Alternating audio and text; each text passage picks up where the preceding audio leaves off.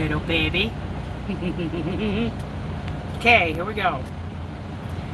Just got fuel here in Rice Hill. I kind of went down another rabbit hole this morning, but that's okay. Little Tunisian rabbit hole, a Facebook rabbit hole. Time to go to work.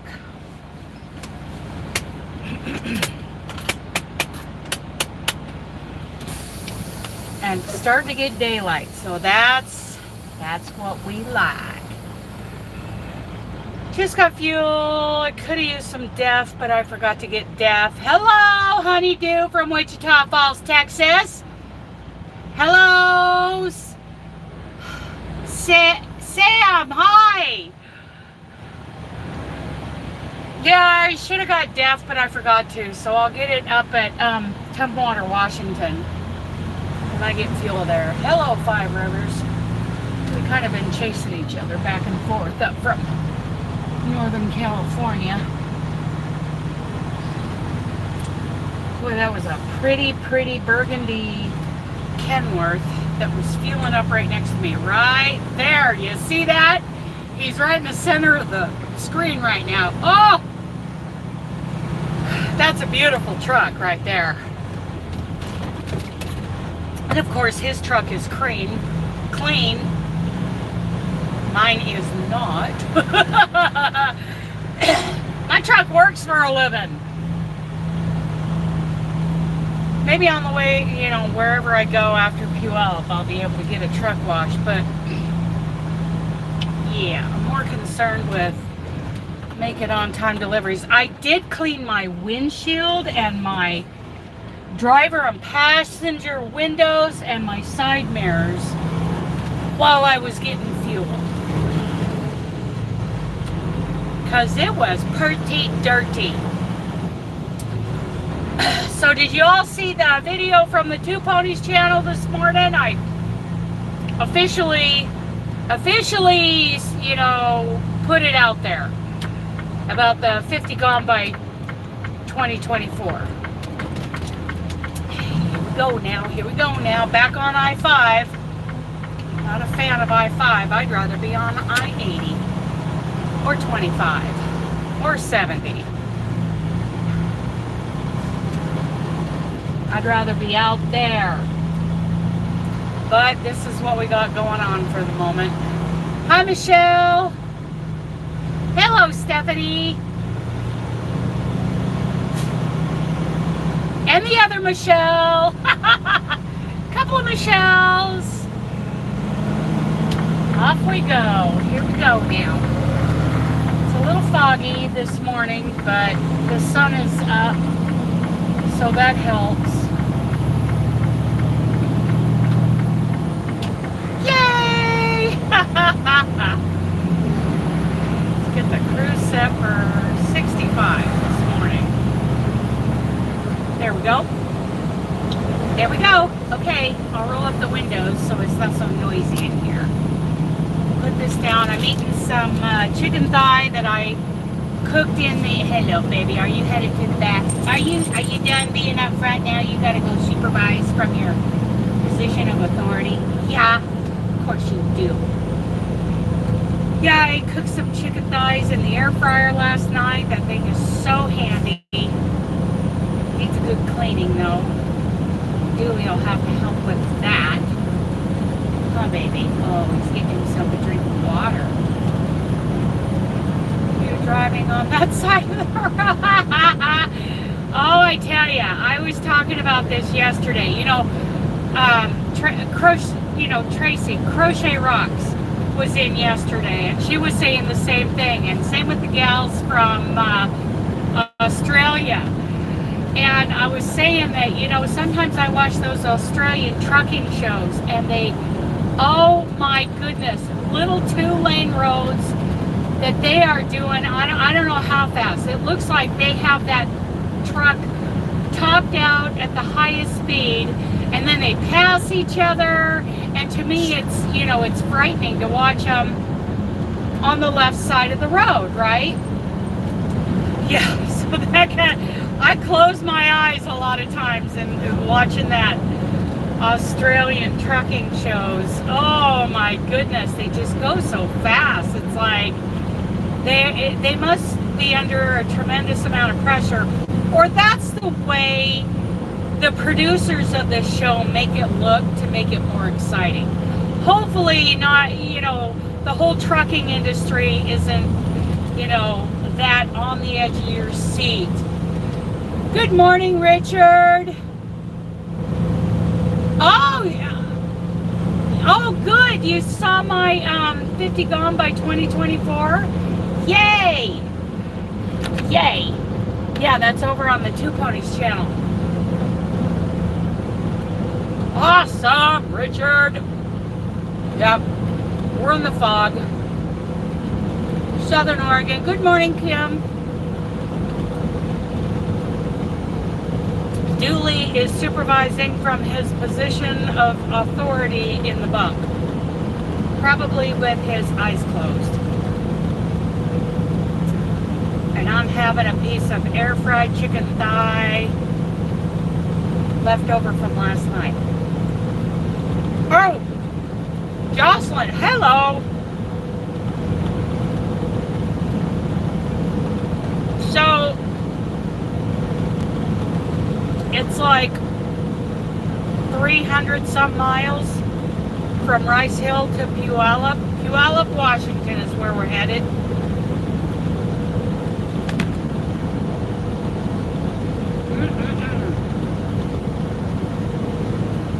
Oh my goodness. Surely that is great. He's probably in a... No. He's laying there, but his head is up, his ears are up. He's definitely supervising at the moment, probably waiting for a meeting to start.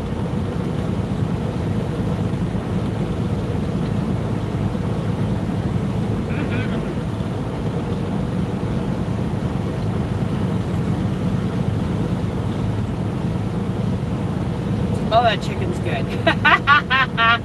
Yeah. It's always a toss-up as to whether or not he's in a meeting or he's supervising. But he's always in his position of authority in the back where he can see everything that's going on. So we're at mile marker 153. Oh, I'm so happy. I'm so happy. So are you doing the dishcloth or are you doing the pot holder?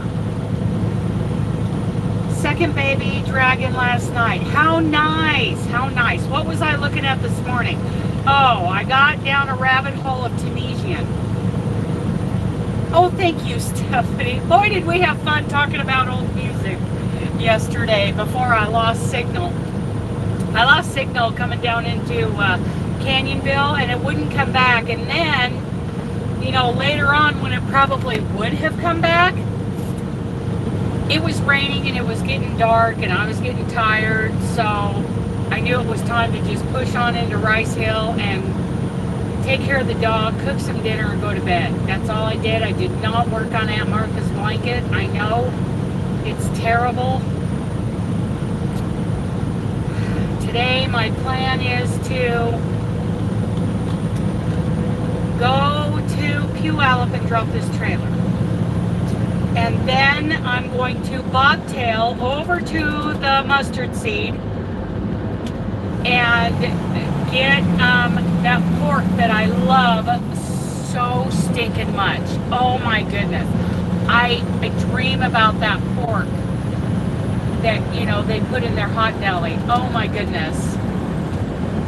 Yeah, I needed to sleep. So I did. I slept pretty good last night. And then, so I'll bobtail over there and get some pork. And then I'll bobtail back to Fred Meyer's and get an empty, I'll probably spend the night and get an empty dish rag, then dish towel. I did learn the thermal for the pot holder. Very good. What is bobtail? Bobtail means a truck without a trailer. It's called a bobtail. So I'll go over there without a trailer so I can, find a place to park. because that place is terrible for parking. And I'll go in and get some more water maybe, give Dooley a little you-know-whaty, and get that pork. Oh my goodness. So good. So good. And I haven't had any in months and months and months, because I haven't, the few times that I've been up there. Yes, I did put in for time off. I asked to be home by February. Good morning, Tammy.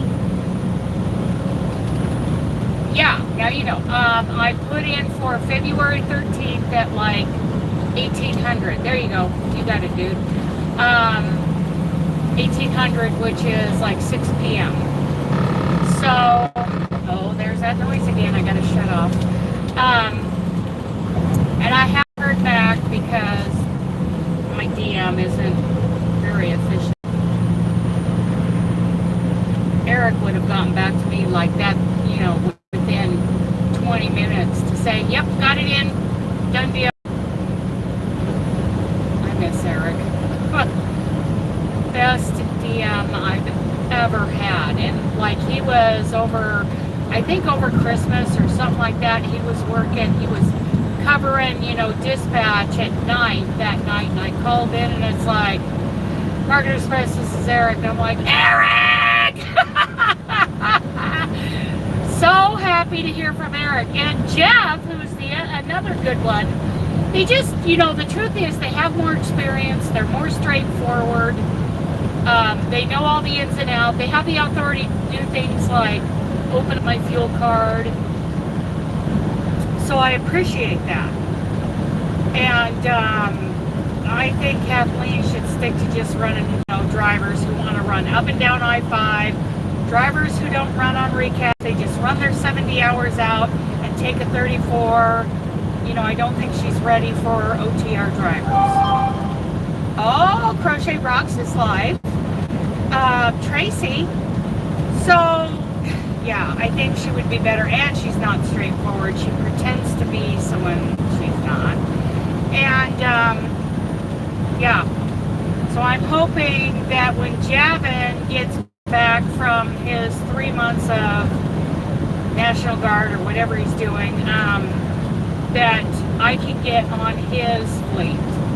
Because I want someone who has more experience than all these people who have just been hired in the last couple of months. What is a 4? What is a 4? What is a 4?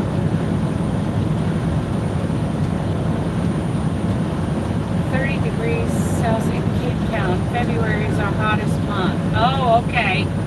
What is a 4? Is that what you meant to type? What is a 4? 34. Okay. So we have, a time limit of 7 days and 70 hours to run our trucks. And if, we don't have any time coming, so after 70 hours, which, in 70 days, a lot of drivers will just sit for a 34. Good morning, Diane. So it's a 34-hour reset. So it's 24 hours plus 10. And at that point, your whole 70-hour clock, all your clocks, reset. They go back to a full clock. So then you have another 70 hours and 7 days to run that 70 hours. Well, okay, so hopefully we don't go buffering when I'm going through these passes, but here's how you run on resets. So my first day, on, a week ago yesterday, a week ago Sunday, I was 10 hours driving on duty. Okay, then the next hour, day I was like 7.5, and the next day I was like 8.5. So what happened this morning at midnight, even though I ran all of my 70 hours out yesterday, I had less than like 10 minutes left on my 70-hour clock when I got parked last night. But at midnight, the first day, okay, so today's day 8 that I've been out on the road. So from 8 days back, I was back a week ago Sunday, hours put back on my clock. And tomorrow when I wake up, there will be the 7.5 from the second day. That will be put back on my clock. So today, I have 10 hours to run. But I'll probably run 6-7 hours, and then I'll have a little bit, let's say I run 7 hours. I'll have 3 hours left on my clock, plus the 7 that's coming back at midnight from 8 days ago. So I'll have 10 hours to run tomorrow. I know that's confusing, and it takes a while to get your head around that. Yesterday was the 7th day, and I'm thinking 7 days ago I ran 10 hours, but I don't get that back until midnight. So that's what happened at midnight. I got 10 hours back. So you're either doing a 34-hour reset to gain all of your clock back and just start over, and that's kind of an easy way to do things. But I don't like running 10, 11 hours a day, and then sitting for 34 hours. I like running 8.5 to 9.5 a day, depending on the day, or running a 10 and then running a short one, whatever, and then having recaps coming back after 7 days. I hope that's not too confusing, because, it is confusing. The whole DOT, hours of service is very confusing. Okay. Good. Very good.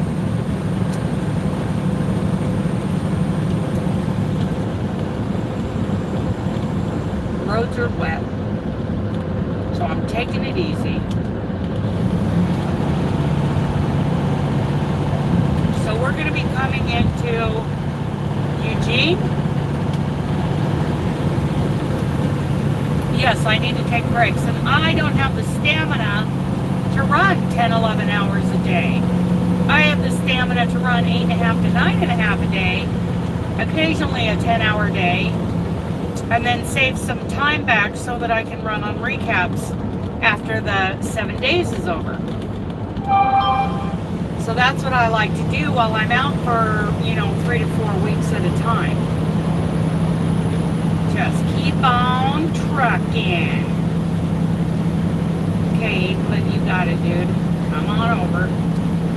Getting a little mist on the windshield. I just cleaned this windshield.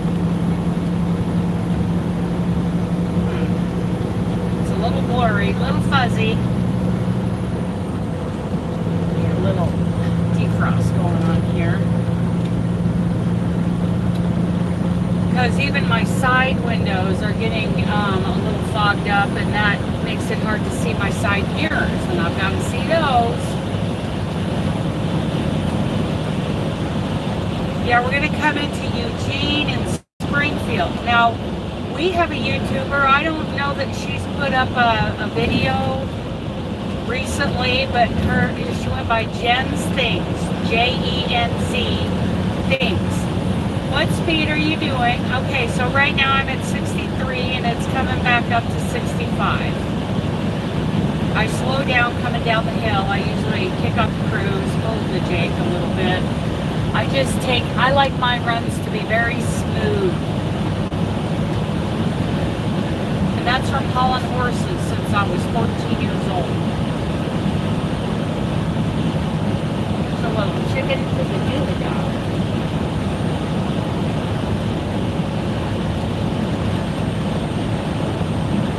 Yep. Well, that's pretty good chicken.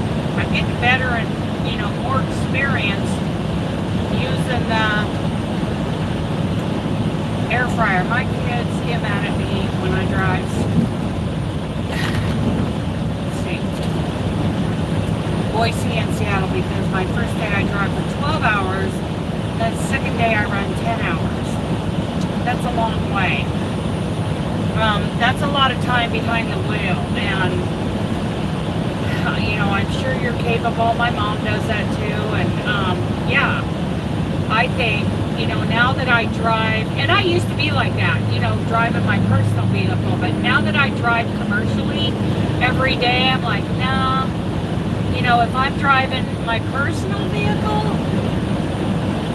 yes, Rosemary, it's 65 miles per hour.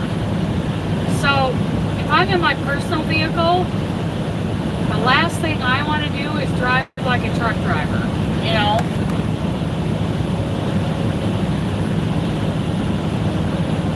Well, thank you, Sam. Thank you.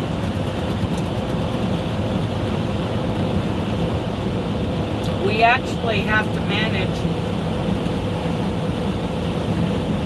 4 different clocks. We have the 70-hour clock, which is the 7-day clock. We have the 14-hour clock, which starts the minute you go on duty in the morning, and it just keeps ticking down. You know, you have 14 hours in one day to do what you're going to do, whether you're going to be sitting, you know, after that, you only drive a couple hundred miles and park. That 14-hour clock will continue to tick down until it's gone every day. Within that day, you have an 11-hour drive clock. So I have 14 hours to drive 11 hours. Of course, like I said, I don't drive that much during the day. I drive 8.5 to 9.5, sometimes 10.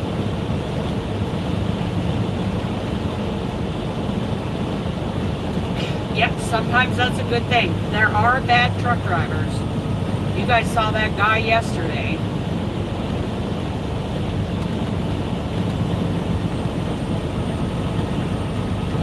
Oh my goodness. That's a long ways. 2 days from Chicago. I wonder how many miles that is.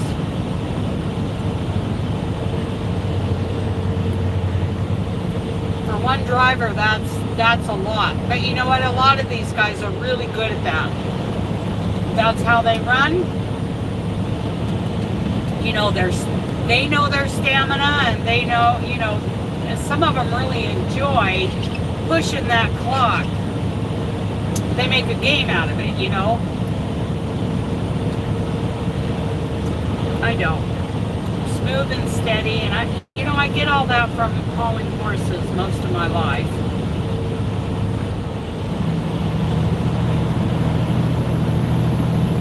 Pretty colored truck. There you go, pretty day cab. You got it.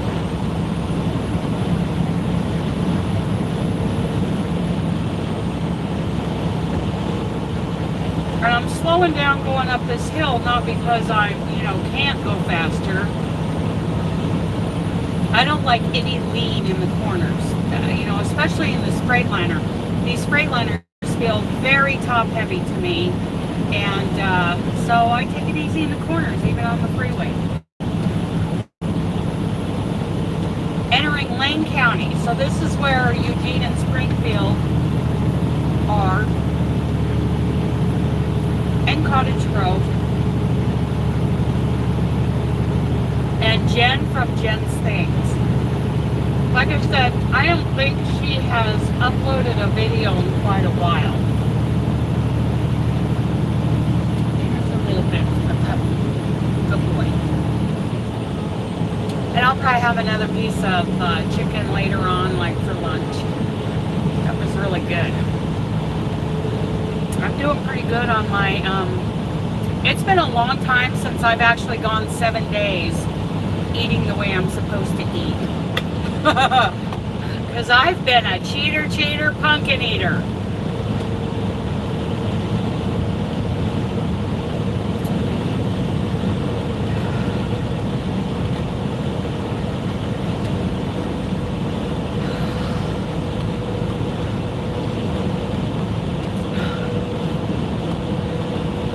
Okay, Rosemary, you have a really good supper and a good evening.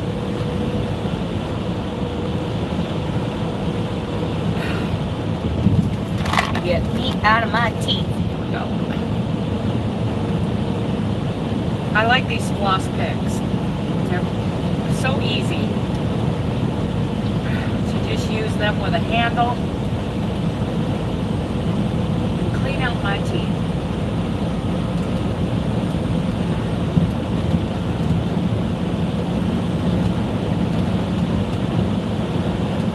Give Rosemary kisses.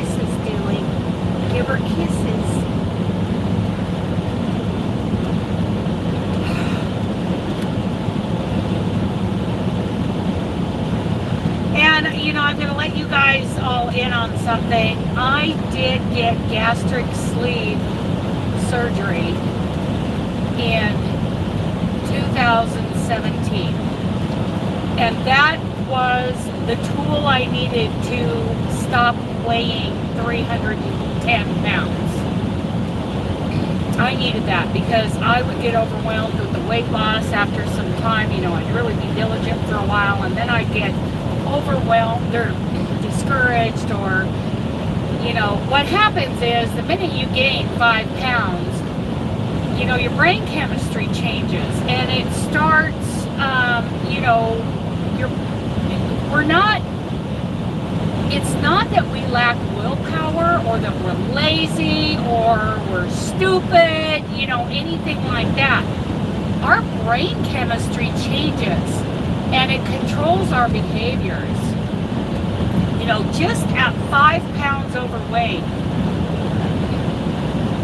Yeah, see? You know, we need those tools to get that start. You know, that's how I lost 140 pounds. You know, I didn't have a stomach. You know, it was it wasn't even the size of my fist. And that's been a tough thing to deal with because my eating behaviors haven't actually changed. They have not actually changed. So, you know, it's taking me all these years, you know, it's been 18, 19, 20, we're coming up on, you know, I'm about 3.5 years out, and then we beat ourselves up, but our brain chemistry starts telling our body and you know, we start having cravings and all this kind of thing, and thoughts, it actually changes our thoughts to think that, yes, we need these, you know, unhealthy things that we've been eating. Just like I said, 5 pounds of weight and our brain chemistry changes. It is not that we lack willpower. It is not that we're stupid or lazy. It is a brain chemistry change. And the more we, you know, gain weight, the more that change gets ingrained in our very cells. Oh, it was, let me tell you, I was scared. But I decided if something goes wrong, I was kind of to the point where I had given up. I'd given up on having a life at all. So if I died, I made this conscious decision. If I died on the operating table, or if I died as a result of this surgery, what was the point of living? I was in that much despair over my life, because being overweight isn't just about, you know, not being able to fit into the, you know, smaller clothes, or being able to do certain physical things. It is more than that. It is life-killing. It kills your life. And I think it's great that, you know, when I was in high school, my ideal weight for my body, yes, for my body, you know, my height and my small bone frame, ideally I should have been, like, perfectly, I should have been 120 pounds. But at 130, I was made fun of in school. And now, you know, we go the other way, and I see that, well, I think it's because, you know, our American diet, you know, lends itself to being overweight, to having more overweight people, and it lends itself to diabetes, heart disease. You know, the way that our government and the media have pushed nutrition, because it does become just a hot topic, and instead of looking at the real research, the things that have worked for hundreds of years and what has changed, they started, pushing things that were not based in fact and research. And so now I see kids, in high school. There are very few in high school that are actually, at a good body weight, at a good healthy weight. The great thing is about all of this, I'm not bad mouthing, the people who are heavier. I'm saying the great thing is there is less shaming. There is less fat shaming going on. I notice there are less, shares of memes that make fun of an overweight woman.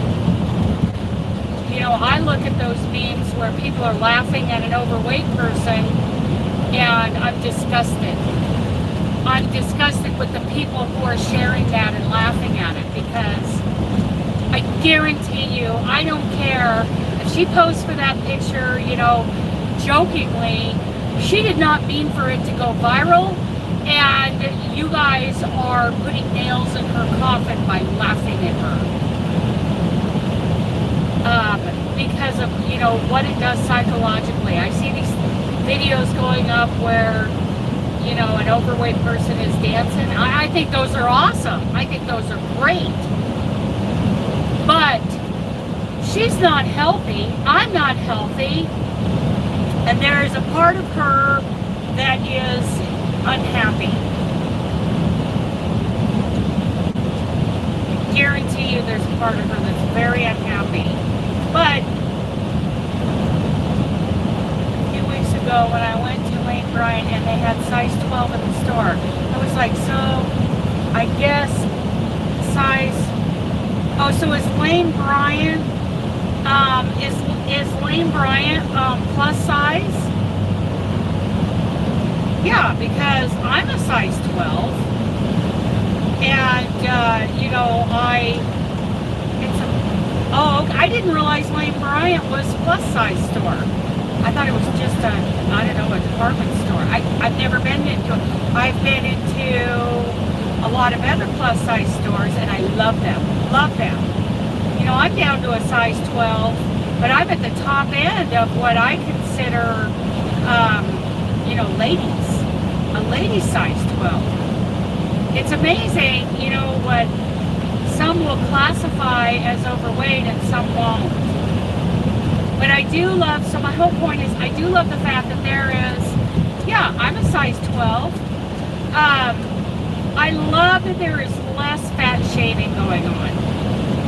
Because, people were, poking fun at anybody who's 5-10 pounds overweight. It's like, dude, you have no idea. First of all, that is not overweight. I'm sorry. I was in high school rodeo, and 130 pounds. Yeah, I was still jumping off of a running horse to go, do the goat tying event. I was still competing in barrels and poles. It's amazing who fat shamed me too. It wasn't just kids in high school. And I still have trouble getting over that. Okay, so I'm a size 12. Big deal. I was happier when I was 40 pounds lighter, but there are people in my life who still make me feel horrible because I'm a size 12.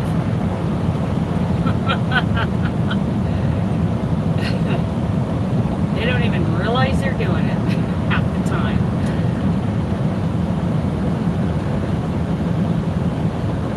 And there are ladies in my life, especially, the older generation, who are so hyper-focused on everybody else's weight. That's what they look at. And they judge other people. And I know it's because of their own, view of their own body. But, oh my goodness, they're so hyper-focused. If so-and-so has gained weight,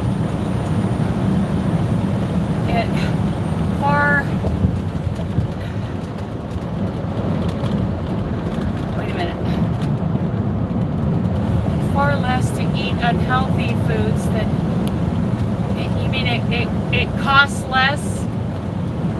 When I had my stomach stable, my doctor told me that 199 was my ideal weight. I was shocked at that, and then went on to lose another 40 pounds. Good. Cost for, yes, it's become cheaper to make foods that are full of sugar and flour and starch. When, 100 years ago, those were not, something that you ate every day. And there was much less heart disease and diabetes and, being overweight. It wasn't as prominent as it is today.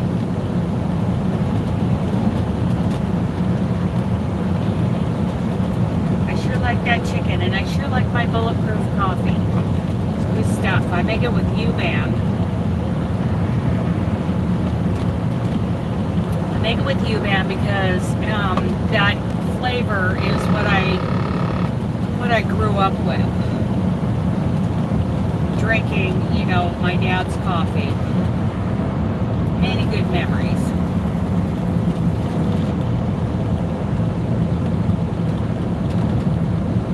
Okie dokie. So, there's a little bit of traffic ahead of me. We're coming into the southern end of Eugene. And, of course, my cruise control is set at 65, but right now we're doing 59 because the forward-facing radar is holding me back. I'm actually going to kick it off because we're coming into some traffic here. It's Monday morning. These people are probably coming into Eugene and Springfield. Okay, have a good day. Thank you for coming in. So, yeah. Anyway, that video's over on the other channel, the 50 Gone by 2024. I'm so happy some of you are joining me. I have no idea if I've lost any weight or not. I don't have scales on the truck, and I doubt they would work. I could try. I could try it. I could get a set of scales, and so the floor is vinyl, because it makes it easy to clean. Of course, I have a couple of throw rugs on it that I think are pretty. And, but I also have a pretty good sized cutting board in one of the cabins.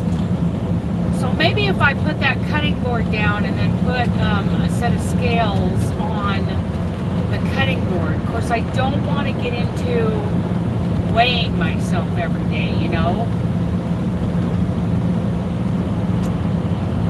because that's something I used to do, and I have to remind myself I'm really not that uncomfortable where I'm at right now, so I don't need to be hyper focused on the numbers.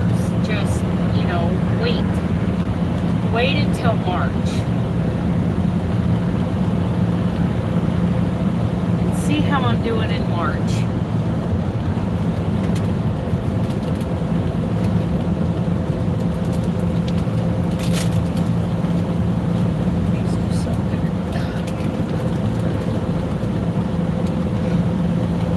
This should be a shorter day, so hopefully, like I say every day, hopefully I'll be able to work on Aunt Martha's blanket today, and I feel more motivated to do it now that I got one of those big tangled messes straightened out and just, rolled into a ball.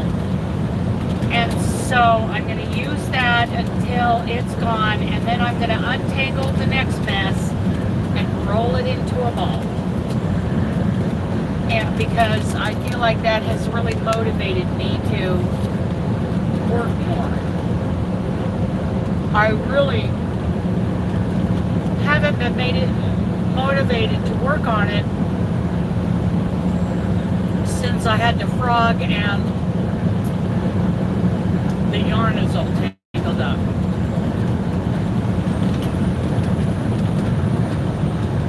But now I have a better plan.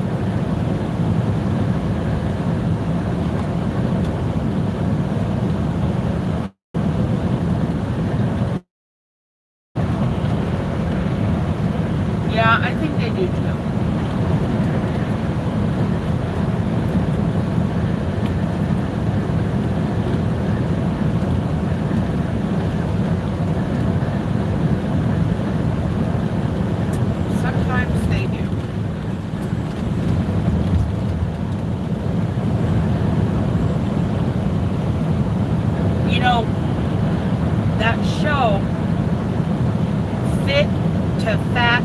thing. I didn't pay for any of those episodes, but the episodes that I got to watch for free way back when they first came out, I was like, yes. Now people will see how hard it is. You know, you got this really disciplined person who's got, you know, minimal body fat, and then he, you know, they have him gain, you know, eat things to make himself gain a bunch of weight. I don't remember how much weight they had him gain, but then he has to turn around and struggle, and these grown men were becoming emotional at the struggle and how hard it is, and how, I mean, they were depressed, they were in despair for their lives, you know, and I appreciated all of that, because all those emotions, you know, that's part of that, you know, brain chemistry that changes when we put on weight. It wasn't because these guys were, you know, emotional people at all, but they demonstrated all the symptoms of that chemical change in our brains.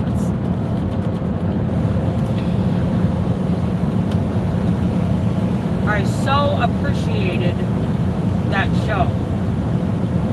I think I only watched like 4 or 5 episodes of it that were free back then.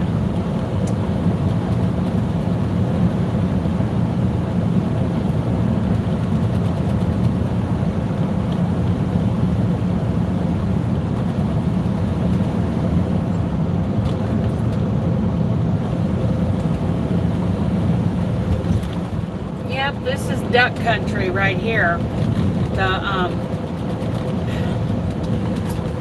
University of Oregon is here. The Ducks. This is where that movie, oh, what was the name of that movie with John Belushi? It's a classic. Anyway, that was filmed here in Eugene. We're a duck family. So we have 2 universities here in Oregon, the Ducks and the Animal House. Yes. Hello, hello. Listen, bro, I have to do a little cleaning, but okay, check back. We'll probably be here. So yeah, Animal House was filmed here. That made, you know, the college kind of famous. So we have ducks and we have the beavers. And my family, we are duck people. We are not beaver people. Because my cousin Joe, years ago, was, I believe he was defensive end. He was part of what they called the duck line. And, yeah.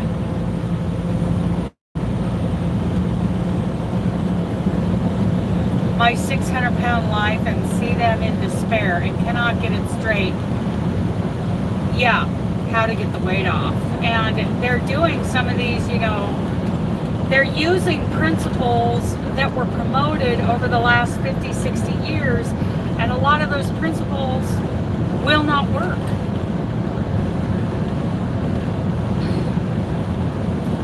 You know, those are the popular, you know, things about nutrition that have been pushed by the government and these companies who make money off of those principles.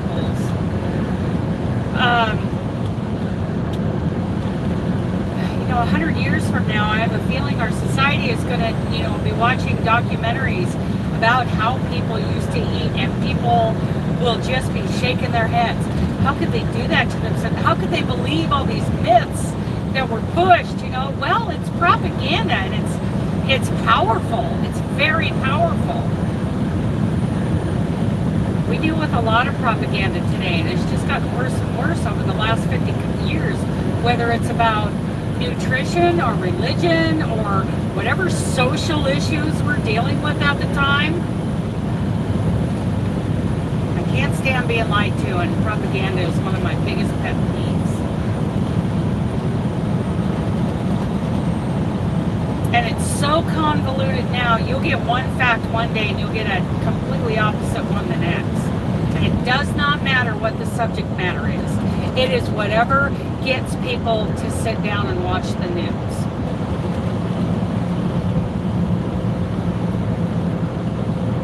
Hello, Susan. So this 126 Glenwood Boulevard, Springfield downtown, that's the way I will be going in the summertime when I take those paper loads to Denver. Halsey is north of here and Portland is north of that. So right now I usually go south from Portland to Halsey and pick up that load. Then I go back to Portland and I get on I-84 and head out towards Denver that way. But in the summertime, I'll come down from Portland, go to Halsey, and then I'll come further south and take this 126 east and head across Central Oregon, which is the most amazing drive. It's beautiful. I can hardly wait to take you guys on that drive. But right now it's winter time, and so if they get those loads going again, maybe I would really like to get back on my Denver loads.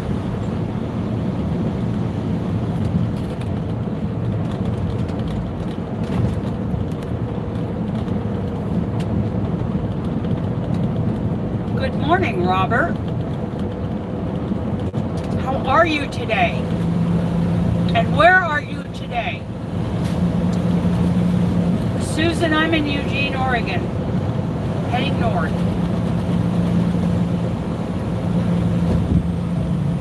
Robert, last I saw you were in Iowa.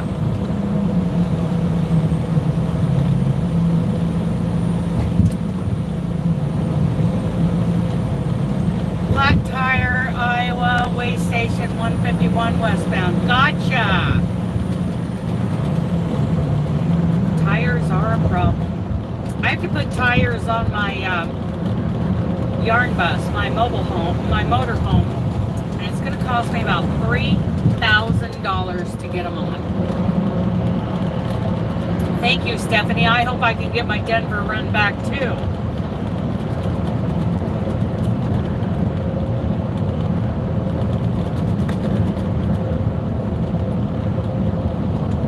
I mean, yeah. It's Wyoming, and a lot of these guys won't go that way. Oh, the Iowa 80, the world's largest truck stop. That's a pretty cool place. I do like it. I don't know how the food is. It seems like I went in there and there was a whole lot of fast food.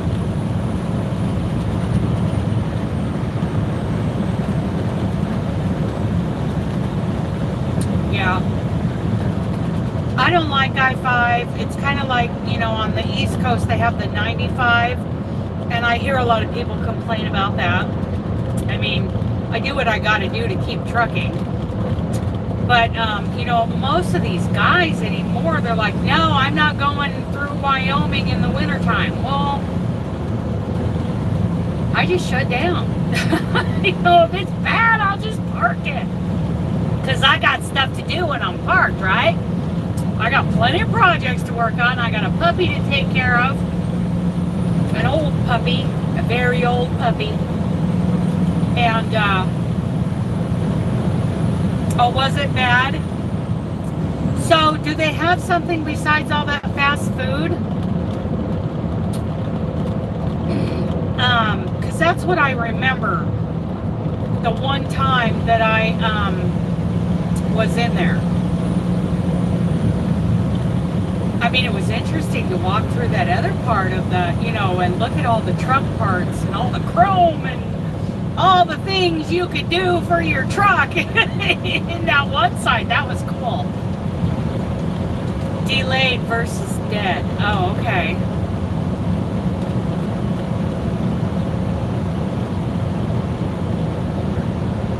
Yeah, and I don't remember seeing a real, you know, like, restaurant, but it seems like there was probably one, like, within walking distance. All I remember is, like, Wendy's and these fast food places. It was like a mall food court with more stuff to look at to spend money on. Restaurant inside and one across the road. Okay, so service was bad. You're saying at the restaurant, right? Now, was it? Is it good food?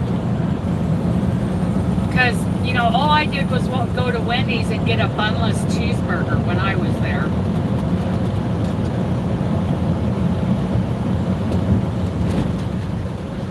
Because I'm going to be 6 pounds down. Why I love to cook myself. Yes, I love cooking myself. You guys, there's the unapologetic, say the name of your Facebook group, Robert. There's his group, and then there's the one called OTR Chefs that I've told you guys about. Whether you're an RVer or a trucker or whatever. Wendy's, Taco Bell, Pizza Hut, DQ, and Big. Yeah, see? So I went to Wendy's and I got a bunless burger. Now Robert has a group called the Unapologetic Semi-Kitchen. So, yeah. Great group. If you're looking at, you don't have to be a semi-driver. If you're just looking for recipes and things like that, Robert always has good recipes. Red. Decline that. I don't need to answer potential spam. That's what it said. So yeah, you guys can join those groups and, we're talking an awful lot about our air fryers, our Instant Pots, our crock pots, and what we're cooking in there. Einstein Brothers Bagel was really incompetent this time. Oh, well, that's too bad. That is too bad.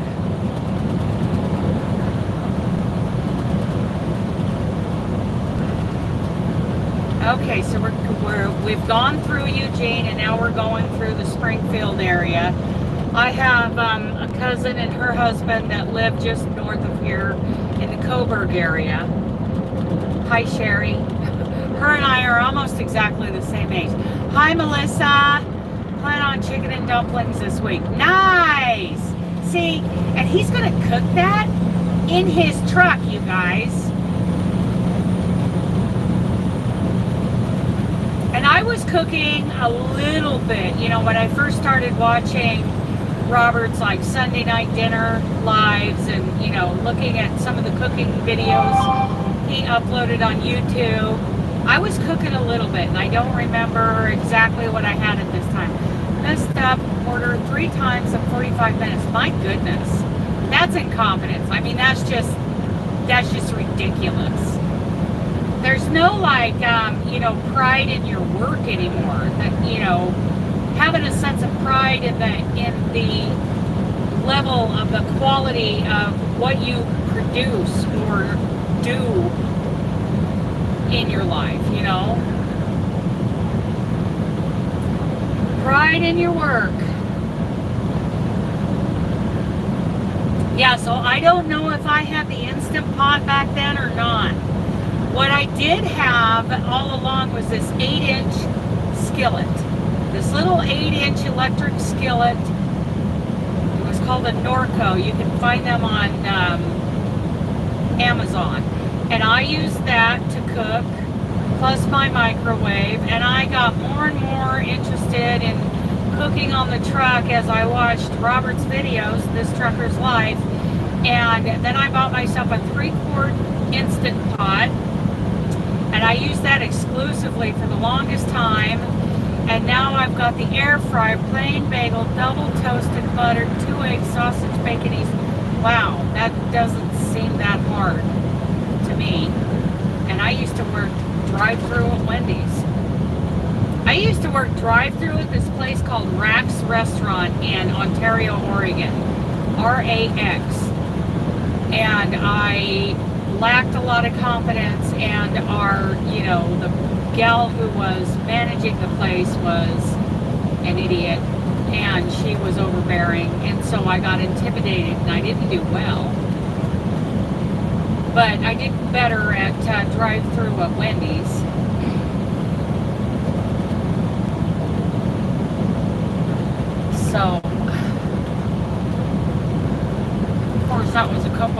later. Maybe a little bit more maturity. I've always been slow to mature.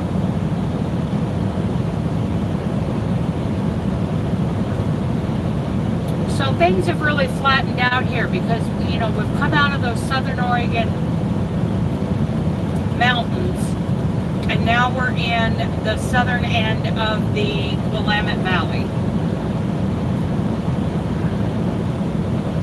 which is pretty much what people were aiming for on the Oregon Trail. So people would get to the Dalles, Oregon, and they would either stay there, or they would float downriver and make themselves, you know, make their way into the Willamette Valley, or they would pay the, you know, the toll to go over Sam Barlow's toll road and go over the mountains. And when they came out up above Sandy, Oregon, they would look out and they would see the Willamette Valley, and that's where people, you know, homesteaded. Astoria, Oregon. I was there once with someone, with a boyfriend at the time, many years ago. He had a job there one Saturday, so I just went with him, and he worked during the day, and I sat in the pickup, and I don't know what I did. Read, took naps. That was the only time I've ever been to Astoria. Very historical place. That would be a cool place for me to explore in the yarn bus. After I get tires and get that generator fixed. That's going to take a while.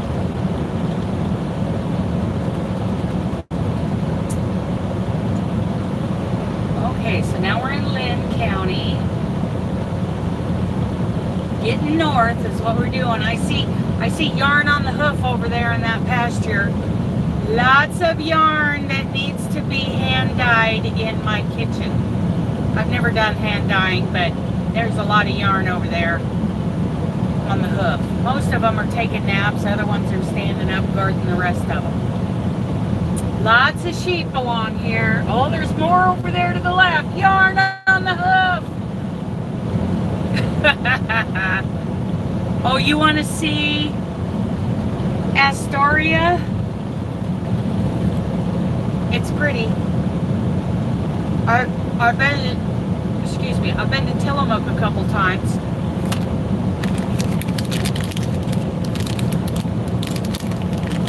Which used to be the headquarters for Tillamook cheese.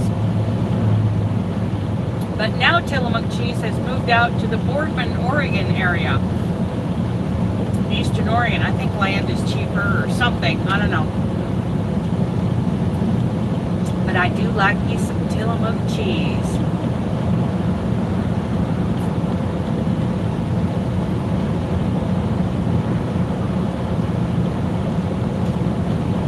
I hope to not mess around too much today. I do plan on getting fuel at Tumwater, Washington, but then I want to get on into Puyallup.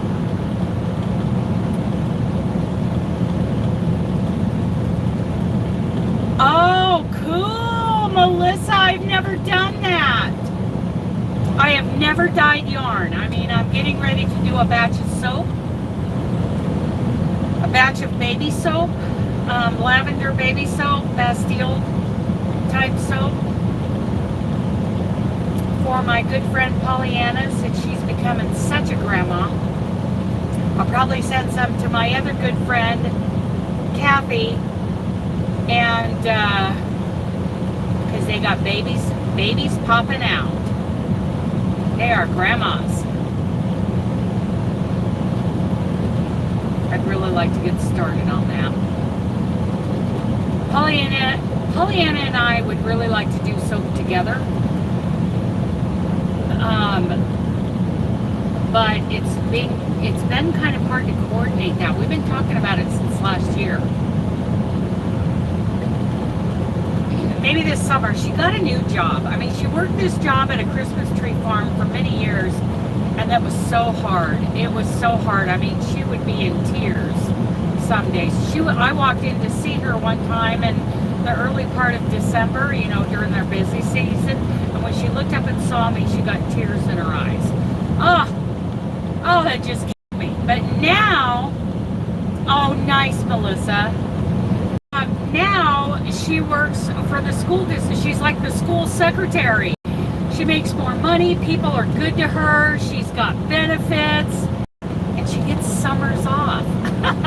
So maybe this summer we'll do some, I'll plan on taking my home time in Oregon and go do baby soap with her. Yeah.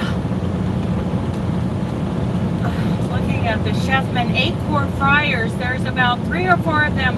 Which one do you have? Can I ask what you pay? They range from $99 up. You know what, Jocelyn? Email me that question. And when I get stopped, I'll look up and see. Okay, so the link to the one I bought is in the Two Ponies channel. There we go. Go to the Two Ponies channel and find that one of those 2 Chefman air fryer videos of mine, and there will be a link in the description box as to the one I bought, because I really like the Chefman. Now, I've only ever experienced the Chefman and the big Surla table, and I like both of them. They both have, you know, pros and cons. I think there were more cons on the Surla table just because it was so big and I couldn't spend a lot of time with it. You know, I'm letting Sandra learn how to use it. Ease of cleaning, functionality, and lastly, power. Good tips, Robert.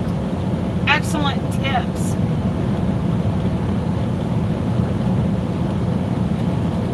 This one's going to have to be cleaned pretty thoroughly tonight.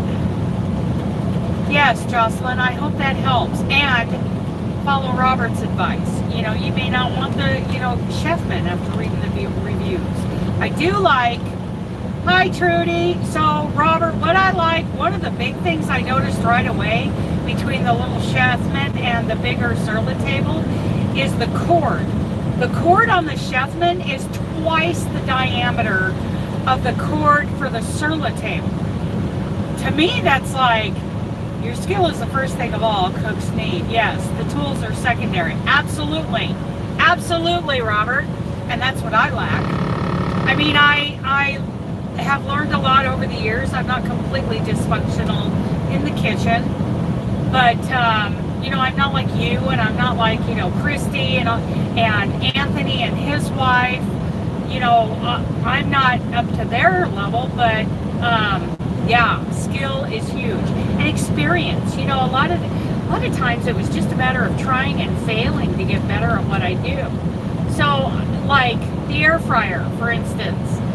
You know, this is like the 3rd or 4th time I've cooked chicken thighs, and I'm getting better at it, but I did feel like I needed to cook them lower and slower, and that's why I posted that question in the OTR group, and I got some good advice, you know, at what temp and how long to do it. So if I do it at, what did she say, 370, 380 for 12 minutes, you know, for 12 minutes, and then turn them 12 more minutes, and then I would check the doneness, you know, because doneness can be an issue with chicken thighs, bone-in chicken thighs. So, you know, it was trial and error and asking, you know, more experienced cooks, and yeah, that's what I love about those groups. You know, I can ask these questions, and, you know, once I get around all the smart mouth comments,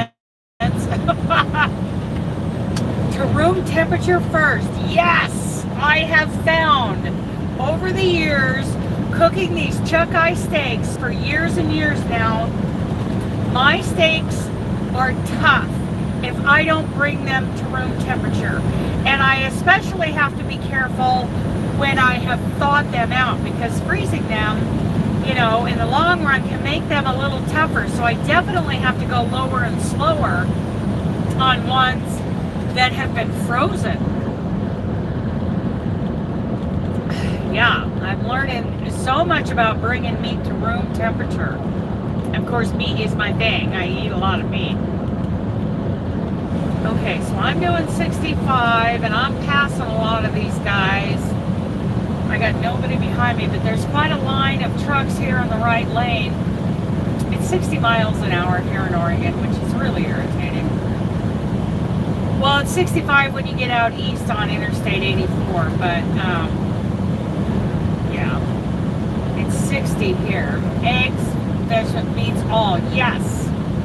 Bring that stuff up to room temperature. That's why I have started, when I pull something out of the freezer in the morning, I let it sit all day long in that freezer bag and let it come up to room temperature. And they're usually thawed by noon or so, or by lunchtime, my 30-minute break. And at that point, I'll throw in just a little bit of oil and spices, or Worcestershire, I don't even know how to say that, Worcestershire sauce, or whatever I'm going to pour it in it, and let that sit for the second half of the day, and just, let that meat rest at room temperature in those flavors. And then I shake off the extra and throw it in the air fryer at night. And I've got dinner and breakfast and, some snacking going on the rest of the day. I've got I got a steak and some pork belly thawed out right now. I'd sure like to get up there to Montana and to that Albertsons and get a good slab of pork belly, because the pork belly that I buy at Costco is always, cut up. But I want to cook a slab. Oh my goodness, and get that crispy skin, that crispy layer on the back side there. Oh yeah. Crispy, tender pork belly. Okay, so we're coming up on Halsey, which is where that paper plant is, where I usually get my Denver loads. Drooling, I know! Pork belly, baby!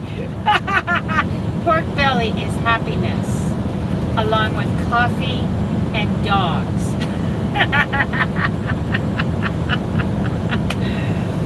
Pork belly! And isn't Robert, correct me, because somebody was asking yesterday what's pork belly. And I believe that bacon is made out of pork belly. Is that correct? They just slice it up and then and it's cured. Right? Yes. Okay, that's what I thought. Because it's uncured bacon. And it is so amazing. I mean, not to be disparaging about bacon, because bacon is, Robert, did you try this thing last year from IHOP called Steakhouse Bacon? That was like the greatest food on the planet for me. It was a thicker cut, and it was crispy on the outside and tender on the inside. Now when they would put it on the grill, they'd put it on there with some pancake syrup, which was fabulous. Don't get me wrong, that was great. But I always asked them, I always ordered it no syrup, and I ordered as much. I could spend $30 on just Steakhouse Bacon. And the manager, of course, pork belly typically has more fat, bacon is more meat, but same cut though, yes. So this Steakhouse Bacon, I'm sure was, oh my goodness, Robert, that was so amazing. It was crispy on the outside, tender on the inside, and thick. It was like the thickest bacon you've ever seen in your life. And like I said, they cooked it up with some syrup, pancake syrup, which was fabulous. But of course, I'm low carb, so I asked him to leave that off, and it was still so dang good. I mean, my driving career was from IHOP to IHOP so that I could get Steakhouse Bacon. Oh my, I could care less about the load. I wanted Steakhouse Bacon. And one of the managers who said, this has been a seasonal thing and it's going away, but it might come back in November because it's a wintertime thing. And it never did. And oh I'm just like, how do I live the rest of my life now? Because there's no steakhouse bacon. How do I go on? Cubes deep, cooked in a coffee,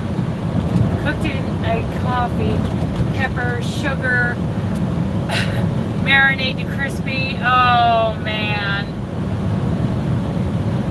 Pepper, sugar, marinade? Oh my goodness, what is that? Yeah, I can't have sugar though, so, because I'm trying to lose 6.5 pounds every quarter for the next 2 years.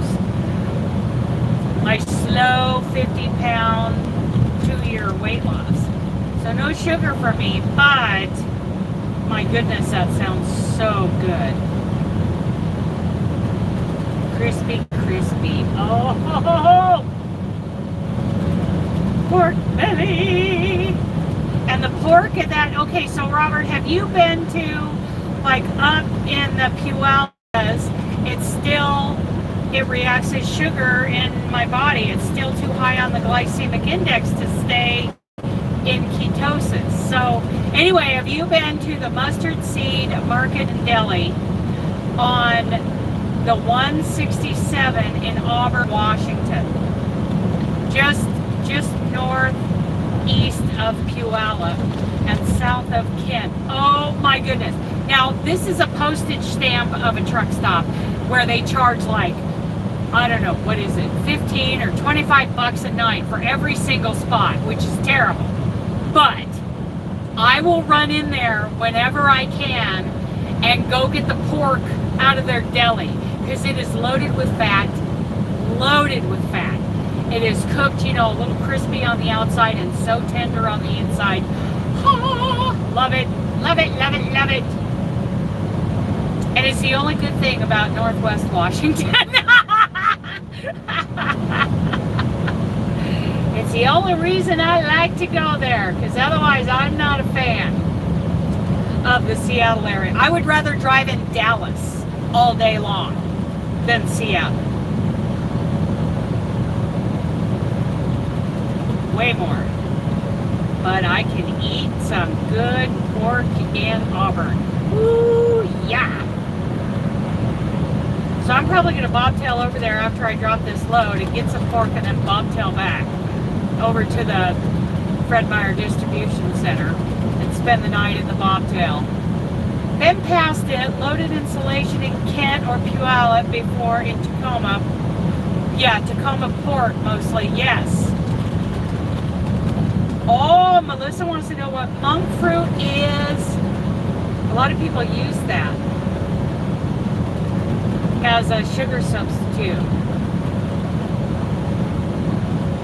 But I bet Robert knows more about it than I do. I just know that, you know, the carbs are too high for me. A non-sugar sweetener, yeah. It's traditional sugar. Fructose is still sugar, but it's not like cane sugar, and it's not beet sugar, right?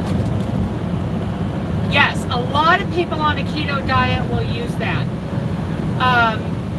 Where they don't like stevia. Stevia is its own thing. It's not artificial. It grows in the ground. But a lot of people don't like the way it tastes because we're used to the taste of our traditional beet sugar and cane sugar. Yeah, it's another option, and it's a great option for a lot of people. But stevia is my best option for sweet. White kidney bean extract to block carb. Yes, I have a carb blocker supplement through my Nutrilite business. And yeah, carb blocker is, oh, that's a good idea, Robert. Thank you. I need to order some of that, along with some of my other supplements. I'm getting a little low. It's time. It is time.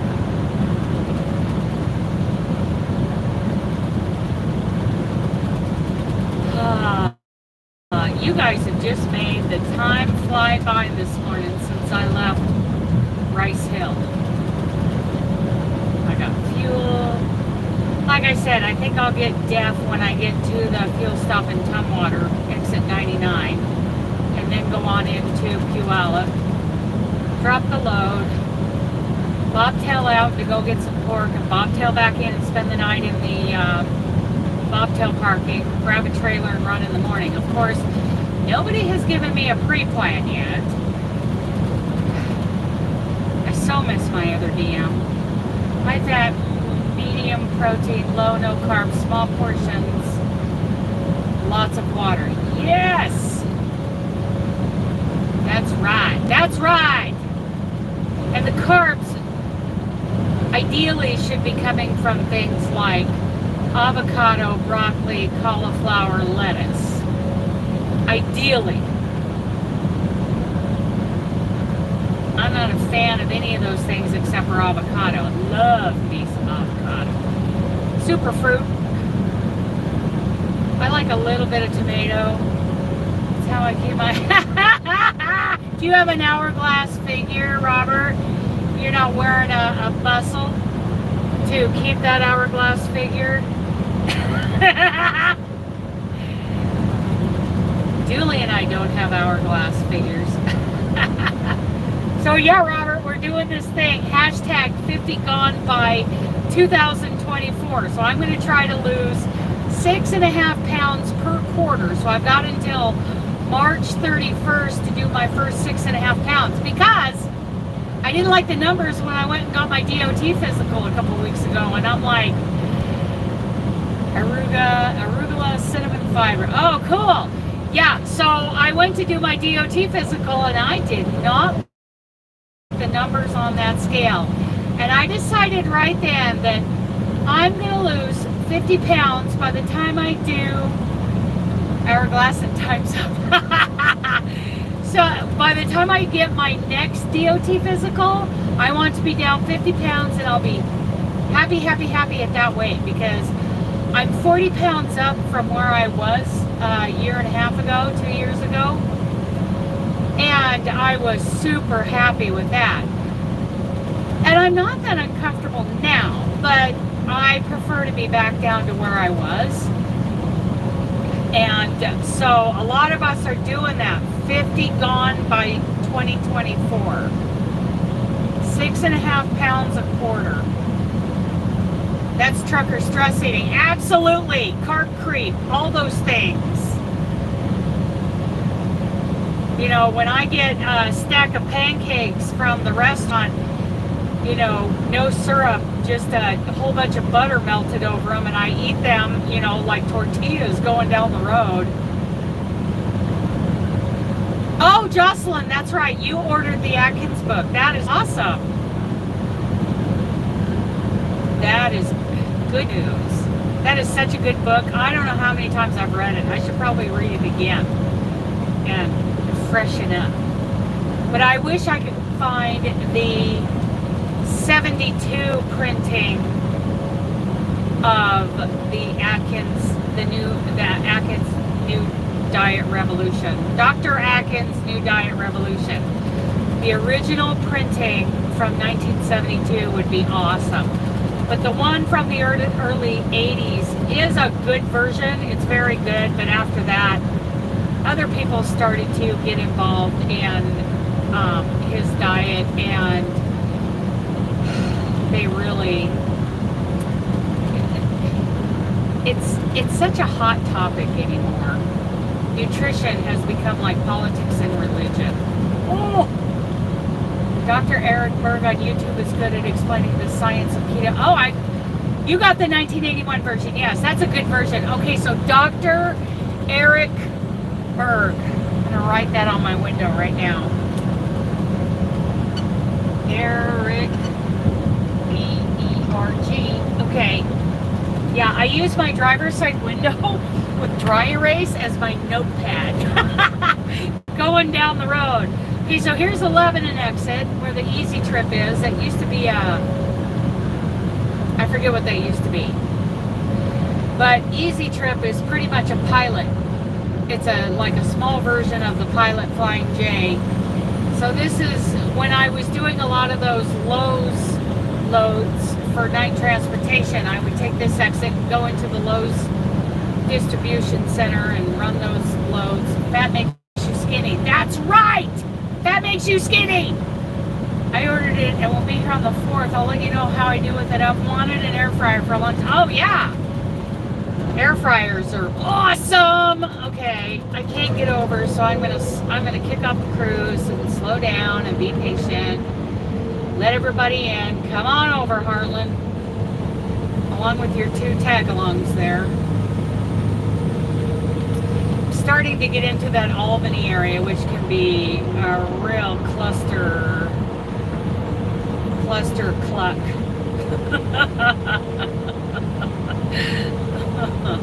This is where someone brake checked me so hard my dog came from the back of the cab clear up to the console, along with everything else I had back there. He got a ticket. I was shaking. You know, my adrenaline surged, so I was shaking a little bit for about a minute. Then I turned his rear end in. I prefer deep frying in olive oil or pot. Fry grass-fed butter or bacon fat. Oh, you're making my mouth water. I'm drooling.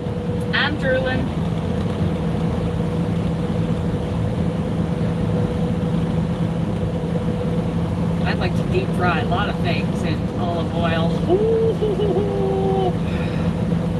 I've been using ghee lately. Ghee. I'm very happy with the results.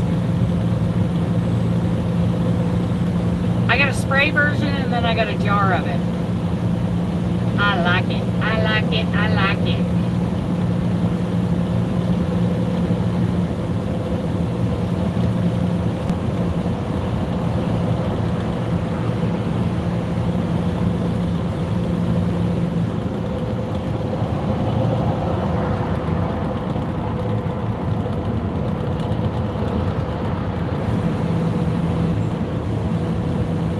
Mozzarella, gonna bread and deep fry. See, and I can't do the breading because that's not low carb. But, you know, if you can do that, do it because that's awesome. For breading, anytime I do breading, I do plain pork rinds and some butter, and I bread that baby up. Sometimes I used to cook up my breakfast in the morning. Oh, that sounds so good right now. As I do because I love sausage and eggs. So I would do my sausage and eggs, and then I would throw, or bacon and eggs, whatever, something that, you know, brings up a lot of fat. I like, you know, that grease. And then I would break up, you know, into chunks, not completely crushed, but I would chunk up some plain pork rinds and fry them in that grease, and that was my hash browns. Oh my goodness, it's been a while since I done that. I'm thinking, oh, now I'm ready to go home and cook some of that up in the cast iron pan. Because I cook with cast iron. Love my cast iron. I've been cooking with cast iron. Oh, I think since before we bought our place in Colorado, Peyton, Colorado. Oh, you got the air fryer. Oh, that is awesome. I see. You just went out and ordered the air fryer. You got the Chefman? Oh my goodness, that's wonderful. How cool. We can cook things together, Jocelyn. Oh, that'd be great. Mine needs a good cleaning tonight. Dooley and I are going to work on that. Dooley will do some scrubbing for me after I get everything wiped out the best. Oh, you got your cast iron skillet on the truck. So what do you use for a burner, Robert? I should know this. I did get your yarn ball picture. That is so amazing. I would like to share that out if you don't mind. I would love to share that out. And that's what I was going to ask you, if you mind if I share that out. That is so cool. That yarn ball. Oh, that is great. Propane Coleman stove. Okay, with the little canisters. And you cook on that, oh, let me shut that thing off.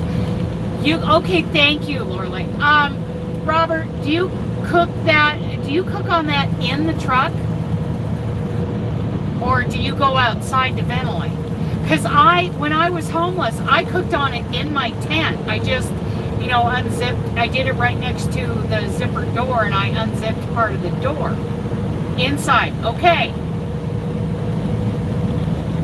Because I was always told to be careful, you could get some kind, Yeah, you did the same? Okay, so I think if I cracked the windows, then nobody would be screaming at me, "That's unsafe!"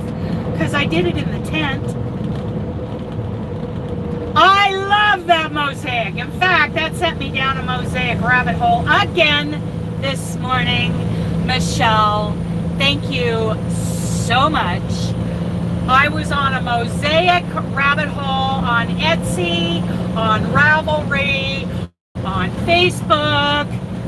I was a little late getting on the road this morning. Thank you so much. I am loving those mosaic patterns. I really am. And I'm trying to come up with one, what is going to be my first mosaic Afghan. Oh, those are so pretty. You're welcome.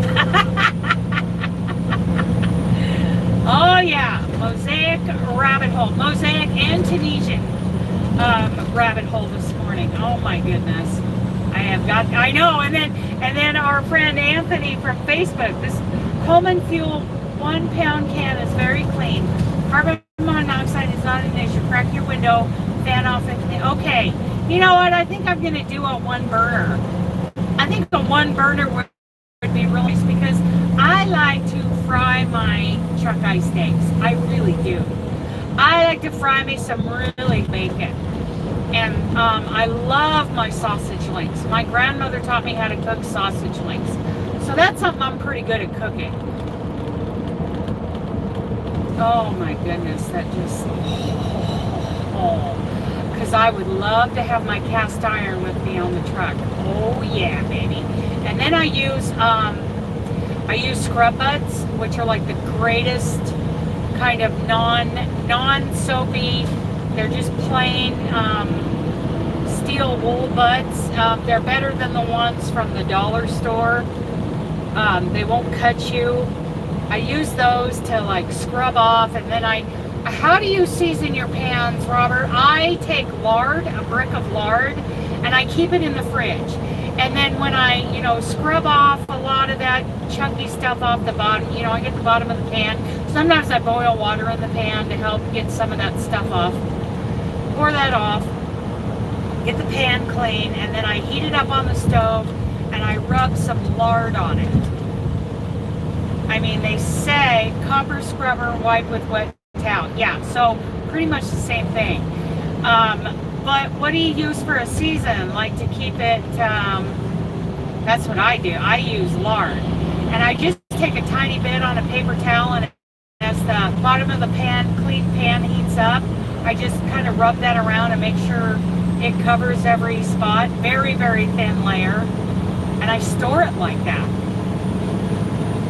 That way my eggs, when I cook eggs in that pan, they slide right out of there. They just, because you build up that seasoning over years. I heat to max temp, white very thin with peanut oil until it's smoked. Really? Peanut, I've never used peanut oil. That's a great tip. Maybe I'll heat the lard until it smokes. I don't know what the smoke temp is for lard and how it compares to peanut oil. I know that the smoke temp for olive oil is supposed to be pretty low. I don't know what it is. Oh look, I'm getting some raindrops.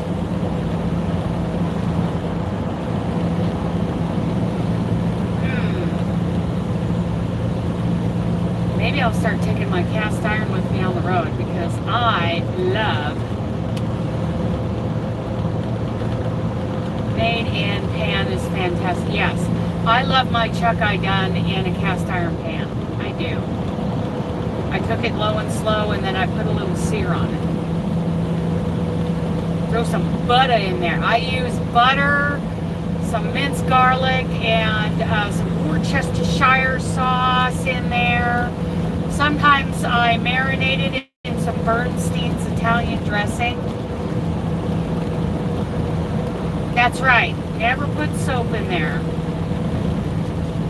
Never, never.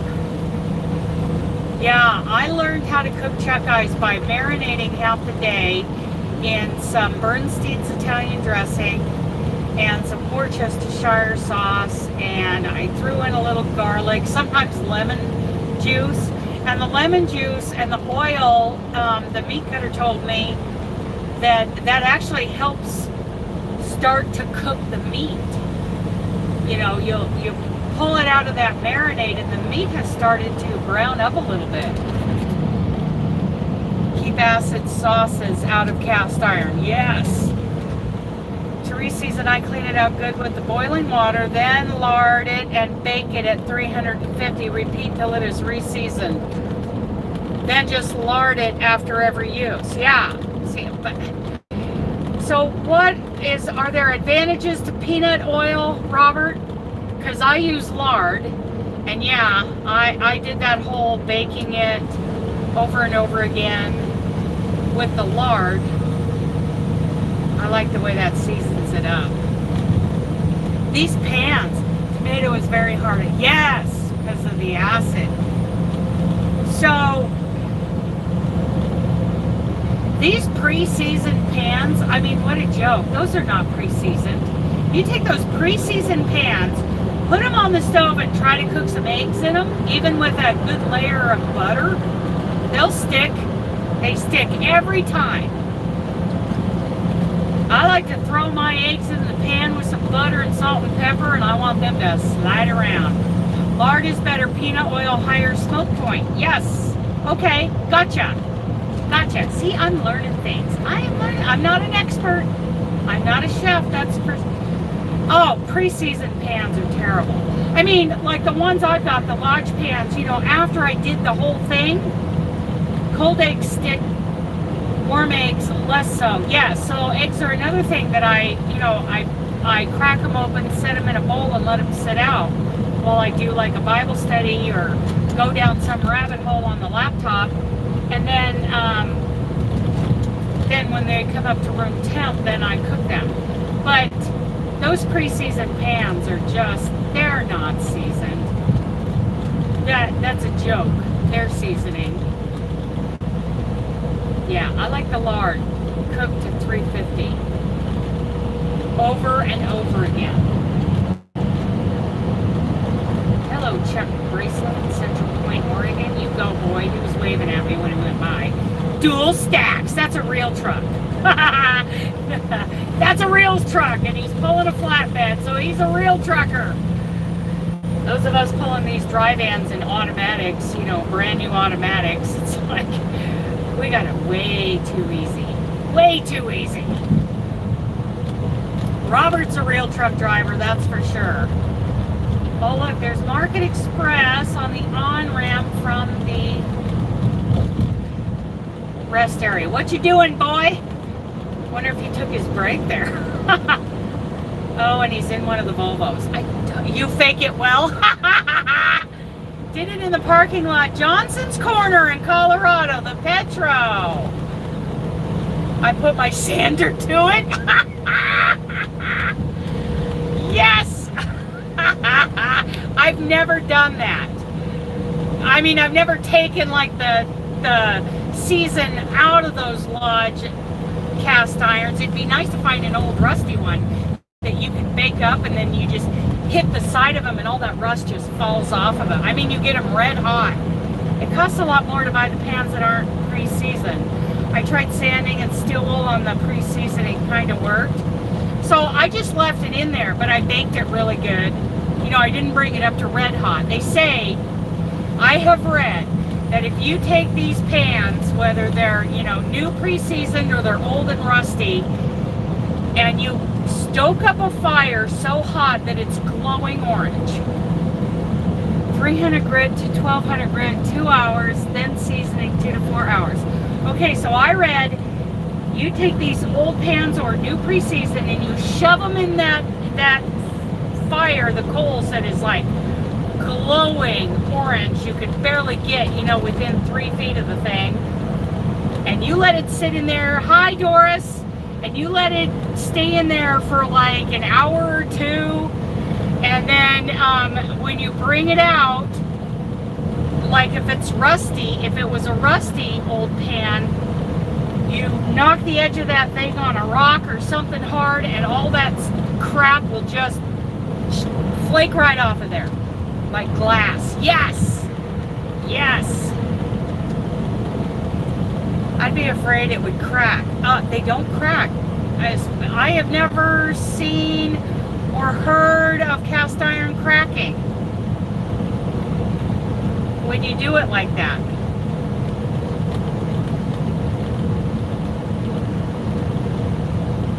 Mine is just a Lodge, pre-seasoned that I did in the oven a couple of hours, 2 or 3 times with lard to get it right. And that's really a nice thing to do. Defective if it does. Yeah, I would think so. I like to do that. That has been really nice, a nice wintertime project in the motorhome, in the yarn bus.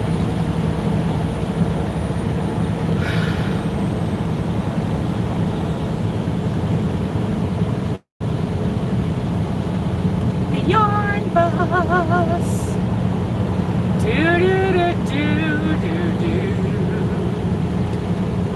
I miss the yarn bus. I ache for the yarn bus when I'm out on the road. I love my yarn bus. Hello, hello.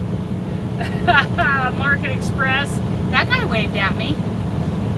Man, I went all the way down to California. I don't think any of the passing Market Express trucks waved at me.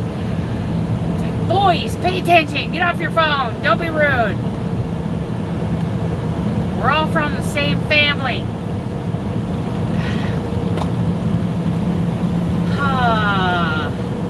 Yeah, so we're almost to, the Enchanted Forest will be off on our right. Remember I was talking about that on my way down from Puyallup last time. Love the Enchanted Forest. I would love to go check it out now as an adult. But that was like our local little Disneyland when I was growing up here. Oh, two or three times I think I went to the Enchanted Forest as a kid. It wasn't, oh man, to get your parents to take you there, oh, it was like pulling teeth. You're still waiting for the tire guy? My goodness, you're in Iowa on Interstate 80. There should be a tire guy every 2 feet. Okay, I'm staying slow behind this guy. I've got this pulp truck going by. I've got a dry van behind me, but behind him is a mobile home, and they don't have. What are the rules here in Oregon? How come, all these oversized loads? There's no pilot cars. Oh, and there's another one coming southbound. Oh, Elizabeth, yes, I love the Enchanted Forest. Oh, did you go, Doris? Oh, yeah, I love it. It's going to be right up here on the right, because we're just 10 miles south of Salem. Yeah, see, there's a half of a mobile home over there southbound, and I got another one right behind me.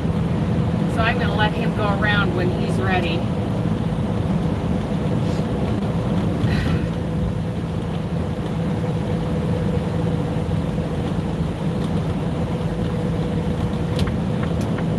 Daughter-in-law has a cracked Dutch oven. I don't know how she did it. Maybe hit it with cold water when it was hot. Oh, who knows, huh? Howard County, Maryland. There was an Enchanted Forest there, shut down in the late 80s. So was it like based on nursery rhymes? Like the one thing that I remember the most was coming around. You walk through the forest on this paved path, and you come upon something out of a nursery rhyme. And the one I remember the most was the old woman who lived with the shoe who had so many children she didn't know what to do. And there was this, you know, like they had crafted this huge, like 20, 25 foot, maybe 30 foot old shoe, like an old Victorian lace-up boot. And it had, come on around, oversized, you got it.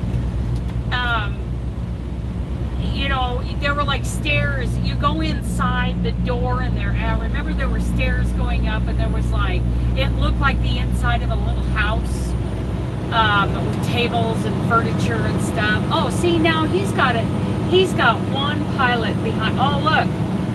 Okay, so there's the other half. Come on around, Bubba. Oh, somebody wasn't letting him come around. So as soon as that flatbed goes by with a teardrop on it, or van, come on around, oversized. You go. Oh, I think he lost momentum. But yeah, the other side of that mobile home was right behind me. Oh, and then the chip truck isn't going to let him come around. You guys, he wants to get around this slow market express truck. Let him go.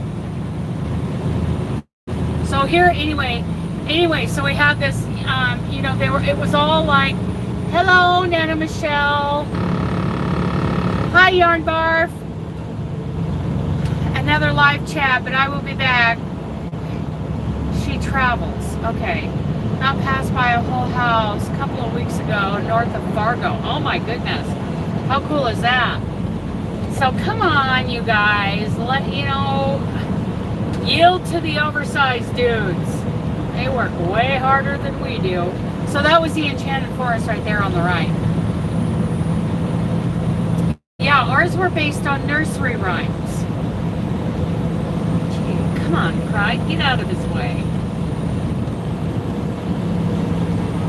But the only one I really remember was the old woman in the shoe.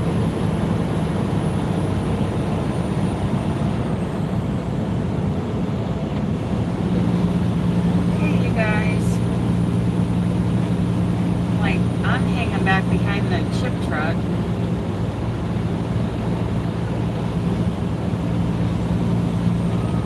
Salem, Oregon. Big old vineyard off to the right there. Huge! Huge. There are vineyards. People are moving into areas where there have never been vineyards, and that's what they're doing.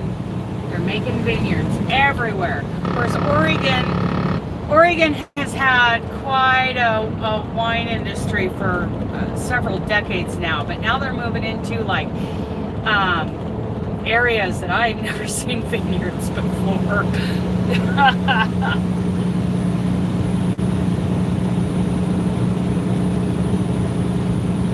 Everybody wants to grow wine. Your birthplace, Doris, is Salem?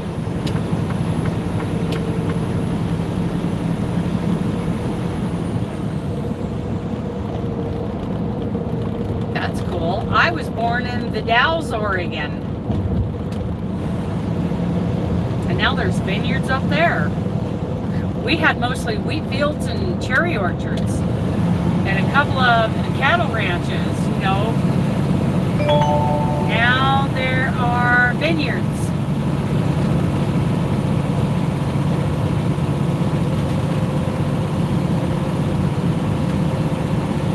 That's like the new thing to do is vineyards. I say we need more cow. More cow, pig, and chicken. Grew up in Woodburn before it got big. Oh, yeah, I deliver to Woodburn sometimes. Sometimes those Purina loads coming out of Denver go to the Woodburn, to a distribution center there.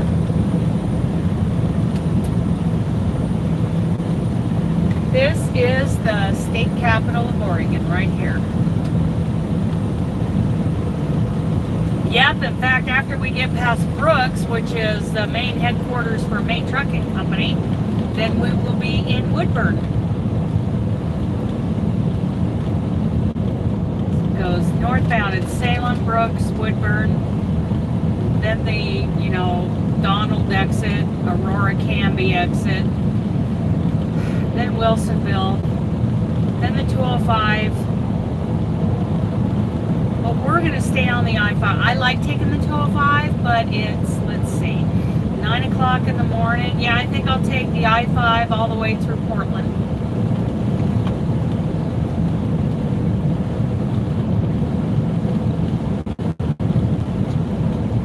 Then we will probably hit the rest area just north of Vancouver to give you-know-who his you-know-whatty. He knows I'm talking about him. He's like, I heard that. That baby knows what I'm talking about. Don't ya? Yeah. I hear you back here. Well, that oversized is still right behind me. Hopefully he can get around me. Because I don't go that fast through Albany and Salem. It's correct. 5150. Somebody call the po-po. Crazy here.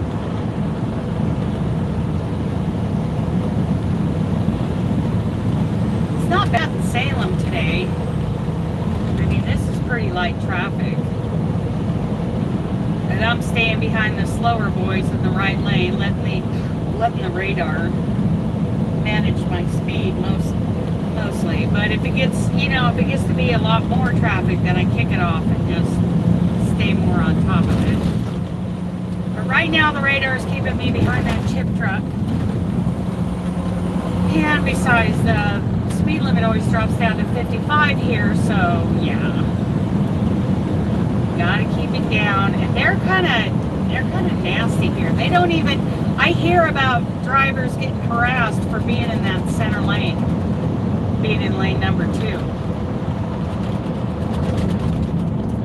Imagine they really get harassed if they get clear over to lane number 1. Yeah, I'm gonna take it easy, stay behind the chip boy. A lot of paper mills in this area, so we see a lot of those chip trucks.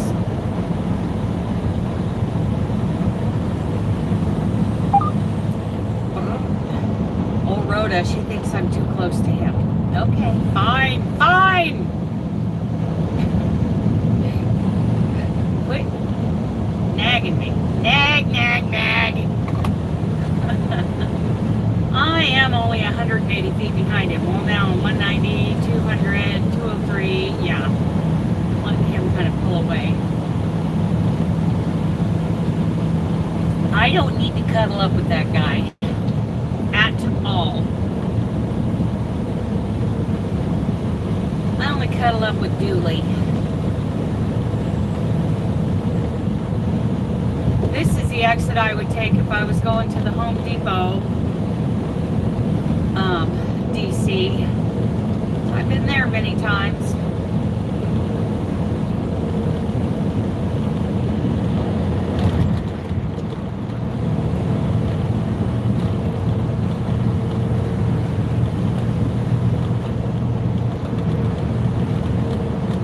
Here comes some doubles going about 90. It's like, I'm getting ahead of everybody.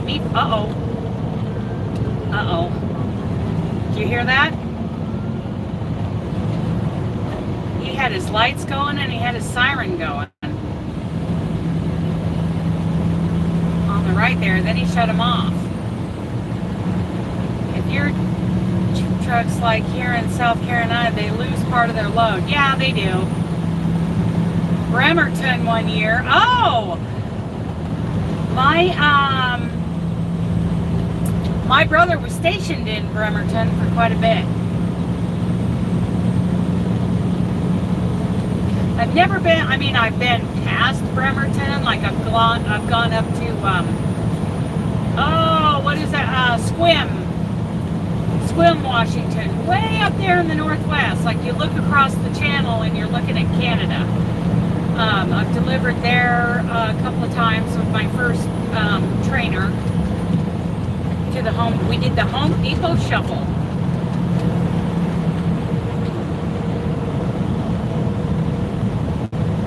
Yeah, that sheriff, he had his lights and his siren going on that on-ramp, and so I backed off, but then he shut them all off and he went around everybody. So I don't know what is going on with him.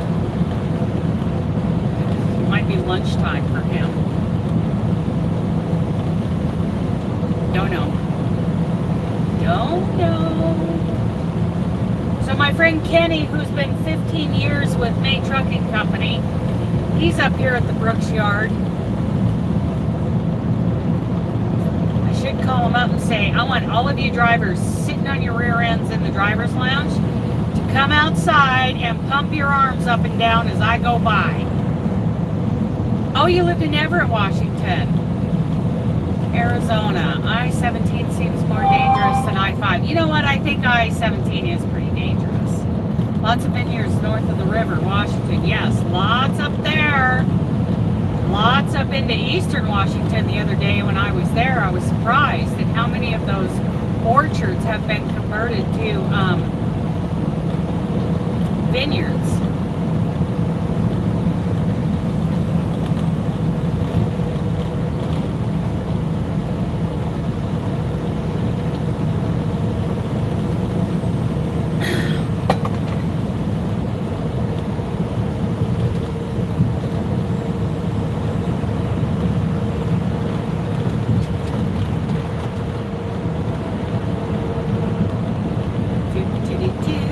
Tally-ho!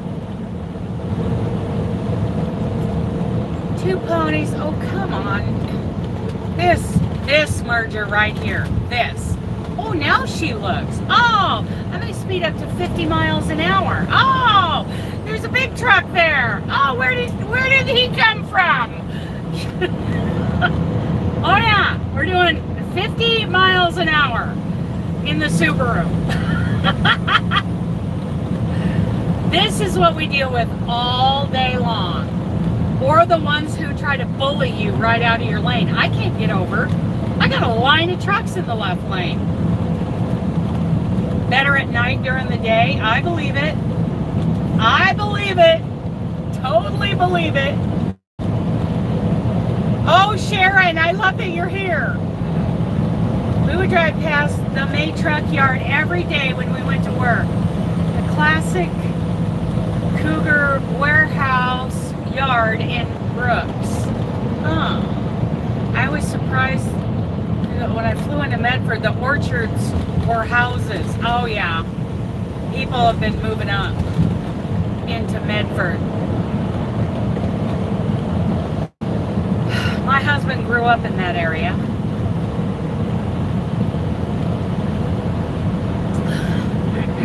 Good coffee. A lot of these coffee connoisseurs, turn their noses up at U-Ban. I grew up on U-Ban and I love it. And I use it for my bulletproof coffee in the morning. And it reminds me of times with my dad growing up.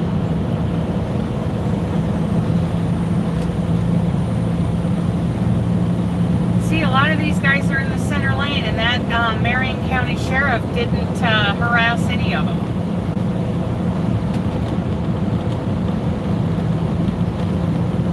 Have a good day, brother trucker. You be safe. Hope you get that tire fixed. I'm going to slow down and let the garbage truck in. A friend of mine just retired from his garbage truck company. He was there, I don't know how, 20 plus years. Come on, dude. Come on out. Go for it. Go, go, go, go, go. Go! Go! Oh, for crying out loud, he's worse than the cars.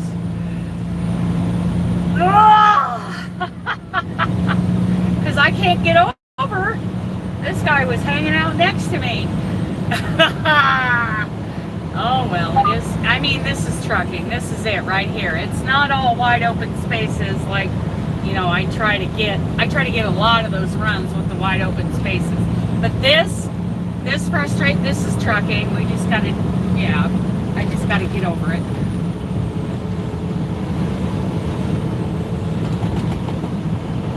Okay. There's another chip truck. A lot of chip trucks here. Kaiser Stadium, the Oregon Garden. See, I'd like to see the Oregon Garden. Ooh, Oregon State Salem RV Show, Oregon State Fairgrounds, Salem, Oregon, February 10th through the 13th. Ooh, I probably won't be here because I'm trying to be home the evening of the 17th, or the 13th. Home to the yard bus. Cooking myself some dinner on my gas stove. In the cast iron pan.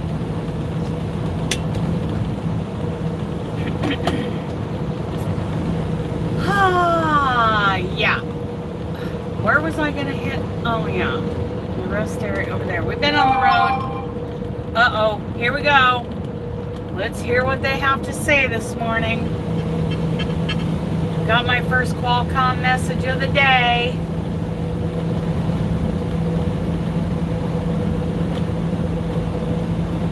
Message 1. Received today at 9:12 a.m. Go ahead and drop delivery to FM Puyallup, WA 0385883. Thank you from Kathleen Carrasco. Trucker Steve used to work for them. Oh, you know what? There's a Steve there now who's been there since before I worked there. He's very tall, single, but he had to get off the road. So Steve doesn't drive so much anymore, except for maybe he'll take a trip on the weekends to maintain his CDL. But now he's in driver development. Pretty cool guy. He soloed me out a lot big more chip trucks since the fires. They're still cutting burnt trees. Yeah, from it. Yes. Yeah, so he had to get off the road for family reasons, like his ex and his kids, something like that. You know, I don't know the whole story. It's total rumor at this point coming from me. But Steve was a pretty good guy. Tall, blonde-headed dude. I don't know if we're talking about the same guy, but yeah, Steve works in driver development and has been since before I started with them in 2018, and 3 years ago. 20, 21, 4 years ago, almost. April 5th was my hire date, so almost 4 years now. And Steve is still in there in driver development. Pretty cool guy. And a house fire. Where, you know what? And maybe it's a different guy. Are we talking about a tall, kind of skinny guy, blonde-headed?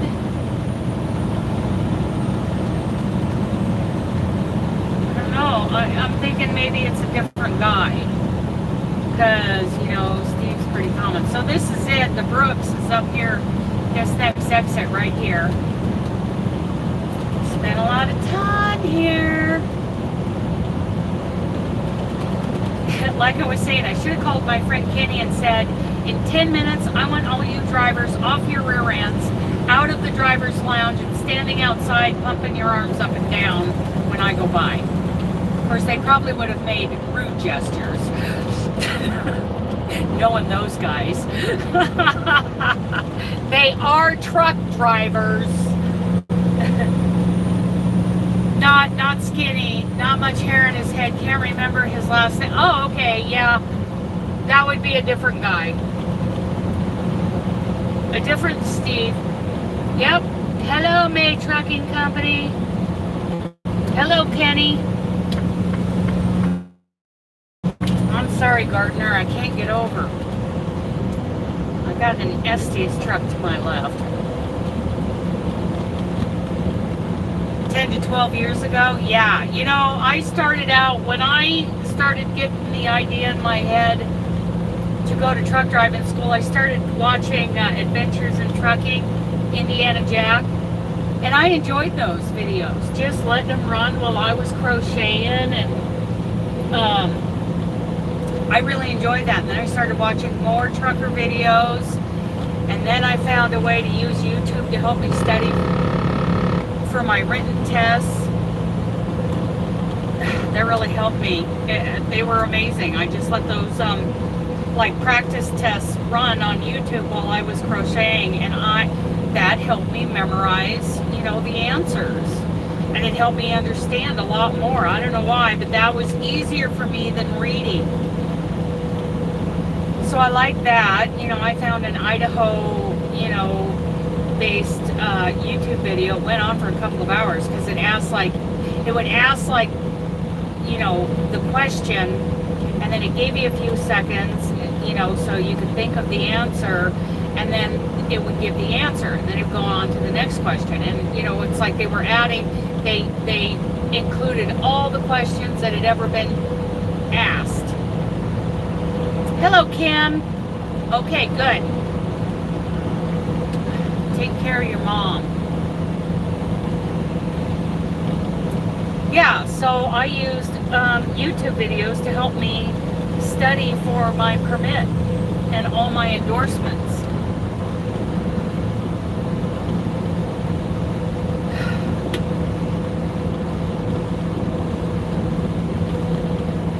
And I remember telling people, yeah, I'm going to learn how to drive truck. And so many people were like, whatever. Okay, you know, it's something that has always been on my mind for years and years. I knew that, you know, after hauling horses for so many years, that, you know, the next progression would probably be getting my CDL. Yeah, it was different. I know that because I grew up with the CB, and yeah, it's different. Oregon is pretty this morning, at least in this part of the world. Hopefully it looks like this when I get up to Puyallup.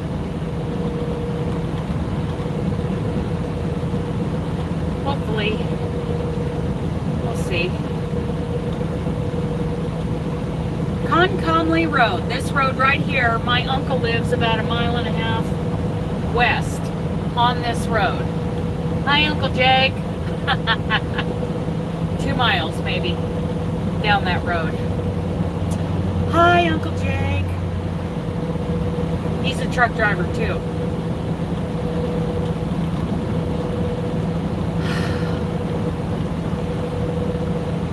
I think I see his barn over there. I think so anyway. I think that's his. 1996, I was 42 years old. Trucking was fun back then, before the government ruined it, yes. It will have faith. Very good sermon yesterday. Okay, I watched a good sermon yesterday. Listened to it going down the road.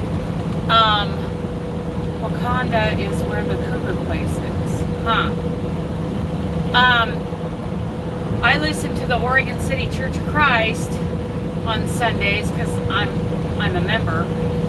And Ron, that man can preach. I love listening to him preach.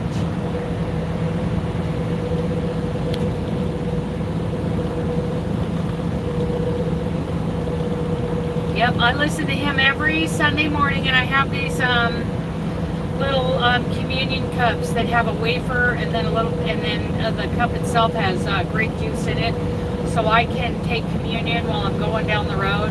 Hello, Ellen. Oh, did you watch Oregon City yesterday, Kim?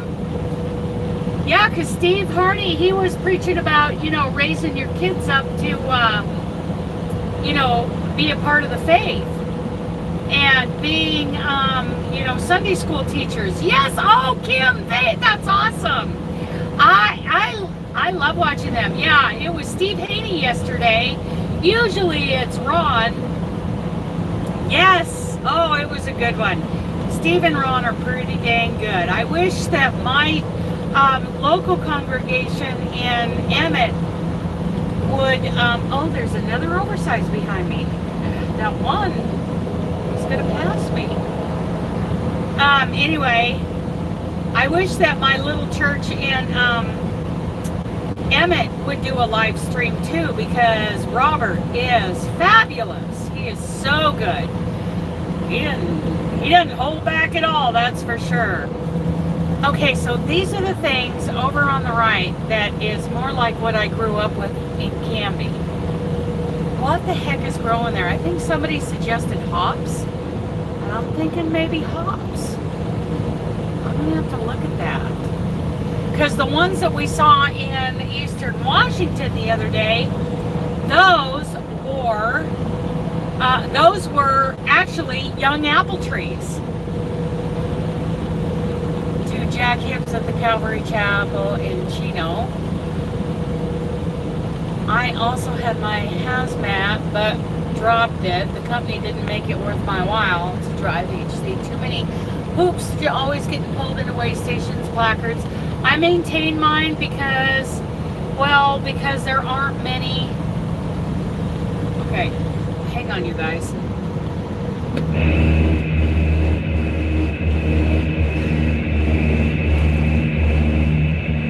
When you're ready, dude, I've been watching you.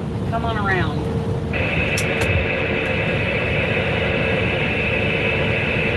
Here he comes. He's finally coming around. You got it.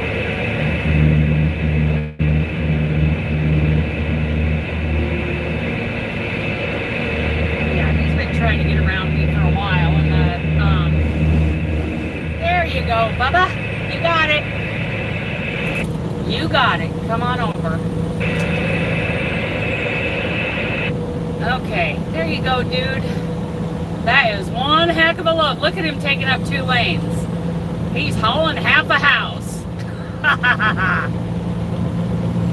Yep. So here's the thing.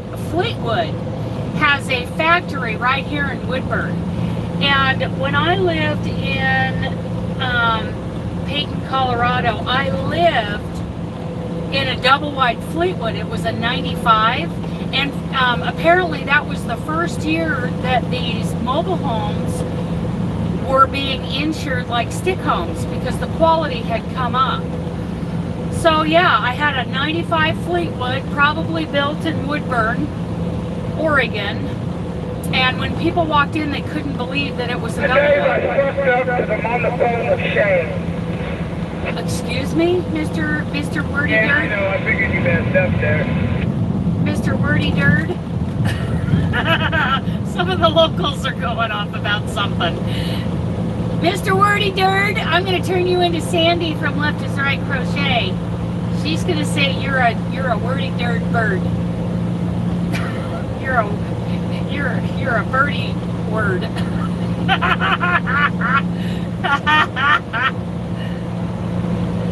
Oh, way station closed. Yes, sir. 2 miles ahead, 8 a.m. to 5 p.m. I think they put that up because a lot of people like to. Yeah, you know, they are quality. Yay, we're going to do the green light happy dance, huh, Dooley? He will be doing that happy dance in the bunk with no pants on. Green light happy dance.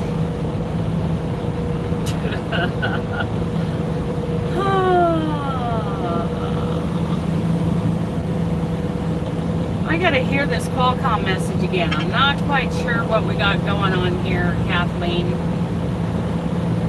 Message 1 received today at 9:12 a.m. Go ahead and drop delivery to FM Puyallup, WA 0385883.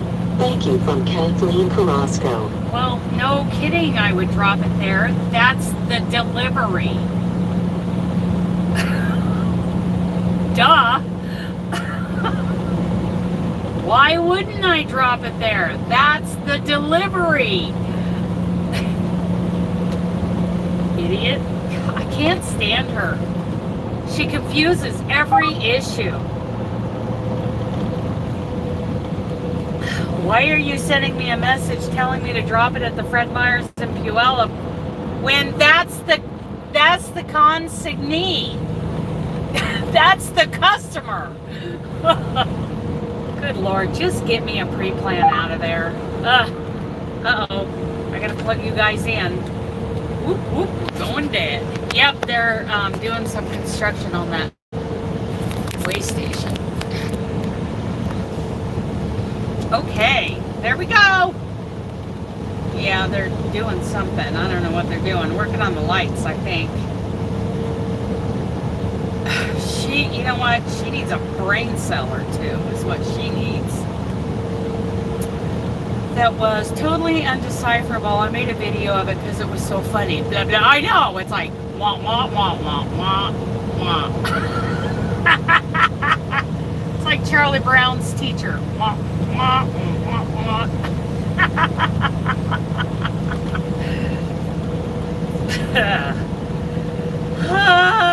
Yep. I mean, I understand Scooby-Doo better than I understand the Qualcomm half the time. Duh. Of course I'm going to Puyallup, you idiot. Sorry, I am not very charitable when it comes to my DM. She's a dumbie. Then when she screws up, she will do the narcissist thing and try to twist it around to where I'm the one who screwed up. Ugh. Not bright. And Kathleen, if you're watching this on replay or live, you are not bright. And I want Javin as a DM. Yes, Scooby-Doo can speak English. Unduly. That's right. That is right.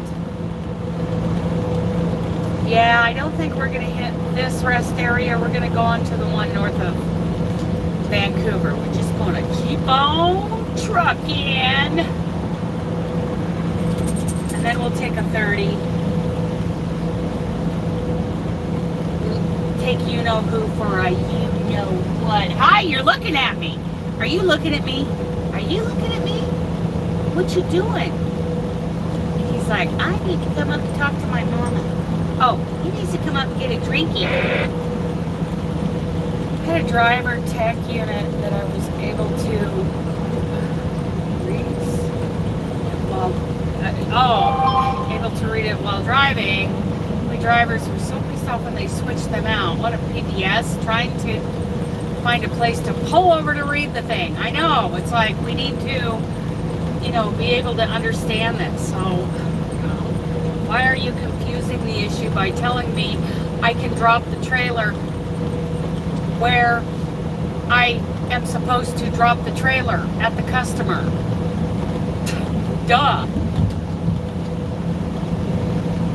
The brake coming up, Mom. Did you hear it? Are you thinking you're hearing stuff? Baby. Stretch. Oh my goodness, yes. Oh my goodness. Do you want to give Mama kisses? Yep.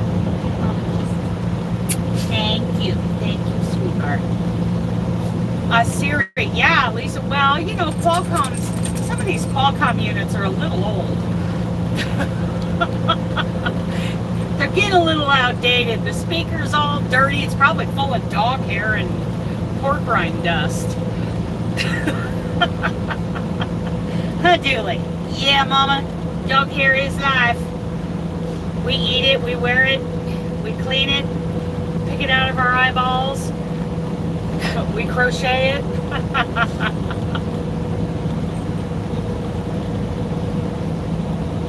Okay. Pork rind dust. Yes! Gotta have us some pork rinds. Because they're low carb and I can snack on them. Going down the road. I got lots of pork rinds in this truck, don't we, Dilly? We always got pork rinds, Mama. We're always eating the pork rinds. I found these new ones. Well, new to me. What are they called? Southern Recipes Small Bayou Pasilla chili cheese flavored small batch pork rinds fried in sunflower oil. Well, I don't really give a rip. You can fry them in lard and I'd be happy.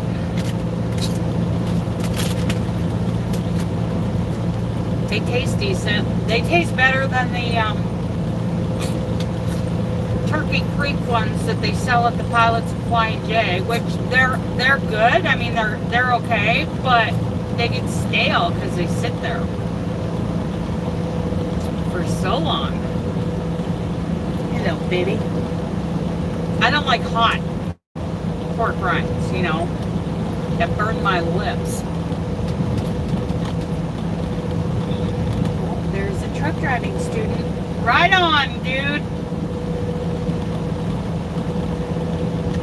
Okay, so, Ellen, I have what's called the water hole, and it is a no-spill water bowl that I bought from Ray Allen. They don't sell them anymore, and it does really well for not spilling. I used to use it in the back seat of my pickup for him, and then I bought another one when I started driving trucks so that Julie could have, you know, he constantly has water in his bowl. It's called the water hole, and you can probably search for it, the water hole, dog water hole, and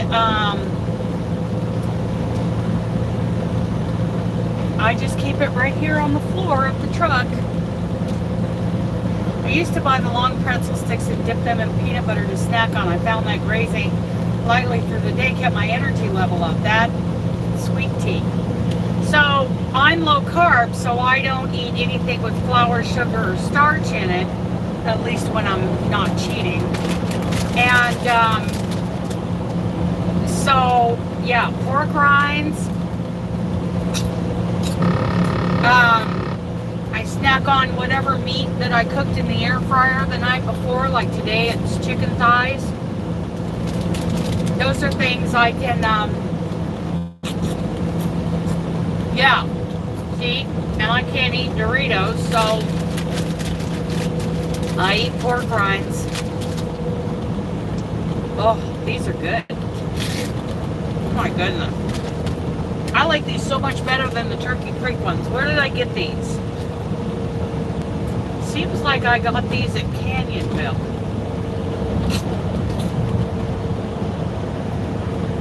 Yeah, I got these at the Seven Feathers Casino down there at Canyonville in Southern Oregon.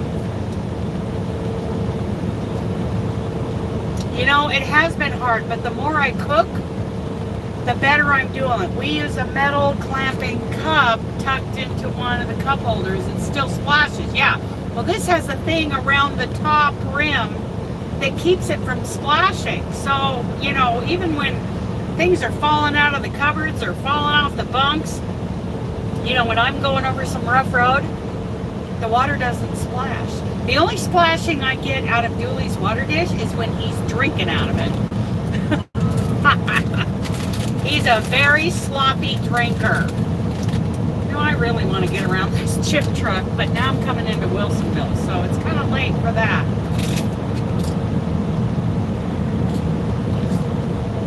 Yeah, and that's what I've got. I've got a Dometic fridge built in. I've got a nice cubby where I've got my microwave strapped in, and then with a small cargo strap, I have strapped down a 1.1 cubic foot standalone freezer onto the top bunk, and it rides. So I, you know, when I'm home, I get all my meat put together and put into the kind of portions that can fit either in my Instant Pot or my air fryer, and I cook them here in the truck. Right now I've got chicken thighs that I cooked last night, bone in the air fryer, and then I've got pork belly and what else? Oh, a steak thawed out. They're in the fridge. I'm going to take one of those out for the next, you know, cooking session. Julie helps me with the dishes. He is a master dishwasher.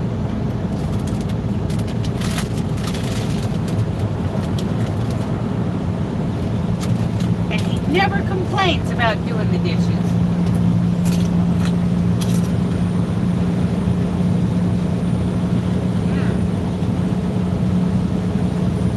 These are better than the Turkey Creek.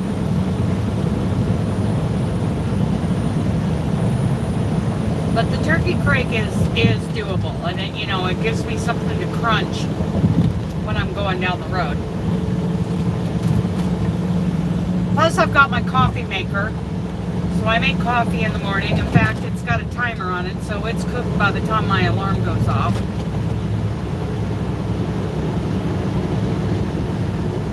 I have my heavy cream and butter in the fridge that cleaned dishes. His name was Cold Water.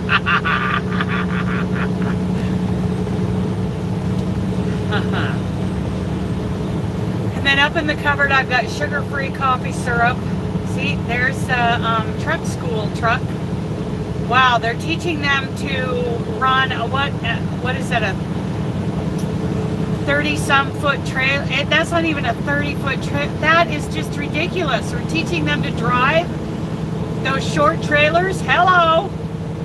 We had to drive with, okay, so most of the time we drove with a 48-foot trailer, but then I realized I was going to go to work for a company where, you know, all we run are 53-footers now, so I got to come back and practice out on the driving range of the truck driving school one weekend with one of the 53-foot trailers. So I got a little bit more used to these 53-footers. I don't know of any company that runs trailers that short anymore. You know, not, you know, these training companies like May Trucking Company, Swift, Schneider, Werner, Knight. We don't do that. I had to get on the freeway with a 48 and a 53-foot trailer for my truck driving school in a 13-speed.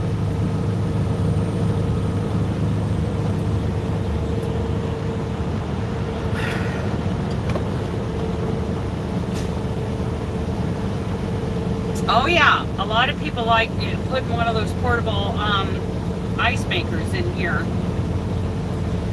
I don't so much because, you know, my teeth are temperature sensitive. But I will buy like the Lipton unsweetened iced tea and drink that going down the road. I like it unsweetened, and I like it maybe with a little bit of that sweet,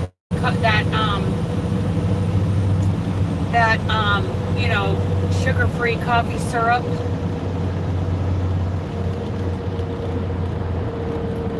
Oh, we are coming into some traffic. Time to cut the cruise.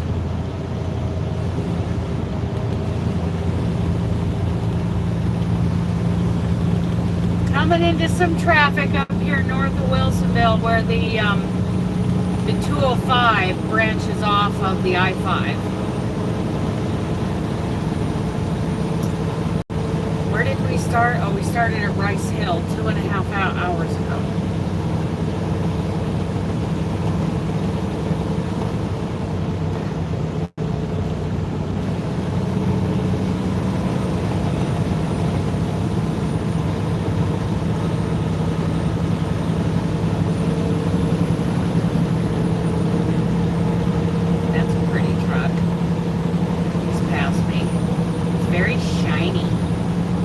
Shiny. Mine's not shiny. Mine works for a living. Come on over, dude. Come on over, Baba. Oh, he must be taking the 205. I ain't gonna. I'm gonna take I-5. I missed a few days. Did you have to take that load to Cali? Okay, so I took, a Puyallup load down to Sacramento. And then yesterday morning, I woke up in Sacramento and I drove down to, I took an empty down to Stockton, where I picked up this preloaded trailer. And now I'm heading back up to Puyallup. So I didn't have to go to Southern California. I mean, they changed my mind about every 2 hours as to what we were going to do. Finally, it's like the last change I just took from the Pilot Coffee Station. I call them the Redneck Energy. Yes. Cheaper than 5 hour. Yep. There's like, what are they called? The Stoker or something like that. They come in like a kind of like a half and half cream type container where you peel the top off. Is that what you're talking about? I've seen those.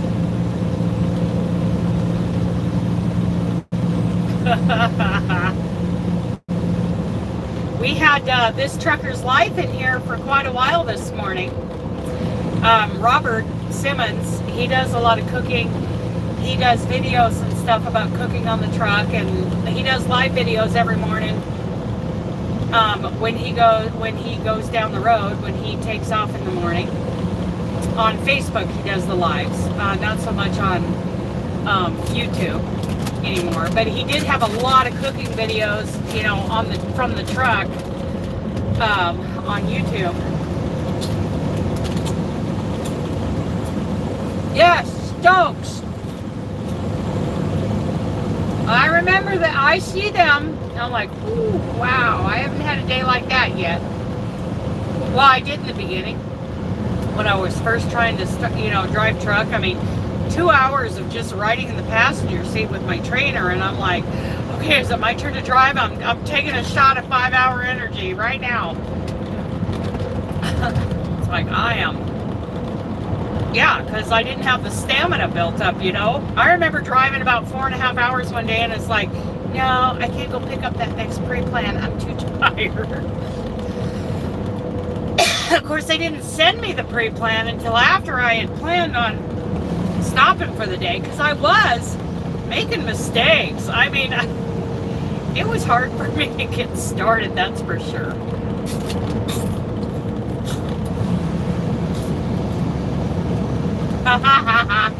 Yeah, so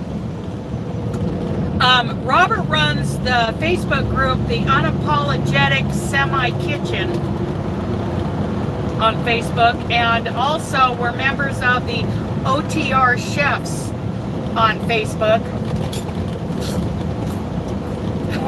We have a lot of fun in those groups. Okay, so do we need to get over? No, I don't think so.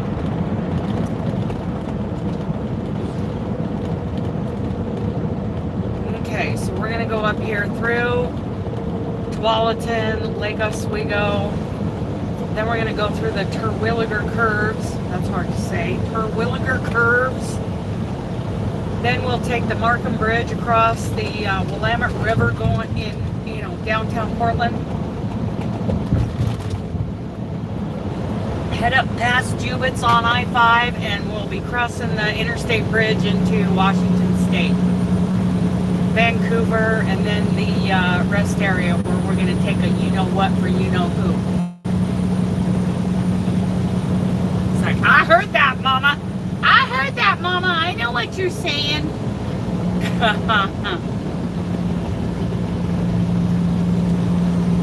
Yep, everything is clean and dry. It was raining down there at Rice Hill. Boy, when I got in last night, it was dark and it was raining like crazy. I had to rub that baby dry with a towel. Had to dry him off because he was wet and cold after he went for his you-know-what.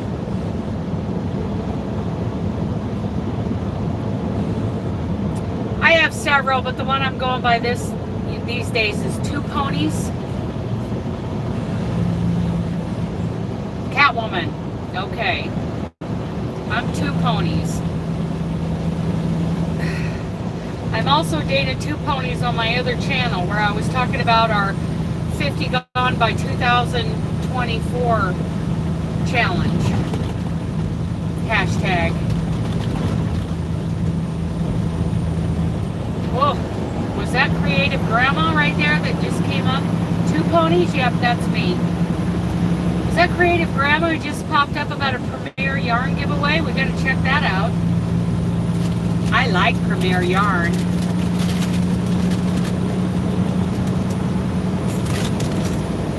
So yeah, in the fridge I've got a steak and some pork belly thawed out. I'll start marinating those up here later today. Yarn giveaway. I love Premier Yarn too. I have really, it's just like perfect for a lot of the projects. Yeah, I like Creative Grandma. I like Charmed Grammy. but Selena Baca of the American Crochet Association, she's got this Afghan called the Artisan Afghan, and I came up with my own colors, a little different from hers, and I'm doing it in the Premier DK. Is he going to come after me for doing 59 and a 55? Nope, he's not. Okay. Mary Maxim had a sale for $6. So pork belly, you know, that's what bacon is before it becomes bacon. It's the same cut, but they cure it and it becomes bacon. So pork belly is, yeah, Creative Grandma popped up. Mary Maxim.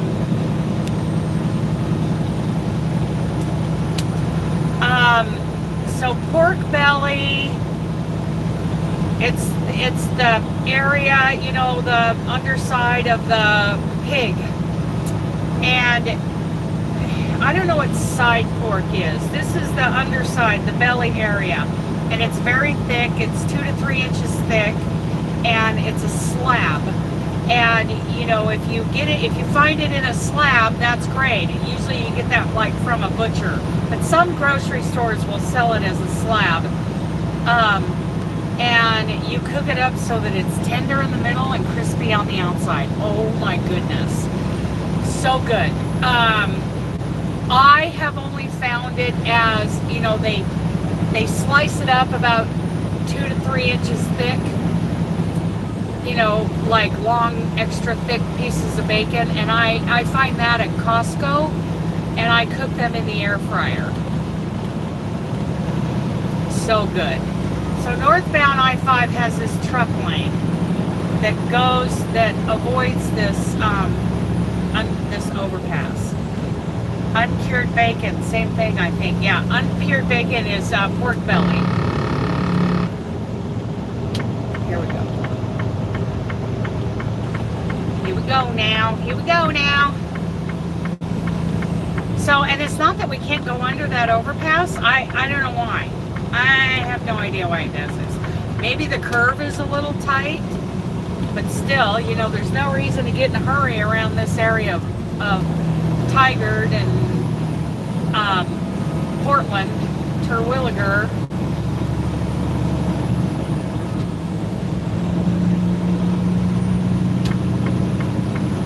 I can't remember the last time I used a chunky yarn. Yeah, I'm using the Premier,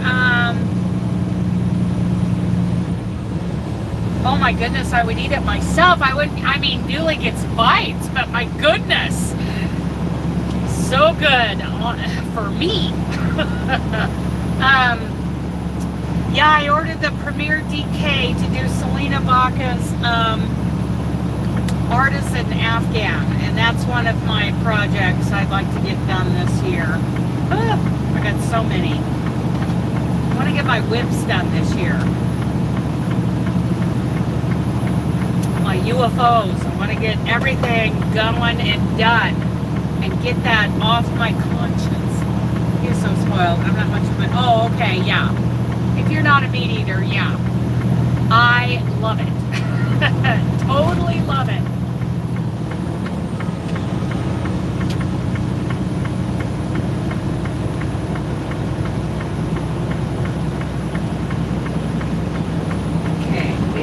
Getting over. Love me some pork belly.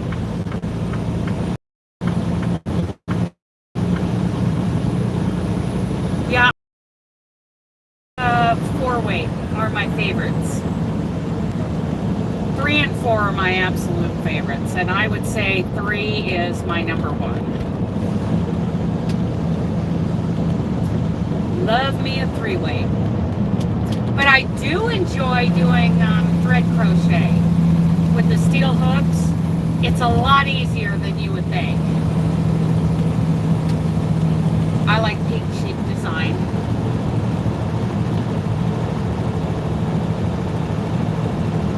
Oh, I love DK. Love it.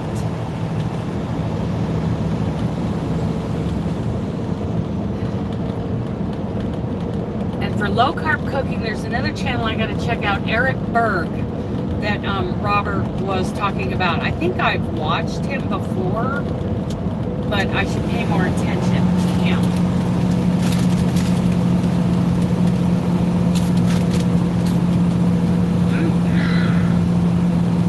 Pork ride. See up here, there's a sign overhead that says Terwilliger Boulevard. And right past that are the curves that are pretty sharp. We call them the Terwilliger curves.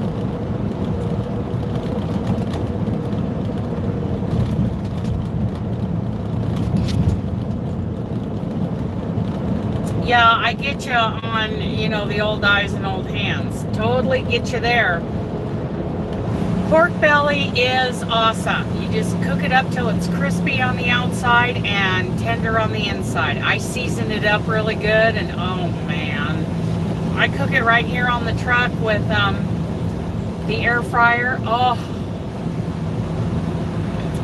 love it. I was cooking it on the saute setting in the instant pot, but I like it better in the air fryer. Oh yeah. And Robert, I think, has convinced me to get another Coleman stove and bring my cast iron here on the truck. We'll see. I kind of like the way things are going now as far as cooking. It is so good. Oh, it is so good. Because I love, you know, bacon. But I love me some pork. I got paraffin bath for my hands because they get so stiff. You know, my chiropractor, I used to talk to him about the pain in my thumb joints, and he had me start soaking my hands in warm Epsom salt water for as hot and as long as I could, twice a day. And that helped me a lot. Well, I'm not doing that here in the truck, but I am doing the little, like I will stretch out my thumbs, I'll pull on my thumbs to get some like space in those joints, and then the knot that forms in the webbing, way down deep in the webbing, I put pressure on that as hard as I can stand it, and that helps me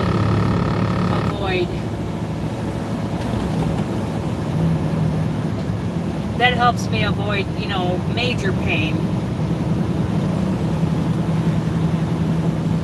You know, I got to do these exercises while going down the road while I'm pulling on those thumbs, like pulling them away from my,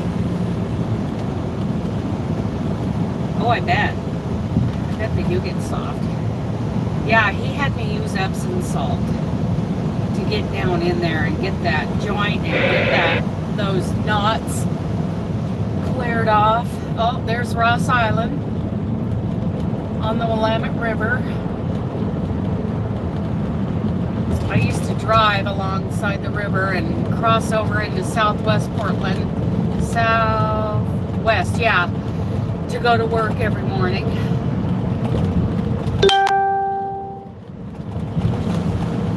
It's our 12 minutes. Okay, so it looks like our travel time is pretty good. So we're coming down in here, and we're gonna, here before too long, we're gonna end up on the Markham Bridge, which is the big double-decker bridge going across the Willamette right there at downtown Portland.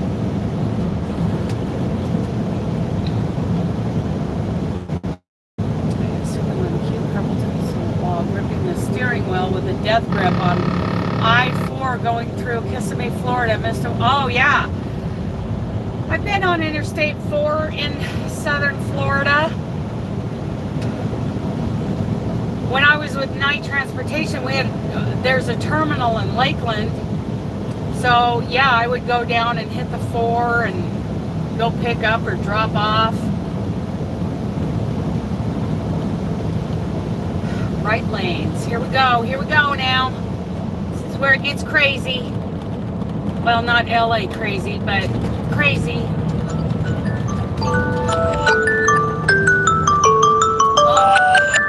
Time to take a handful of vitamins. There it is. Vitamin time.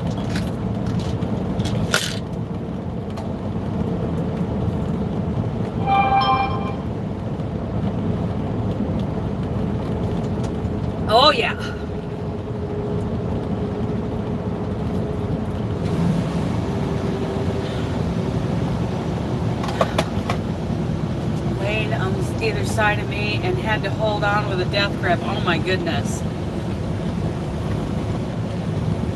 Well, there's more of those tents and tarps over there on the right. We have lots of those in the northeast area up by Jubit's. Here we go, headed to the top deck of the double-decker Markham Bridge. Crossing the Willamette. Here we go now, tally-ho. 2 ponies over the road. Here's the Coin Building. Oh, I miss downtown Portland for what it used to be. It used to be a great little city. Oh, it was so wonderful. It was so pretty. Now it's trashed. Okay. How we doing? Oh, we look pretty good.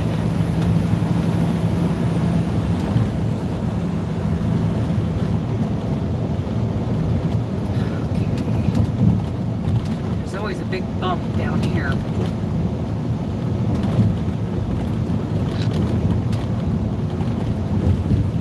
Yeah. You know, I feel like people should live how they want to live, except not in a way that interferes with the way other people want to live, like, you know, the garbage or trespassing, that kind of thing. That bothers me. But otherwise, you know, live how you want to live, that's fine, but don't do it in a way that it imposes on everybody else. See, there's more. Lots more. Oh, here we go. Okay, we made it to the other side. We are on the east side of we're pooping on the streets, yes. You know, there are ways, you know, we learned as truck drivers how to take care of things like that in a way that's sanitary. Not pouring your pee out on the pavement of the, you know, the parking lot of the truck stop so that your eyes water every time you walk across there.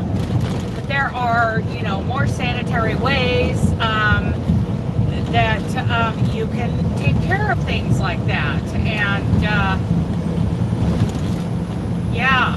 Oh yeah. Pooping on the streets, that's something, you know, there are truck drivers who do that. They pull over on the shoulder, hop out on the side, do it right there on the side of their truck, and then they get back in.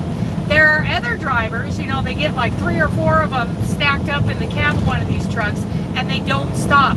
They cut a hole in the middle of the floor of their cab between the seats, and they use that as a toilet. And it gets all over their driveline, and then, you know, when they go into the shop to get their driveline fixed, the mechanics won't touch it. There's a lot of that going on, but, you know, some laws have been enacted recently where you can't just learn from your cousin who just came over from, you know, your third world country, who just started a trucking company. You know, you can't get your CDL from that guy. You now, I think starting in March, you have to go to an accredited truck driving school, which, don't get me wrong, Campa clean to it, no odor. Yeah, see, and I have a discreet way and a very sanitary way of dealing with my, you know, functions. So, yeah, there are ways to do it that are clean, that are sanitary, that don't make, you know, the parking lot of the truck stop when it's 100 degrees out make your eyes water. Good morning, Miss Sandy. Hello, sweetie pie. Water, sewer, and garbage collection can't be set aside. They could have their own little city. Yes! Yeah, you know, if the mayor of Portland wants to invite them all here, which they did, you know, then they should have had an area set aside with, you know, some kind of infrastructure, like sewer. Oh yeah. So, you know, and garbage pickup. You know, if he wanted to do that, then he should have made accommodations, because as soon as he or she, I don't know who, it was just some idiot mayor of Portland, set out this call, bring all your homeless here. Yes, we are better. That's for sure. So yeah, they go in this hole. I know, Rhoda. I know. Quit nagging at me. Okay, now I'm getting over. Yeah, they put a hole in their truck and they go to the bathroom in that hole while they're going down the road, and then they just cover it with something. And you know, their drive line gets covered with all of that, and the mechanics refuse to work on those trucks because they break down. All that, you know, stuff gets into every nook and cranny down there on the bottom side of the truck, and things break and things don't work anymore. So yeah, you know, you got that going on. You got these guys who, you know, I don't care. In fact, I'm a little envious that you guys can, you know, pee in a bottle, in a water bottle. Very nice. I mean, that water bottle is going to go in the garbage anyway if you put it in the garbage. But then they just toss them out the window going down the freeway. When every single place we go has lots of garbage cans. We have to get fuel, and there's garbage cans at every fuel island. Put that stuff, you know, tie it up, get it all sealed up, whatever. Put it in the garbage can, and the homeless population grows.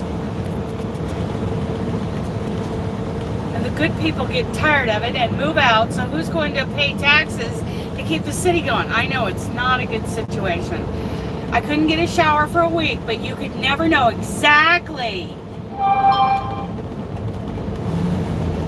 Third world people, yes, they do this. They come over here. Well, now, you know, back in the day, people learned how to drive truck from their grandfather, their brother-in-law, whatever, their spouse. And they got a good education, they got their CDL, and they went on to be good truckers. Well, that's getting fewer and far between. So I believe that this law passed, I mean, I'm kind of on both sides of the fence, that says you cannot get your CDL unless you go to an accredited school. I mean, the good part about that is, you know, there are opportunities there to learn about how to take care of yourself and your functions in a truck that you're not going to learn from, you know, your cousin who just moved up here and started a trucking company.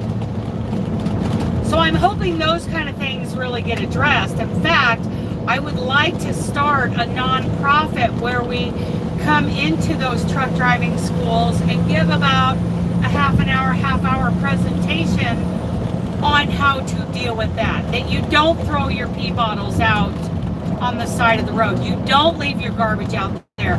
You don't defecate on the pavement. You know, these guys just need to be, they need to have a little education as far as our culture, because it's different. And, you know, we have more resources for dealing with waste and garbage than a lot of these guys did growing up. Yeah, see, I can wash up. I heat water, I wash up, I use a whole lot of Huggies diaper wipes. I like the cucumber and green tea, you know, variety. I think those smell really good. Yeah, I use a lot of those. A lot of water gets used on this truck. All that kind of stuff. Sandy, you walked into quite the conversation here. Stand up and testify. I love that song, Sandy. I remember that song. It's not old school time. The CDL males only get you. Yes, that's right. You only get your CDL. Yeah, they don't. That's exactly right. Had to go. So, once again, hi, darling. Hi. The true scoop on the poop. That's right. That's how we deal with the poop. Okay, so we are headed. This is the last exit on I-5 in Oregon. There it goes. And there's a sign right there that says Oregon thanks you. Now we're crossing the interstate bridge, which is a drawbridge. We're crossing the mighty Columbia River right now.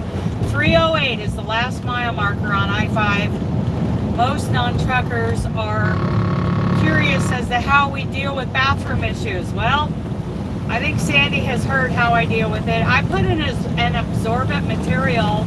I double bag my, I double garbage bag my garbage can that slips in behind the driver's seat, and it's tight enough that it just holds it there. Hello, Columbia. Hello, old girl. Nice to see you again. She's so big. So, and then I throw in, it used to be kitty litter. Now I use bedding pellets, which are nothing more than a cheap version of stove pellets. They come in a 40-pound bag, and they turn to sawdust when they get wet. So I put a couple scoops of that, I'll put 2 bags in the garbage can, and in the top bag I put in a couple scoops of that absorbent material, and I use that. And I throw it away whenever I get to a truck stop, or when I get fuel. I got to get fuel every day. I try to do it every night or every morning. Sometimes I throw them away twice a day. I throw them away immediately after doing anything major. And there's no smell in my truck. But the best smelling stuff is that feline pine, which are pine pellets, kitty litter. That stuff smells really good, but it's cheaper to do the bedding pellets. They're just the same thing as stove pellets for a pellet stove, and they're absorbent. And I get up 2 or 3 times a night sometimes to use the restroom. Bedding pellets. We do not like the litter in our tent trailer when camping. Yes, so I have never used the black tanks in my yard bus. I double garbage bag the toilet. And of course right now the water system is winterized, right? So I double garbage bag the toilet, put in some bedding pellets, and I use that when I'm home. And then I just, tie up and throw those garbage bags away every morning. Sometimes twice a day, depending on how serious things got. Right, that's what you did. That's, part of that whole composting system is you keep the liquids separate from the solids. Well, yeah, I hate using the black tank. So, but my deal is I seldom have solids. If I'm lucky, I'll have solids once a day. If I'm lucky. Sometimes I go 2 to 3 days because of that surgery that I had. So, there's always liquids. But the minute there's solids, everything is tied up, the bag gets tied up and it gets thrown away. And I use compostable bags so that I'm not adding, a bunch of plastic to the landfills. And if I wanted to, I could throw that bag in the compost pile. But,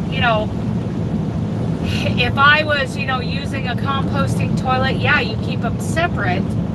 But I'm just throwing it away as soon as I'm done. So nothing hangs out. So as soon as I'm done, I tie a knot in that bag. No smells getting out, and I find the nearest garbage can. We had this whole conversation in my lady trucker group. All the women wanted to know how the other women... Well, this is how I deal with it.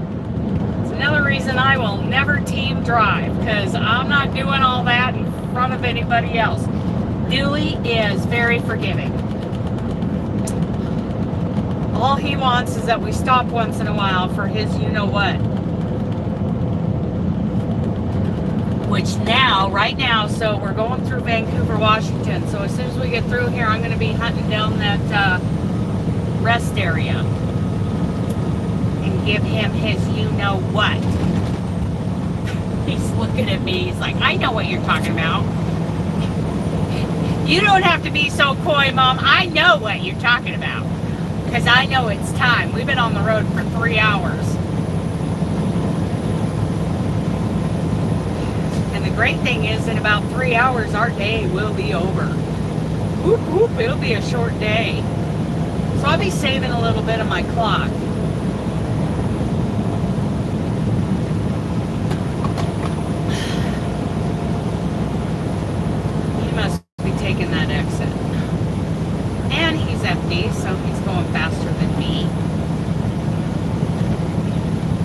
and hand sanitizers, Huggy wipes, bottle of water. I even have a bottle of water and vinegar. High-rise seats on a 5-gallon, but yeah, there you go with sawdust. Sawdust is a great. Now I'm waiting for your buffering to disappear. Trucking is like camping, except not as much fun, but at least we get paid for it. Yes, it's like a paid version of camping. High-rise seats with a 5-gallon bucket with sawdust cover, both with, yes, it's free at the local mill. Gotcha. I used to get a perm every few months, easy wash and wash hair. My hair doesn't do well. It's so baby fine. When I get a perm, it just frizzes. Uh-oh, we got some triangles out there. And the hood is up. Sorry, dude.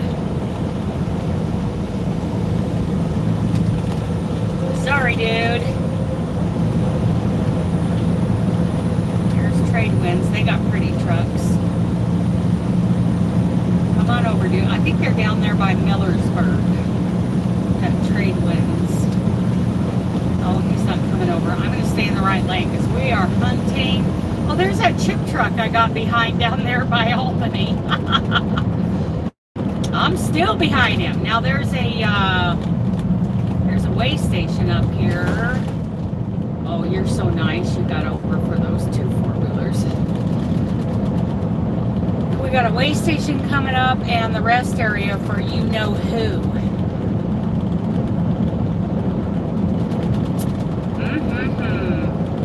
The last time your mom talked you into getting a perm, you were like, yes, I was less than pleased. I was pretty irritated. Plus the gal, who did my hair, did not listen to me when I said, no, gray rods are too tight. I like to spend up to 4 weeks out camping, but eventually we need to soak in the tub.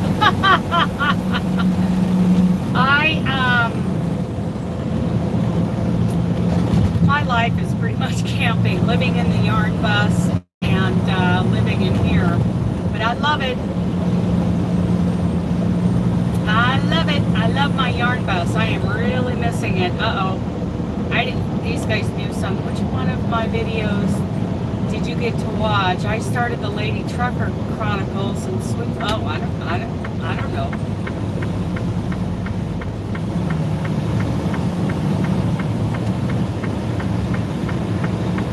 So I didn't realize this was going to be an exit. Those guys in the left lane knew and they stayed over.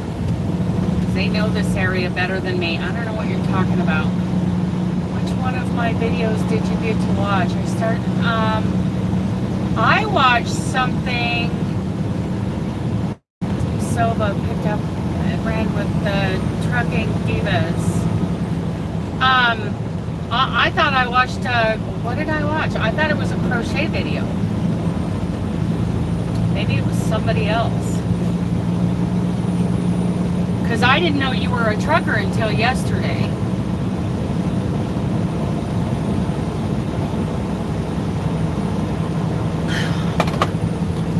Okay, yeah, we're down to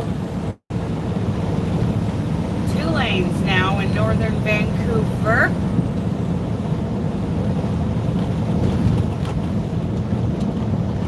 The Clark County Barrel Racing Club is up here. My mom, okay, so I had a chance to explore that. I went and watched your yarn bus. It's such a great deal and perfect for your needs. Yes, love my yarn. That shower grit.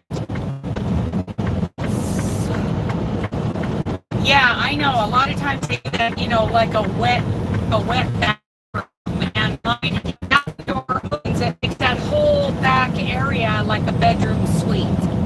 You're buffering? I'm sorry. Father-in-law is in trucking with a company in Vancouver. He's somewhere in Missouri now. Oh, I wonder what company he works for out of Vancouver. There are several.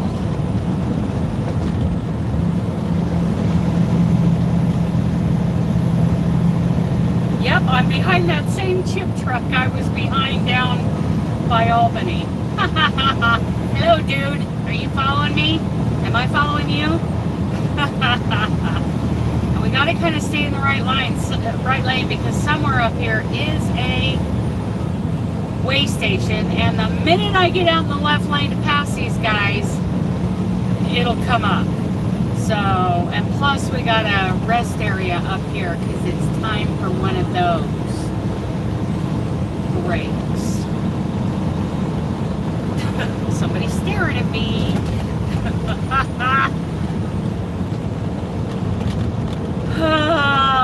Yeah.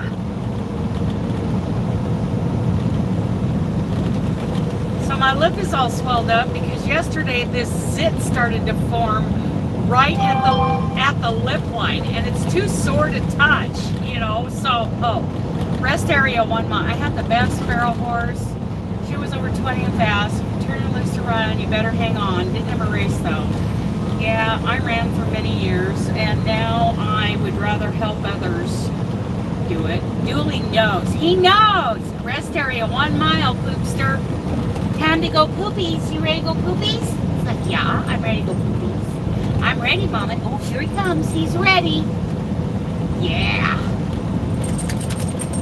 Yeah, we're ready to go. He's ready to go poopies. Mama's got a potty. Mama's got a potty. Mama's got a poopies.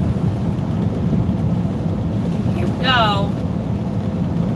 Yeah, this thing hurts, and I can't do anything about it. Because it's like it's right there. And my lip is swollen up. How in the heck? I mean, I hardly ever get zits anymore. But this thing, wow. Maybe I need to wash my face a little better.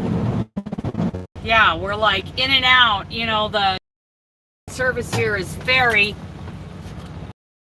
spotty.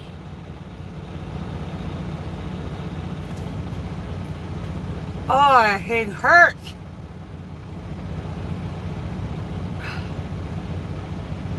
And it's got to go, because that thing is, yeah. Okay, hopefully that's it. Well, hopefully we can stay in here now. Hopefully we, you know, won't lose service, but I have a feeling we will. We'll start buffering.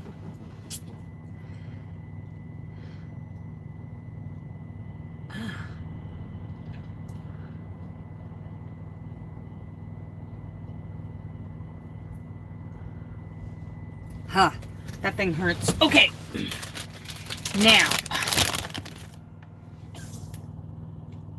for the ring of buffness, bufferingness. Can you hear me now? Okay, Dooley, I gotta get my coat on so we can take you for a walkie. Yeah. In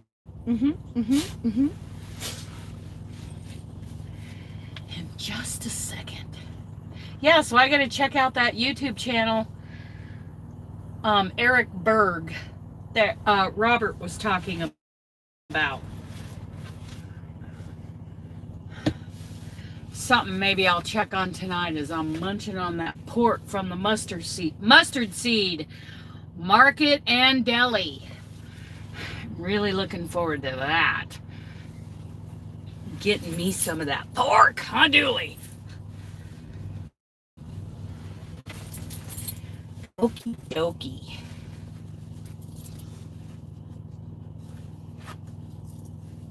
There we go. Gotta get my coat on, baby dog.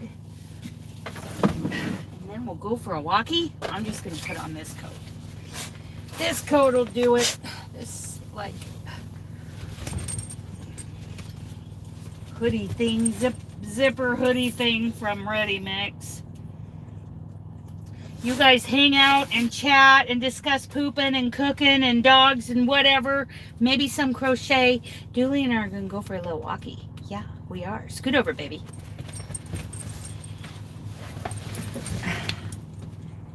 I need a pen.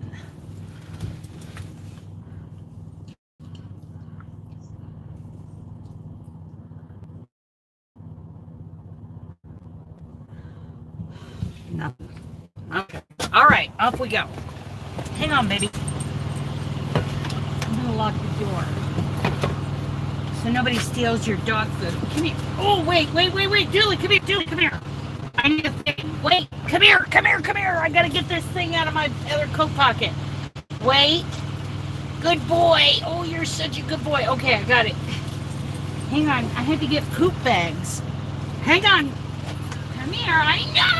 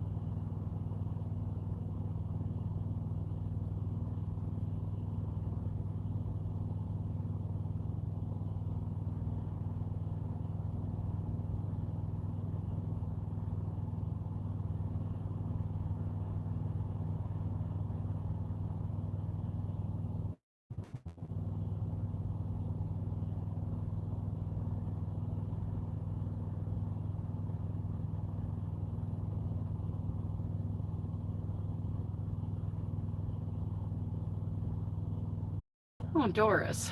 So I'm trying to get rid of this. Got rid of him.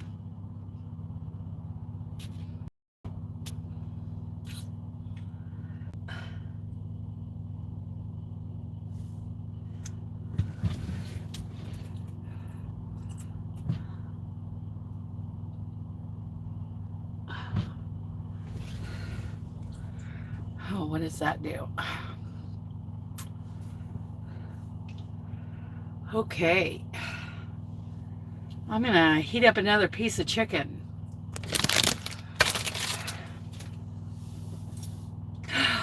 Why am I on duty? No. No, no, no. No, no, no, no. I must not have hit the button well enough. Okay. I change that to... Let's go here. Edit. It might buffer out again. I got this thing taken care of. I'm gonna let this guy come and get on his truck. Well, maybe not.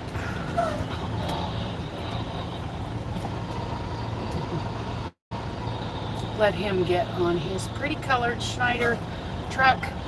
I like burgundy trucks. Okay. I was kind of hanging out the American Crochet Association Mingled Monday Live, so you won't hurt my feelings if you head over there and see what Selena Baca is talking about. She's awesome. She does giveaways every week. She does this live video every week. And I just think she is one of the greatest resources and really underrated resource that we have for crochet. She's amazing. Come on, dude. Yeah, you got it.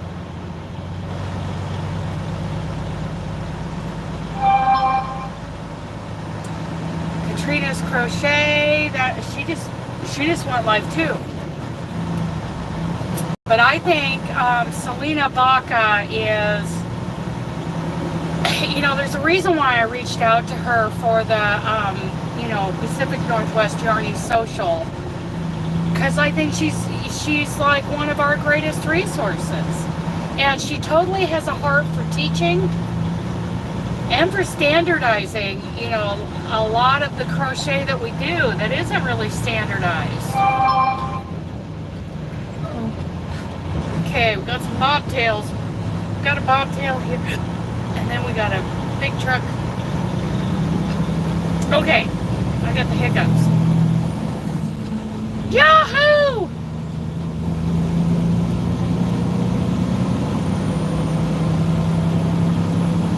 Baby, baby.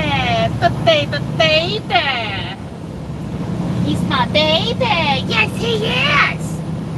Headed to Puyallup. So I think it's the 512 is our next, is the highway we take. It goes east, and then, yeah, I gotta make sure I got that up. I don't. You all hang on just a second. I'm going to get that going, my GPS going. Reconnecting, yay! What's a bobtail? Okay, so a bobtail it's a truck without a trailer. That's a bobtail.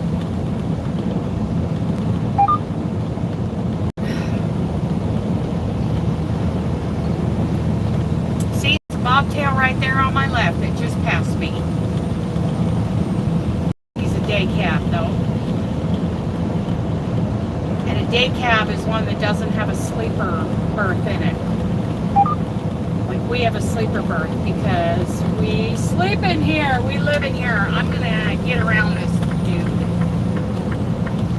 Watch out for the quote unquote smart car. There's nothing smart about that car. Nothing.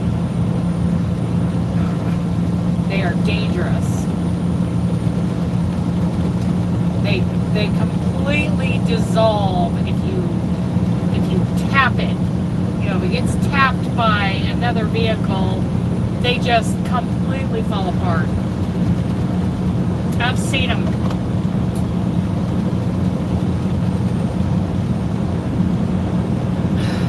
So here's the thing that, you know, it's not really bothering me, but, you know, it was kind of an issue back there at the rest area. I mean, besides the fact that we didn't have any service, but there are people with their camp trailers and their motorhomes, you know, taking up truck spots. Okay, I get it. If you're gonna, you know, spend the night at the rest area in your motorhome, sure. Yeah, you know, you need to take up one of those truck parking spots. If you could find something else without taking up the limited amount of spots right there, because there's parking is really a problem in certain areas of the country, and this is one of them. But these people weren't just, you know, parking to take a break, you know, a 10-hour break, a 15-minute break, whatever. These people must exit to way station. Okay, here we go. You guys are going in the... You're going in... Yeah. Because we are going into the way station. So, anyway, you know, the problem is, you know, they had their little hibachi, you know, little barbecue grills out. They had tarps over the top of their motorhomes. Use lane with green arrow. La la la la la. I wonder why the motorhome went over. Anyway, you know, there are tarps going over the, In a quarter mile, merge onto I-5 North. well, I hope I can, because they are checking us out. Oh, I should have taken the other lane. Wow. Yeah, so anyway, you know, there's tarp. They obviously took the time to tarp the top of their motorhome, and they have been sitting there camping. There were like 4 or 5 spots out of what, 10 spots for trucks to park, right? I'm gonna get you guys turned the right way. There we go. Yeah, so, oh, come on, please. Let him go. Just want to peek over here and see what's going on. Oh, yeah. We're going to be here for a little bit. I thought I was going to make it up there in 2 hours. But yeah, they're taking up trucks parking spots when I do believe, you know, truck parking should be the priority over RV parking. Now, if you're living in your RV and you're kind of hard pressed for a place, I don't agree with taking up these truck spots, especially in these areas where there's a limited amount of truck parking, right? So, oh God, this is going to take a while. Are they writing him a ticket right there and holding the rest of us up? Okay. But, like, if you go, like I was thinking about taking my motorhome up the freeway to the Boise stage stop for one of our first, you know, ventures out. There is always truck parking at the Boise stage stop. So if I back into a spot there and I'm only there overnight and then take off and head back home the next day, you know, I can see people doing that. But these people have been camping there for a while. It's pretty evident. They're not going anywhere. And they're taking up like 5 of the 10 truck parking spots. So, yeah, I'm not real impressed with that. Am I going to turn them in? No. It's not worth that much emotional effort. Why don't you have that guy pull over to the left and let the rest of us get scaled? Well, now he's getting out of the truck. What are they doing? Oh, there's a lot of gesturing going on. Okay, this could be a while. Let's just sit here now.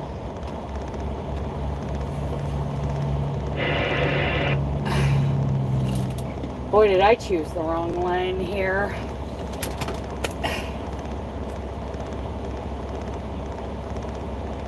You're gonna hold up all these trucks, dude.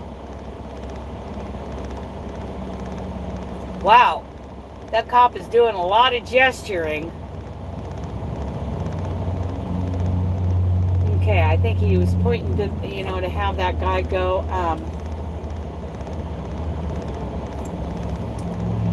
put this down. To have that guy, go park. Now I think Schneider in front of me is going to be able to go. Here we go now.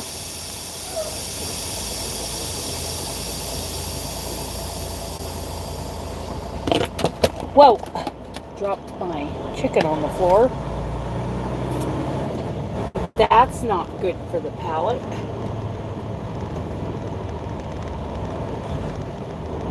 Okay, yeah, we're good on weight.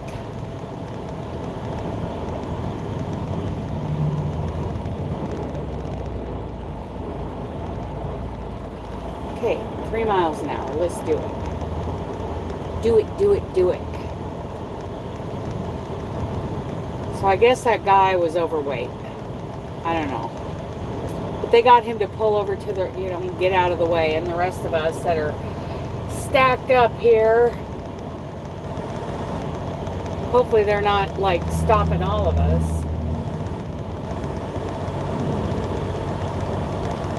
Okay, here we go. Roll down the window just in case they want to say something to me over the loudspeaker. Yay, here we go. I don't know what happened to that guy. Where'd they send him? Oh, they must have sent him way out over there. Oh, and then there's 2 state patrol heading out right now, so I don't know what the heck happened. I think they're after somebody. Okay. Who's here? I can't see you. Oh, there we go. Sentenced to the cup holder. No, he didn't break down. They're busting him for something. That gets them all excited. That just makes their day. Okay, here we go. Sentence to the cup holder. Yes. Okay, here we go. So what time is it now? It's about 12 after 11 Pacific time. And we should be 2 hours-ish to Puyallup. So that'll be great. Then we'll run over to the mustard seed and get some food. I need to make a phone call and say, hey, where's my next load? I should have sent that message when I was parked. But yeah. Yay, Stephanie. Hi, Roseanne. Yep, busted. I don't know. Oh, no, it looks like they're going for lunch because they took that exit. And they didn't have their lights or sirens going, so.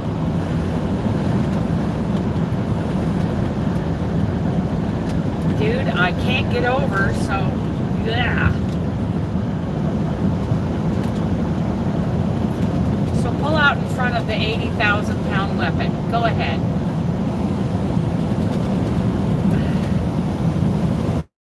So I had to use my Gerber, but this thing on my lip, it was like right below the lip line. And it was like a mini cyst. It was really hard. Mustard seed is very important. So it was kind of hard. And yeah, I had to use my Gerber to bust it open, get it out of there. Interesting. So it feels a whole lot better. Of course, I keep Vaseline right here for my lips. That really helps. It's like the best thing for your lips is plain Vaseline, because anything with mineral oil in it is just gonna make you need more lip balm. It's like built-in maintenance, so that you have to use lip balm because mineral oil is drying.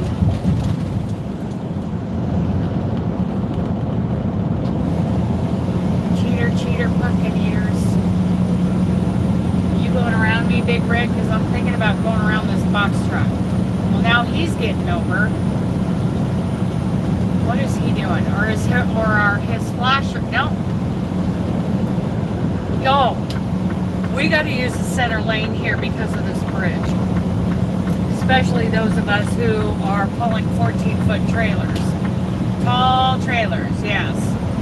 Trucks, center lane across the bridge. Because that's the highest point of the bridge.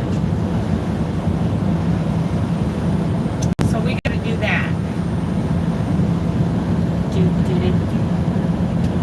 Yeah, so I got rid of that thing on my lip. I mean, that was like a cyst. That was weird. So that thing's gone. Feels so much better. My lip isn't swelled up anymore. What that was all about. Monster. Okay, it's rainy. It's sprinkling. Let's get this cleaned up a little bit. I'm on. Clean up. Dude, you're supposed to take the center lane. Really? Oh, man.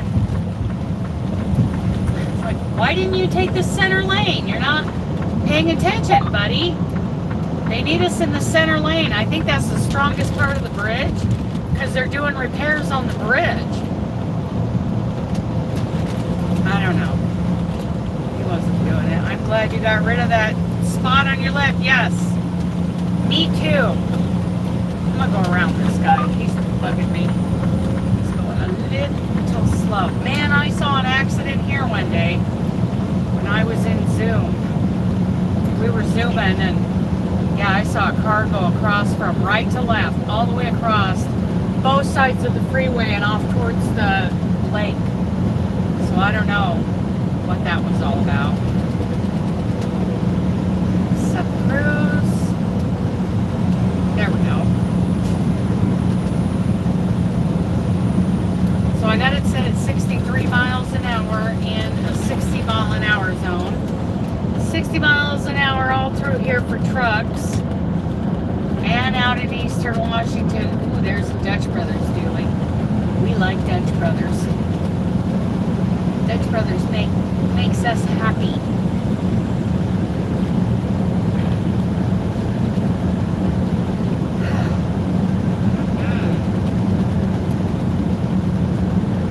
Good chicken.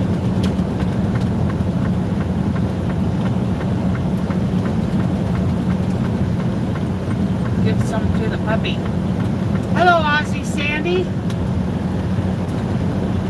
Okay.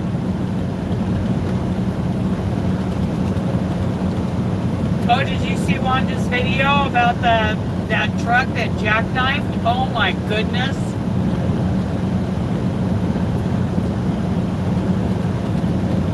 Yeah, that thing on my lip was like a little hard.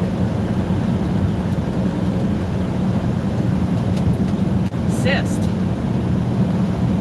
That's not normal for me. That's my Life 360 app that just made that noise. My mom just arrived at home. Wasn't that crazy? And like she said, he just folded. That truck just folded into the trailer. Oh my goodness.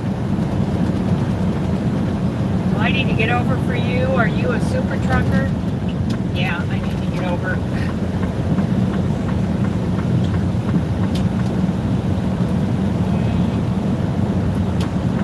Now he's not speeding up.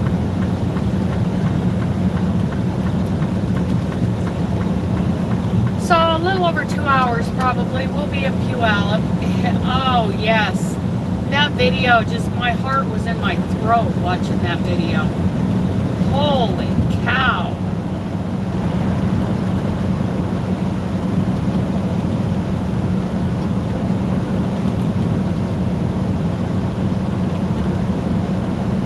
In my throat. And here it's it's raining here, but it's not raining like it was in that video.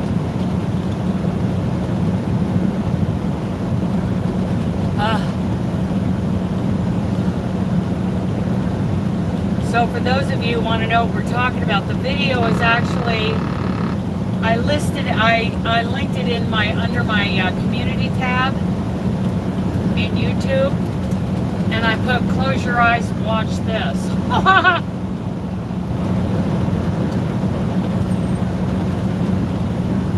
That is quite the video. Yeah, yep. She was like the only one who pulled over.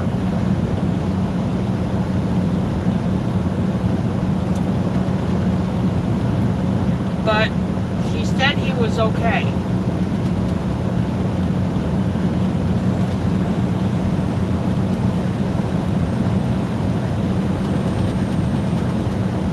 Uh-oh. We got a car on the shoulder. I got somebody in their Mercedes motorhome coming up on my left. Here we go. Okay, thank you, dude. Let me get over. Oh, that tire is, yeah, it's not fixable. Yes, exactly.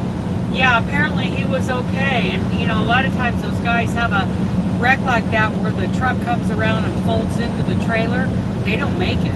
But apparently he did.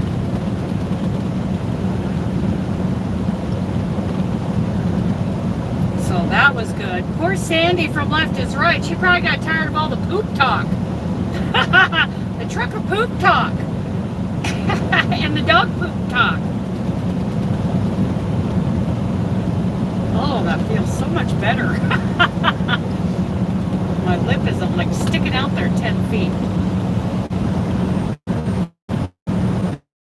Open and get it out of there, because it wouldn't, you know, it was hard. It was like, you know, like a shelled pea. It was hard, like a nut. But once I got, you know, the tip of my knife into it, it came out. It was done. Pressure gone.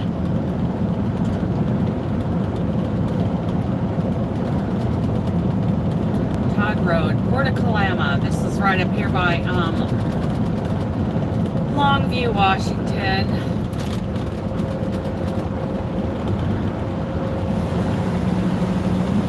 This is how we go out to a place, another paper mill. We go up here to the exit after this exit and go on into downtown Longview, and then we take this great big high arching bridge back over the Columbia River, back into Oregon.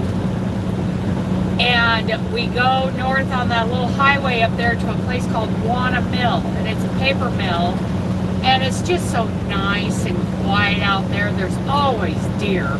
There's deer everywhere out there, and there's a place we can park and spend the night if we need to. It's just the nicest, quietest place. And usually these paper mills are in quiet, remote areas. Where did I go to this paper mill up north in northwestern Washington? I can't remember. Oh yeah, it was beautiful. There's another paper mill where I went up there, and I got there when my hours were pretty much done for the day. They had me drop the trailer, go park in the bobtail parking. Oh, it was wonderful, Sandy. And spend the night there, and they're always next to water, you know, because it used to be that logs were moved by water, like, you know, either by a river. They were stored in what they called the log pond.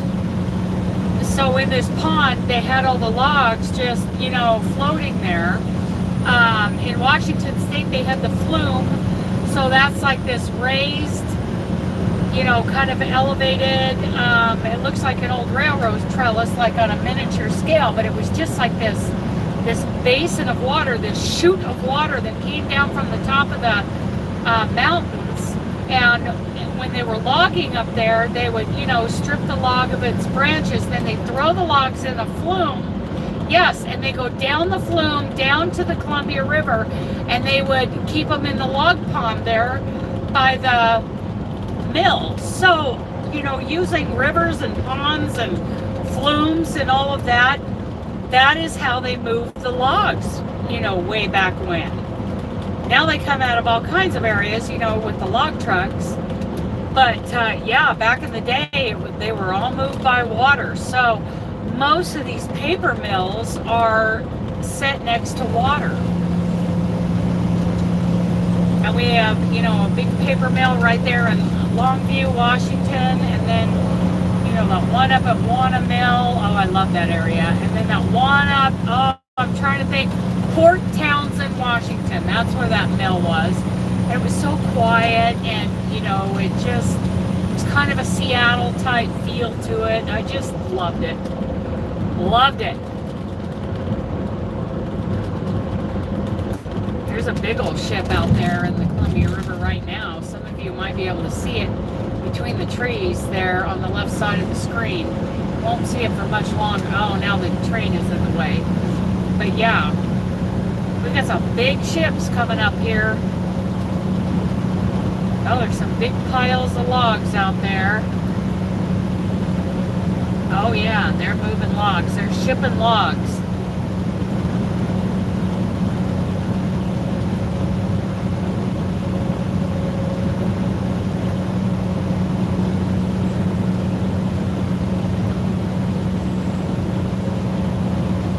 Columbia is so good for so many people. So many things. Recreation, commerce, all kinds of stuff the Columbia River provides. It's good for wildlife and salmon.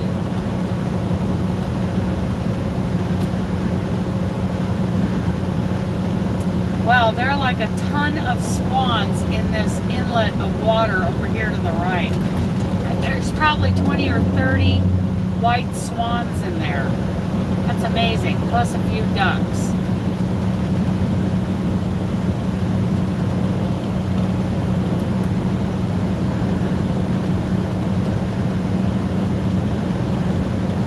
I'll probably stop the live when I get up there by the 99. I don't think I'm going to get fuel today because I just got fuel at getting pretty good fuel mileage, but once I get up there by the 99, I'll probably stop the live so I can concentrate and I can make a phone call about where my next load is. I'm sure they're working on it, at least somebody is, maybe not my DM. I don't have any confidence in her.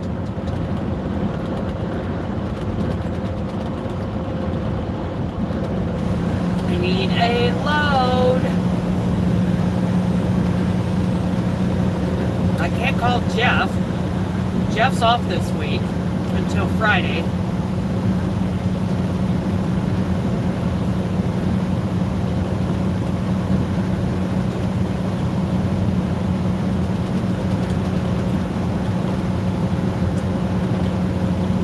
I can call Jim, but this is a little below his pay grade. Yeah, she needs to go back to customer service.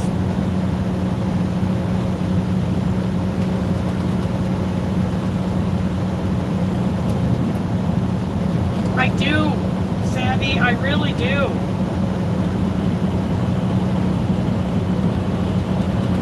There are so many beautiful areas. I mean, the Pacific Northwest is beautiful.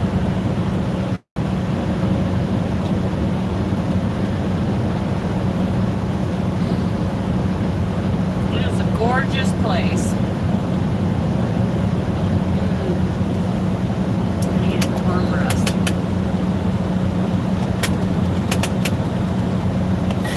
Yes. With these sugar-free breath icebreakers.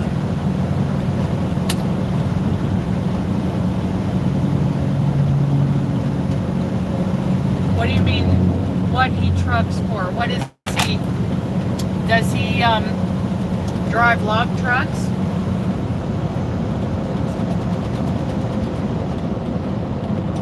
Come on over, dude. Flash him over. He looks like he has British Columbia plates on his flatbed.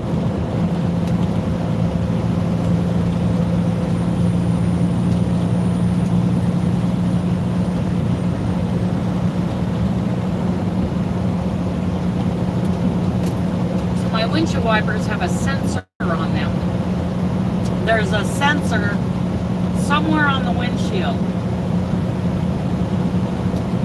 The beautiful country, yes. Oh wow, my Qualcomm just went down. Hopefully it's just resetting itself.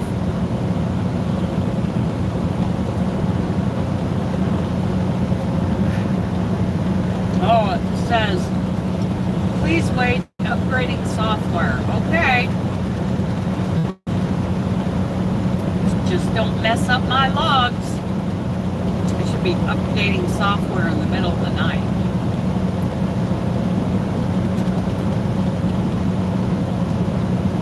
So there's Longview, Washington, and then there's Long Beach, Washington, which is a peninsula. And that is out on the coast, on the Pacific coast. Did you ever get the cap you needed? Yes, I did. Thank you, Kim. I finally got that the last time I was in Denver. I got the cap for the windshield washer fluid.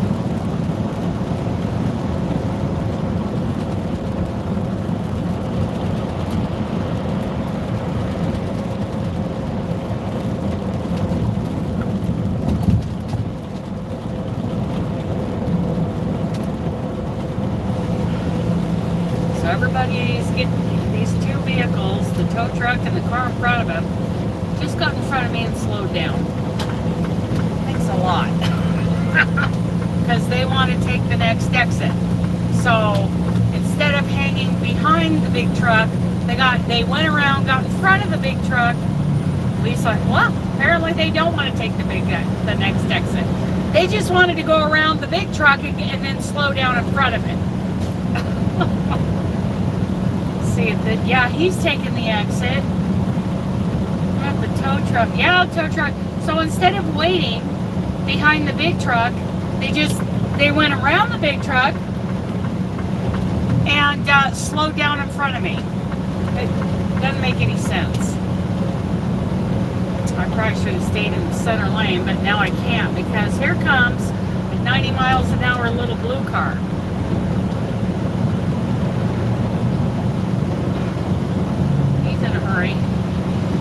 Oh, everybody's doing like 75 through here. I'm sorry, people, but your speed limit is 65. Yeah. It's like those three vehicles are racing or something. Which is, oh no, their speed limit is 70. So I guess they're not going that much over the speed limit. But they are doing at least 75, some of them 80. And with it sprinkling like this light rain, not a good idea. You lose traction. Just go watch Wanda's video and you'll find out how much traction you can lose when you're going too fast in the rain. There was no warning. No warning that guy was going to fold in half like that. No, it's not worth the ticket. And it's not worth losing control of your vehicle either.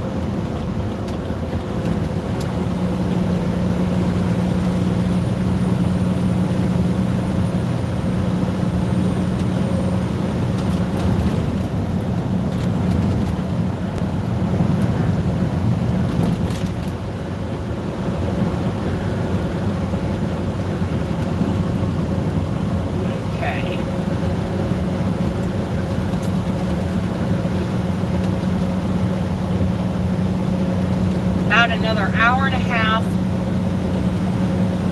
and we will be there. So somebody needs to get me a load.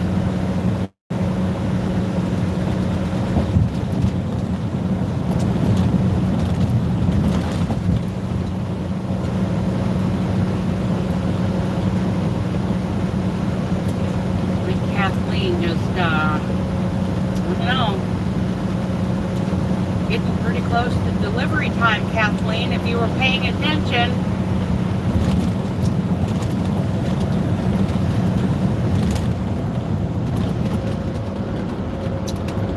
Kelso, Washington, right here. Cute little place.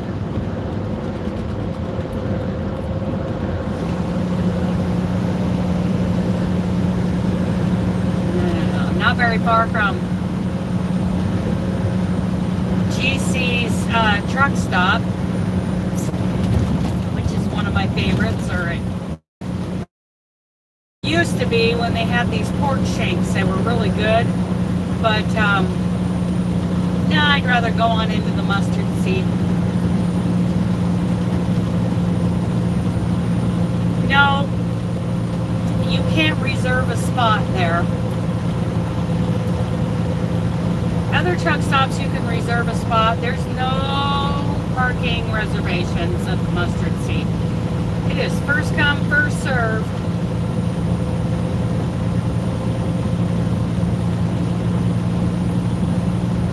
There you go, flatbed. Take it. Go, dude. Go, dude. He got past me. When we were coming up that little hill because I slowed down. Yeah, you know, I can reserve parking at a Pilot or a Flying J using the app. The same with the TA or the Petro. But a lot of, like this place is just one of those where it's all paid parking and no reservations. It's first come, first serve. So we're going to get there pretty early. I'm going to POOP the dog and then go in and get my pork. I miss that stuff. That is good stuff. Oh my goodness, that's so good.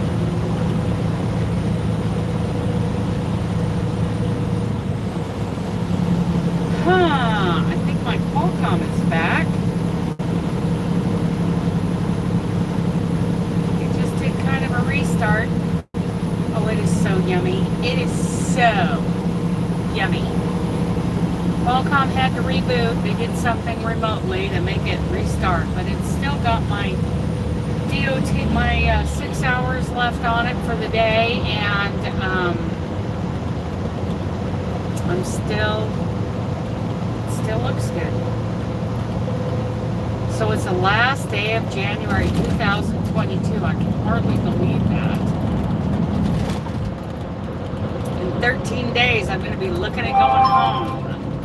If she responded to my time off request the other day, it's kind of hard to tell if she did or not.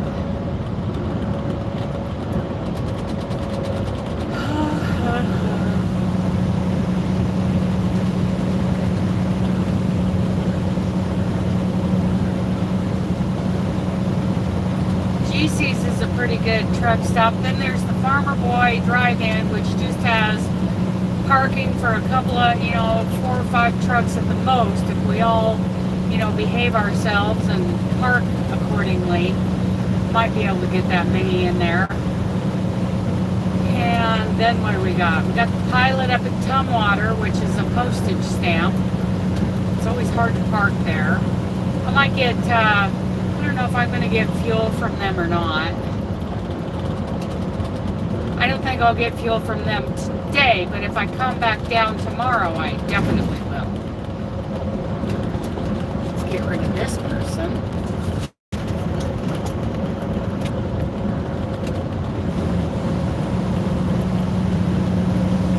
I think I whacked him. Thought I wrecked him. There we go.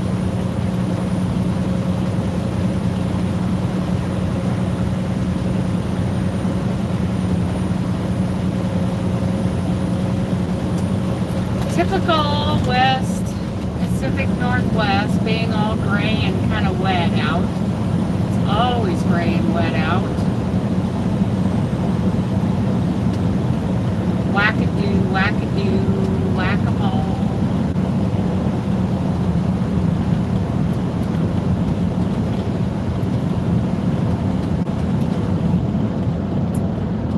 like to have some pork and take a nap, and then sit up and do some crochet on Aunt Martha's blanket and watch a movie. That sounds good to me. Getting kind of sleepy. I gotta drink my coffee. Getting sleepy.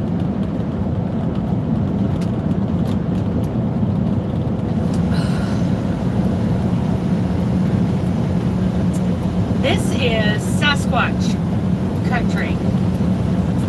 For those of you who believe in Sasquatch, I'm agnostic when it comes to Sasquatch. I don't know.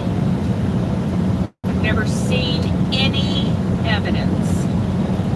But I have watched documentaries where they swear that they have real footprints and, the Patterson film and all of that. You know, some experts say the Patterson film is real.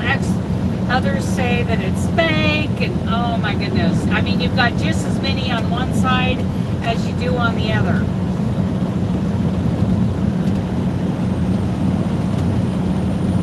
Yeah, I wonder.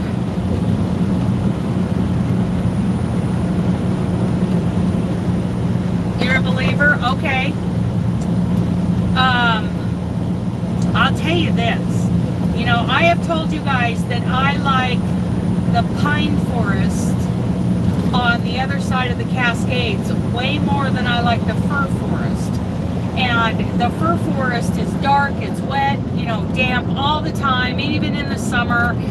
But there's so much brush. No, absolutely not. I don't know. But I do know that when I'm on the west side of the Cascades like this, in this area, and we're camping or whatever, I get creeped out easily because it's so dark and you can't see very far in, and you do hear things. And I know, as someone who has spent an awful lot of time in the wilderness, I know what is out there. I mean, I've never seen a mountain lion, but I know they are here. The only bear I've seen wasn't when I was camping. It was when I was westbound on I-70 going over the Rocky Mountains in Colorado. I saw a bear in the median. I know that moose exists. Okay, Kim, yeah. And I don't doubt that. I mean, you know, I cannot look at that statement and say, oh, that's not, they lied, you know, blah, blah, blah. Somebody's making that up. No, I can't say that because I know there are moose out there. I've always known there are moose out there, but I didn't see any moose until I started trucking. They are there. So just because I haven't seen a Sasquatch, I have seen videos about people who feel that there were Sasquatch calling all around them. I've seen those videos on YouTube. Your friend saw one. Okay, you know, and I don't doubt that.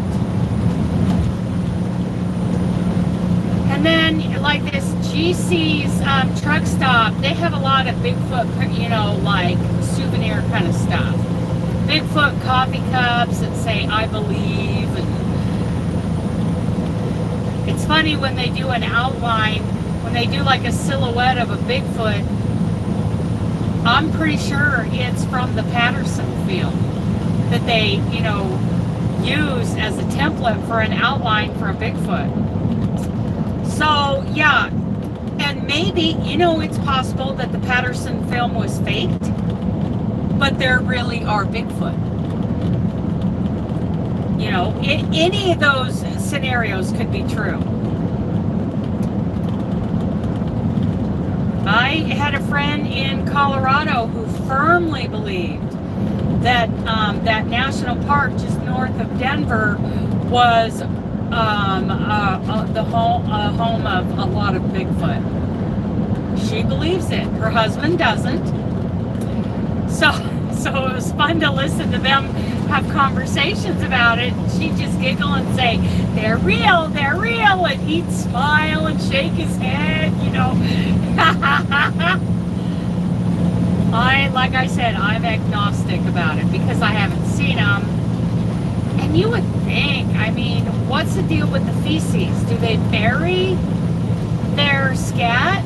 What do they do? Because I have been able to, just personally, the time that I have spent in the wilderness, I have been able to identify all of the scat that I've seen. Is that coyote? Is that, bobcat, deer, elk, cow? A lot of times we went hunting in the open range area, so there would be cattle out there. But I've never seen anything that I felt was unidentifiable, Maybe they bury it. Maybe they're very, sensitive about leaving a bunch of poop everywhere. Yeah. Makes you wonder.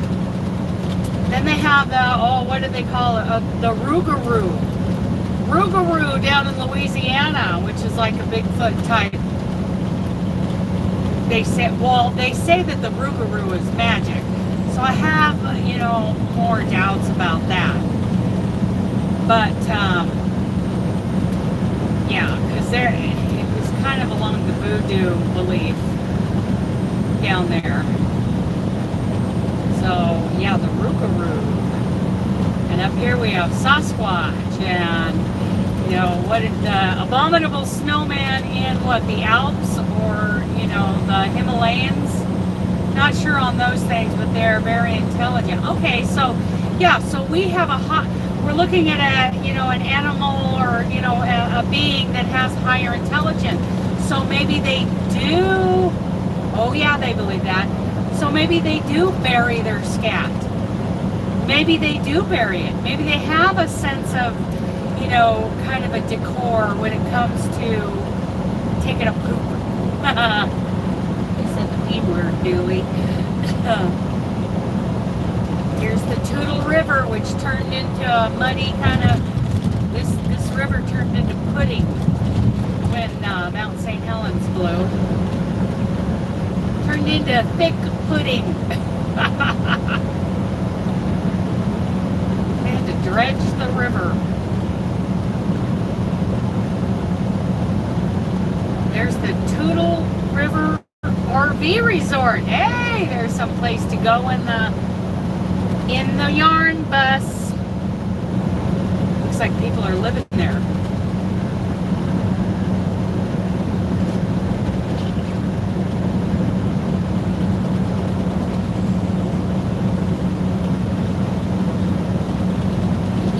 It wouldn't surprise me if they're real, that they probably bury it. But they're very elusive. I mean, if they're real, they would be at the very top of those mountains and the very deepest part of the forest where there aren't any hiking trails or places that are frequented by us.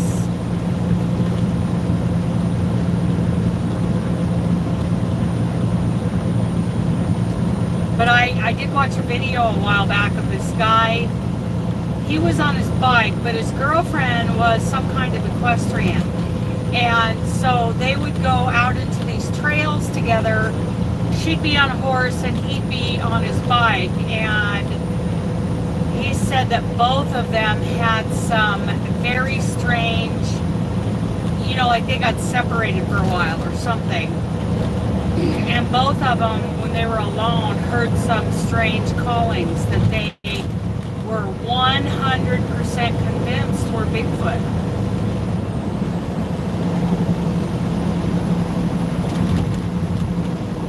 Now I'm going to go down the Bigfoot YouTube rabbit hole when I get to where I'm going. There was a sighting a few miles from me a number of years ago. They do have hair samples proven clinically unknown primates, so who knows? I think there is a lot we don't know. Yes, and I was watching, Marion, a Bigfoot, documentary or something streaming. and there was some kind of scientist that was kind of banging on trees. Yeah. So there was some kind of scientist who was an expert in footprint. Instead of fingerprint patterns, it was footprint patterns, animal tracks. And he had determined in that documentary that this was an unknown foot pattern, that it was not fake and that it was not human.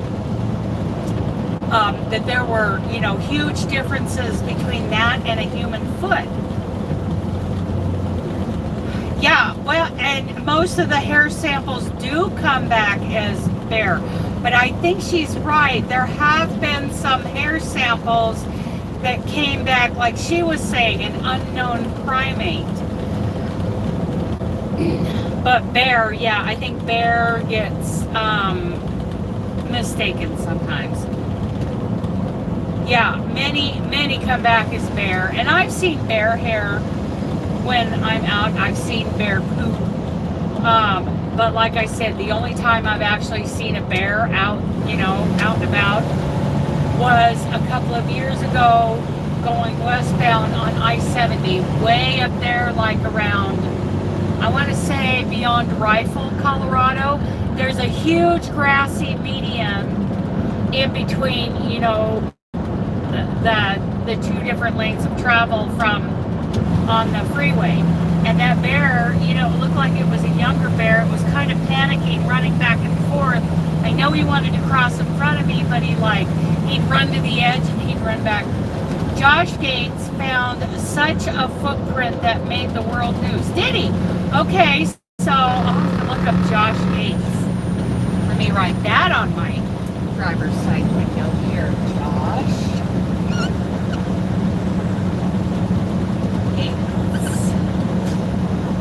J, not a T. Okay, Josh Gates. So I'll look him up. There used to be a guy. Yeah, I think it would, it would be quite an experience. Patterson. The guy who, the Patterson film from way back when of the Bigfoot walking across, that open area. Patterson used to have his research headquarters in the Dalles, Oregon. So the Patterson film was like down around Klamath Falls, I think, somewhere in southern Oregon. But he, even after I was in high school, Patterson had the Patterson, research headquarters right there in the Dalles in a big, single wide office building, right close to Spooky's Pizza. I think it would be quite an experience.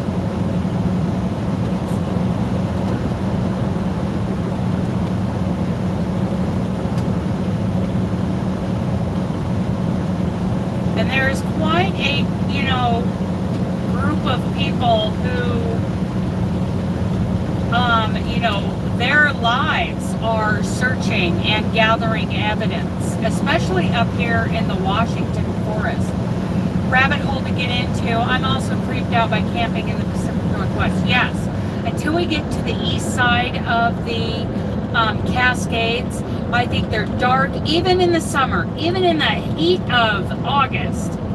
There's so much brush, close to the ground, and those fir trees, you can't see past them. I get creeped out because I know there's things out there, and by things I mean mountain lions, bobcats, lynx, coyotes. Now Oregon has wolves. Oregon and Washington now has a wolf population. I remember seeing a wolf in Oregon hunting when I was in high school, and there weren't supposed to be any wolves in Oregon. There's a well-known sighting by a police officer. See? Yeah. So the west side of the Cascades, I don't like. I don't like those Douglas fir forests. I like a pine forest less brush on the ground. You can see past the pine tree. It's not as thick as a fir, and I feel more comfortable in those open forests. Yeah, I think there's just something creepy, and I don't think I have a sixth sense or anything, like I'm more in tune to things than anybody else. I do not think that. Wolves, when we were driving in Eastern Oregon, yes. And I heard one of the recent times that I was in Eastern Oregon, over there by Cabbage Hill, I did not see it, but a truck driver came on there and he said, do you see that? You know, he was talking to his buddy, he goes, you see that off to the side? That is not a coyote, that is a wolf. And it doesn't surprise me because, like I said, my dad and I saw one cross the road right in front of us when we were hunting out behind Hood River, Oregon one year. So yeah, there are things, and of course there's lots of black bear. Not that I've ever seen any bear in this part of the world, but I know there's a large black bear population around here, and I don't want to run into a black bear. They may not be a grizzly, but they're still a bear. I don't want to see them. I don't want to run into them. I want to see them on TV. That's where I want to see those.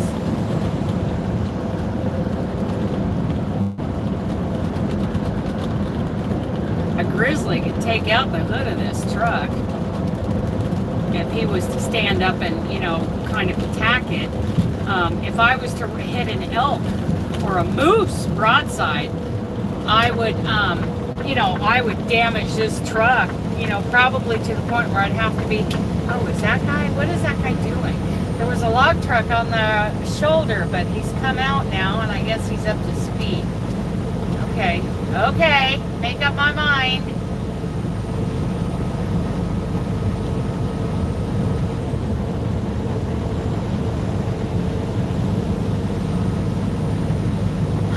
This place off to the right, he makes like these metal sculpture type towers. It's interesting. I don't know what that's all about.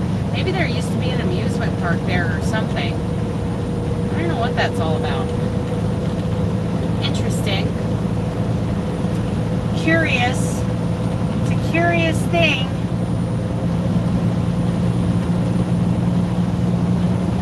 Well, and I was telling you guys one day that I saw a documentary where a guy swore on his deathbed that the Alcatraz escapees are buried along Interstate 90 east of Seattle, where they were shot for their money.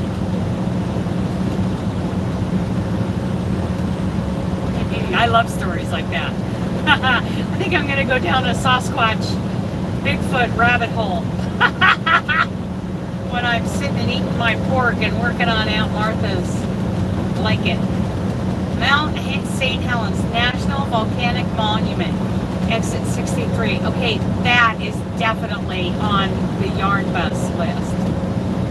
Go over there to the Mount St. Helens, because it blew, it seems like it blew, the north side of it really blew. But we did get, you know, way south in Oregon City, we got ash.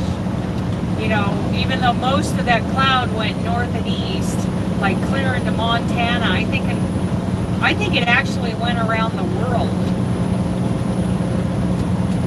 when it blew, that ash cloud.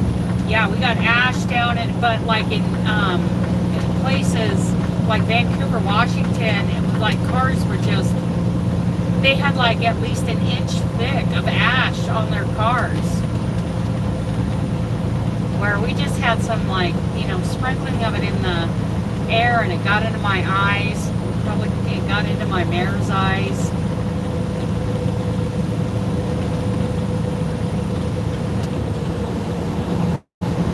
It's raining now. Raining.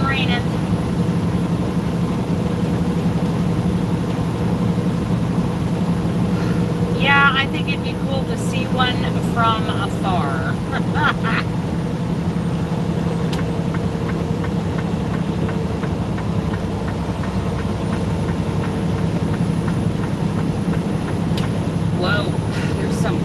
in the pavement here that aren't very fun. This log truck isn't going very fast to get around this flatbed. Oh, we gotta let the flatbed over because that lane is ending. Come on over, Bubba.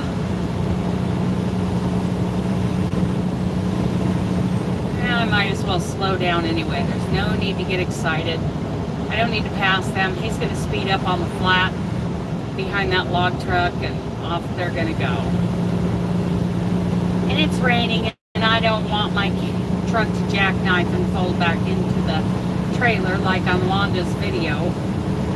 Wow, that's not working.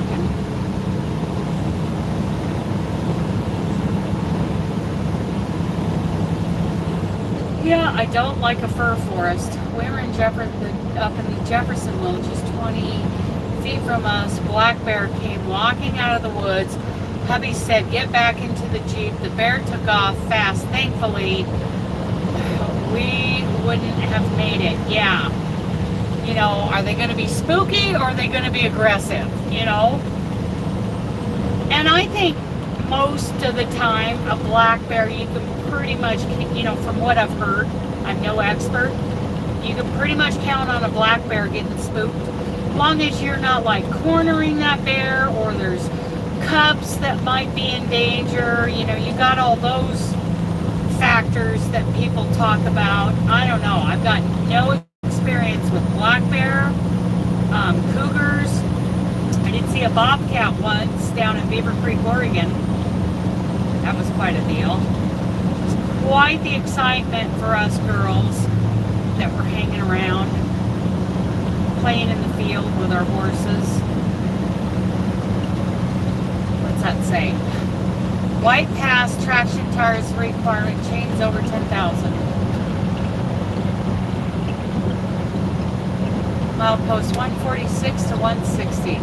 Huh, I wonder if Snoqualmians got a chain requirement today. The first time I put on my, was that the first time I put on my snow socks? One of the first times. Actually, I think the first time was when I went over Mount Hood and back in that blizzard a month or two ago, a couple months ago.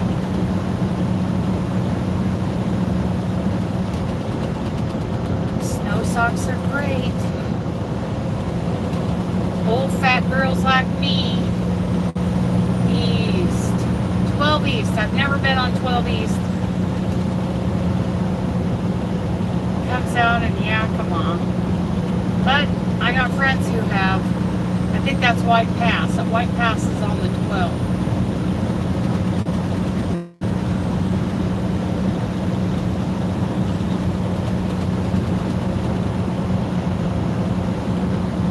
So we've passed GC's because that's at like the exit 57. Then we get up here around the 71. I think that's the Farmer Boy place. 99 is the Pilot. I think we're going to go on by the Pilot. We're not going to stop there today. Old flatbed. He's going around the other flatbed. Restaurant and bakery. I've never been there. Thank you, Doris. I can hardly wait to see it. I have another package that I'm waiting on. We have black bear here in Arkansas. I've never seen one, but the people down on the road took a picture of one on our property. Oh, wow. Yeah. See, and I had bears come across my property there in Colorado, but I never saw them. You know, there were tracks. And then, you know, there were bears just on the other side of the basin where I lived at my friend's place. He had an outdoor camera on his patio, and there was a video of two black bears getting into his garbage can. We weren't that far out of Colorado Springs, and we weren't very mountainous where we were, so you wouldn't think, but there was a huge elk herd that lived in the area. And you hardly, like I saw them I saw that elk herd 3 times during all the years that I lived there. One day I, sat and looked over the back of my couch with the field glasses and watched as I lost count at 40 of them coming down out of the pine trees into the hayfield.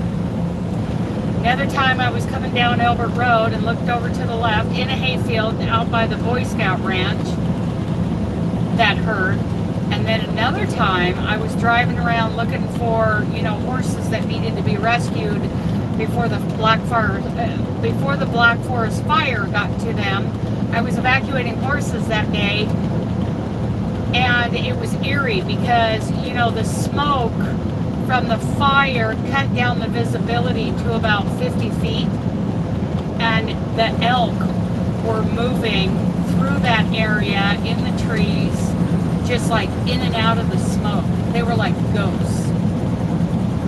Great big resident elk herd around there. They're so cool. Coming up on Napa Vine, exit 71. I don't think this is the exit for the Farmer Boy. I think it's further up, like the 79 maybe.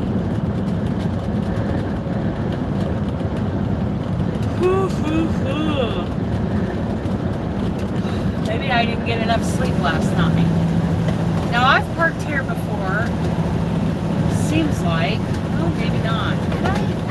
Is this where I stopped? Yeah, I think I parked at that 76 station once when I was with May Trucking and spent the night. Ran out of hours, ran out of daylight or something. Yeah, I'm sleepy. Ooh, more coffee. Here we go. I love my coffee.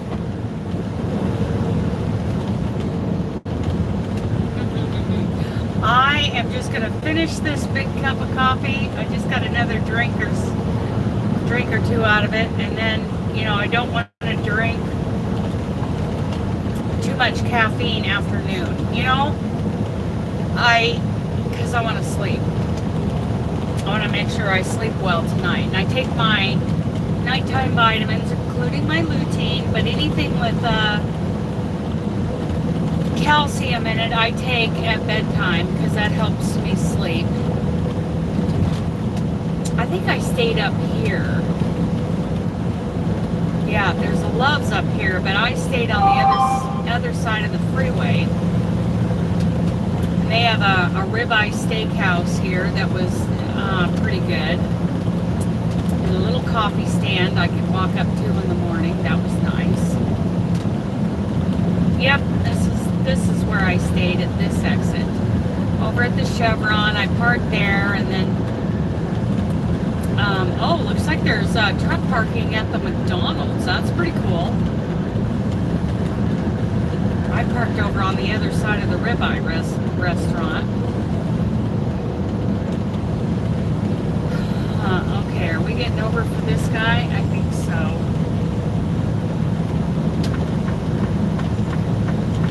Yep, I parked over there. Yeah, don't get pushy.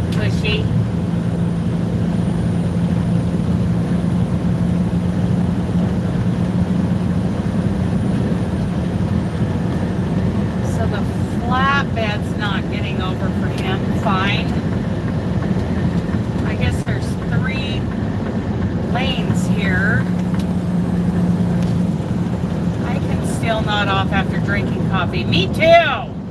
More than one or my anxiety goes away. Yeah, I get ya. Coffee on my 3rd cup just to wake me up this morning.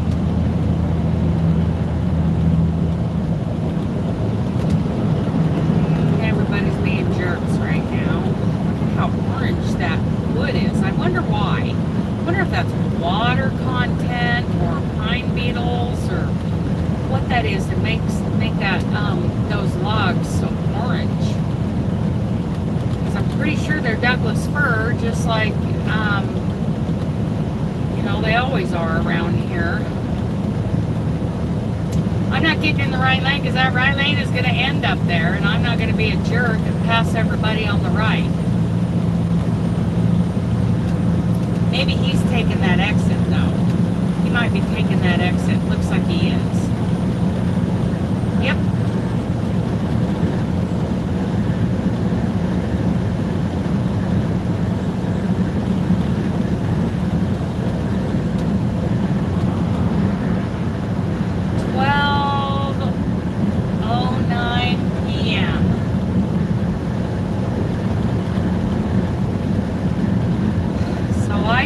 Done with this load by 1400, which is 2 p.m. and maybe parked over at the mustard seed by 13. We'll see. We'll see what happens.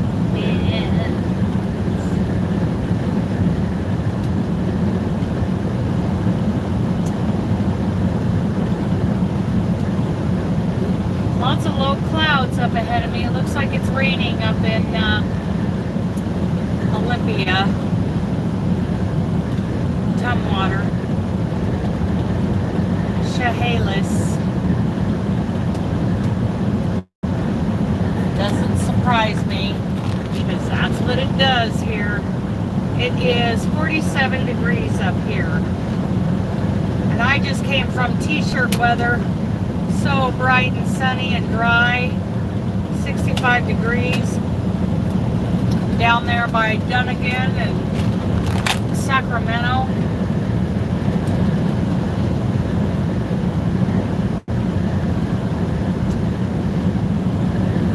That weather was nice, but I'll be glad to get back on my east-west run.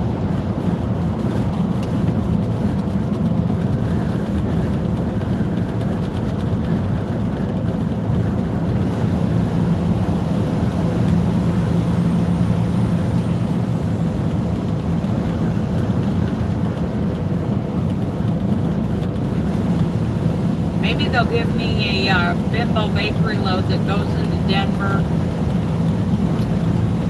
from up here at Kent, Washington. Now that means I'll be driving through Montana, which is fine with me.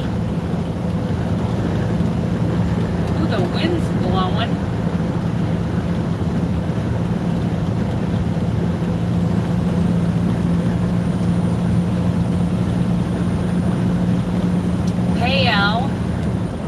Strange names up here, old Indian names. Snoqualmie, Swim, Payel.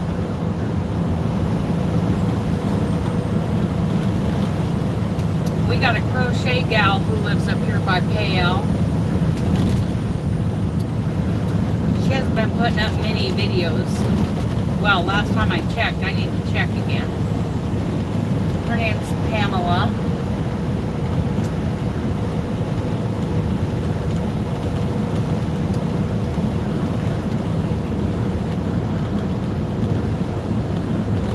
Oh, Tammy, hopefully, they'll give me a Bimbo load out of Kent, Washington, and we'd be riding through Montana.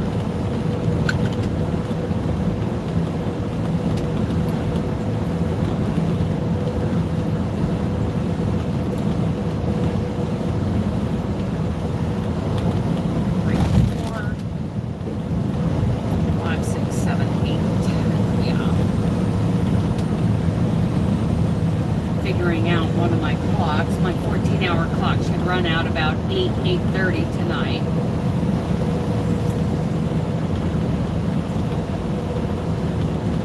I need to clean my fingernails. I keep them pretty close, you know, clipped pretty short, so they're easier to clean. It's tough to keep them clean doing this job. I think a lot of it is the food, you know, I eat a lot of food with my hands. So really it's like pork rind dust. Boy, I don't don't know if you guys can see that. You see that dark line coming down out of the clouds? It's almost like a tornado, but that's just a really heavy rainstorm. Do you see that? I can kind of see it on the screen, but I really see it in person. Yeah, we're going into some rain up there. Let's see, we get past this, you should be able to see it. See that dark line over to the left? It's like a big, it's like a tornado. Yeah, it does look kind of scary, but you know, that's how some of these downpours look. This isn't typically tornado country. Not that tornadoes don't happen here, but very rarely do they happen. That is just a very heavy rainstorm right there. Yep, the rain's picking up. But then beyond that, I see a lot lighter sky. You guys can see that too. It gets a lot lighter. So now that thing is a little bit over to my right and up ahead of me.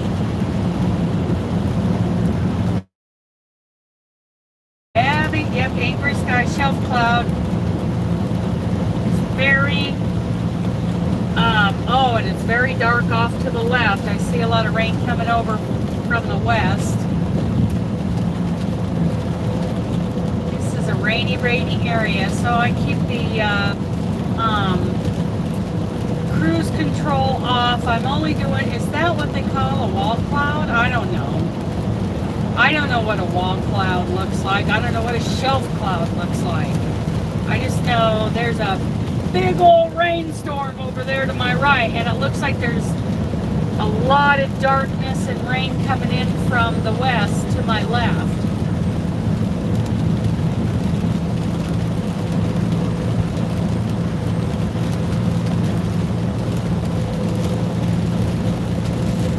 We are going on in, Billy. Going on in.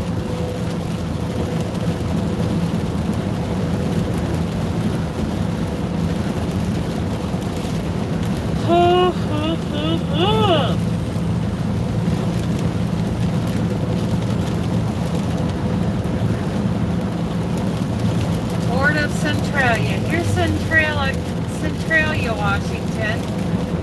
I've never spent any time here.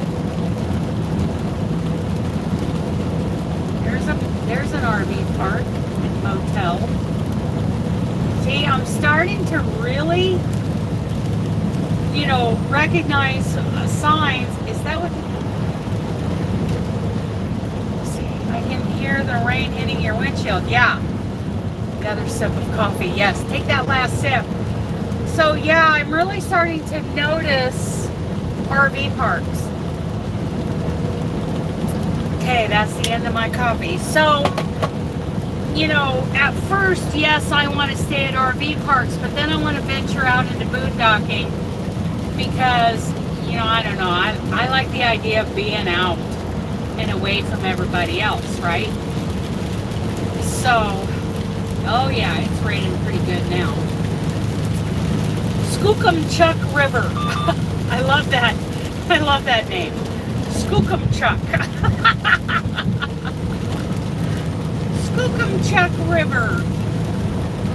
Yeah, so it looks like we're going to get north of this rainstorm that's coming in from the west.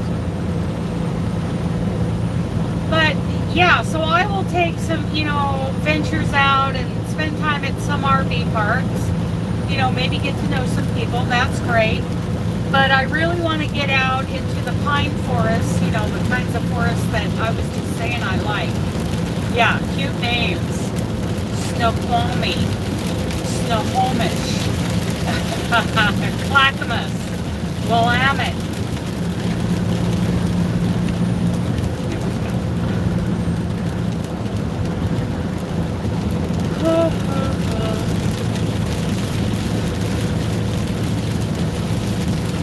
Oh yeah, raining pretty good now. Let's get those high-speed windshield wipers going. Kick off the cruise, do 56 miles an hour. Okay, so I'm going to move over into the right lane. I don't think this right lane is going to end. They heat up the mirrors so that they stay clear. Probably could use a little defrost. Yeah, but it looks like we're coming into some lighter sky up there, and I'm looking forward to that. Yes, they are. You know, we have the Clackamas tribe, the Willamette tribe, and these, you know, they're either tribes or they're names that the tribes gave these bodies of water in these areas.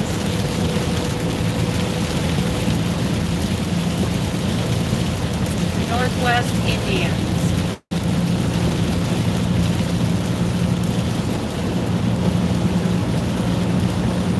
Ooh, let's get some heat. Get a little heat. Get a little chilly willy right there. There we go. Hello, Tracy. Truck wash, that's right. This is my kind of truck wash. Because my truck works for a living. We don't have time for baths. Oh yeah, we're coming into some nicer looking sky right there. So we're going to kind of skirt around this big rainstorm. We're just catching the front end of it. Hello, Angela. Oh, how are you? So fun to see you. It's so fun to see all of you. I mean, you just make my run go so much faster. Keep me awake when I'm sleeping. You know, in the kind of heavy rain we get in the Northwest, I don't typically pull over. But, you know, I grew up in the Northwest, and then I moved to Colorado, and one time I was heading north on Santa Fe, Highway 85. I was heading up to go to Murdoch's that day, and that was the heaviest rainfall I had ever experienced in my life, and all the cars on the road pulled over and waited about 60 seconds for it to pass. But you got more rain in 60 seconds than we would get here in, you know, a day. That's how heavy those rainstorms were. Hubby's appointment. Okay, Doris. Have a great day. I'll look out for Bigfoot for you. I will keep an eye out. So I do think it would be cool to see one. Yeah, see, the sky is opening up and getting, I see blue sky up there and lighter clouds. I think the weather's a little better up here, up north.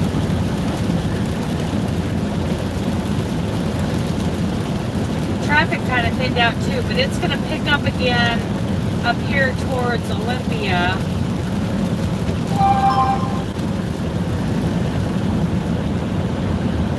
And towards Tumwater. 12 west. Here's the 12 west. If you go 12 east, I believe that's where White Pass is, and that's where they're chaining up right now. Pacific Coast, Scenic Byway, Ocean Beaches, Olympic Peninsula, follow 12 west. Yeah, I've gone that way.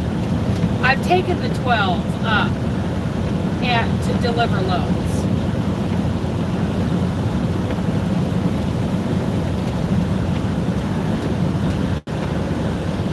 Oh yeah, that looks so much nicer. A little less rain, a little less windshield wiper. See, this says Chehalis Tribal Center. So Chehalis was probably a tribe, still is a tribe. Aberdeen, Tenino, that's a truck route.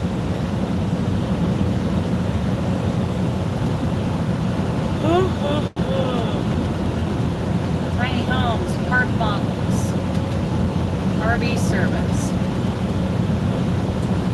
There's another rest area up here, but I think we can make it to Puyallup. We're not that far away. Let me look. We're 39 miles to take the 512 east. I'm just revealing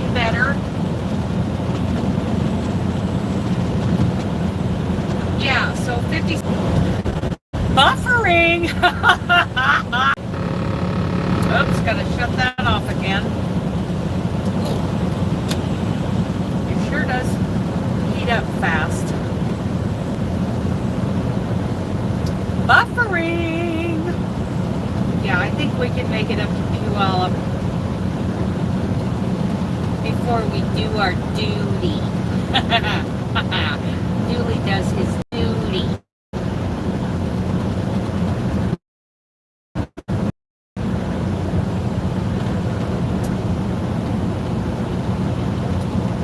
Pretty sure we passed the Farmer Boy, because I believe the Farmer Boy drive-in is south of this rest area, and then north of this rest area is exit 99 for the pilot.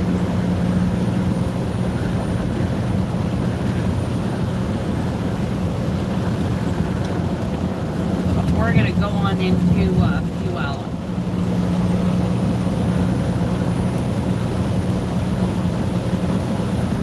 See how pretty it is here? I mean, it's still raining a little bit, but there's sunlight.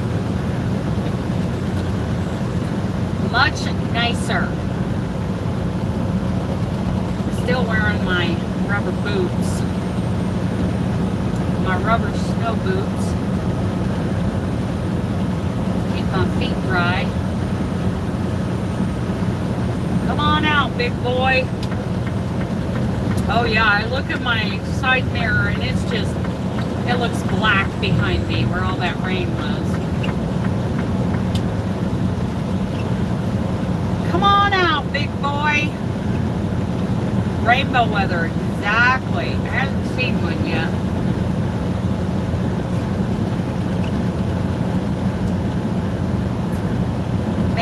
Transfer Incorporated. Never heard of them. They have, is that a Montana plate? What is that plate? No. That is North Dakota. Minnesota. Minnesota plates. Puyallup. Pew, like a pew in a church. Up. Rain, rain, go away. Come again another day. Yeah. I used to sing that a lot. But now, like she said, I'm getting a truck wash. Which I needed. Because Rhoda, she's a dirty girl. Puyallup.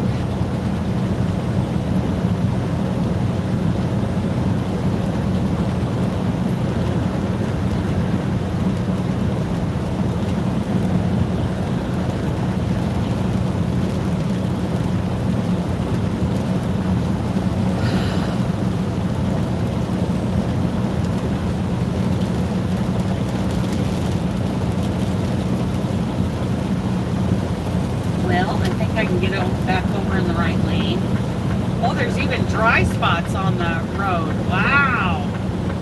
Pavement got some dry spots.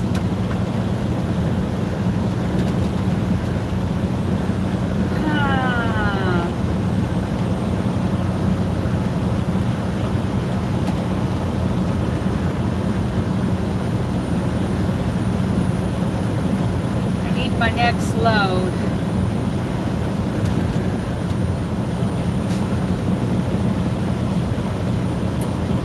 My next load. So you guys, it is beautiful. I'll be right. Never mind. Nobody's answering the phone, so I'll try again in about a half an hour when everybody's back from lunch. Apparently they don't have enough people covering lunch.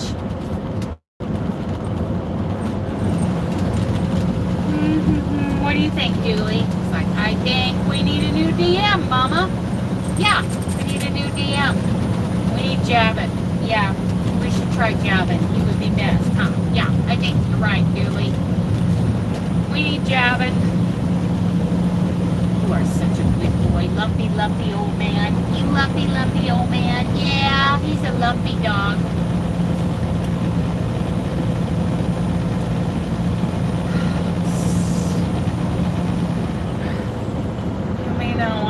west for a few days. Supposed to have lots of snow. Well, I am west.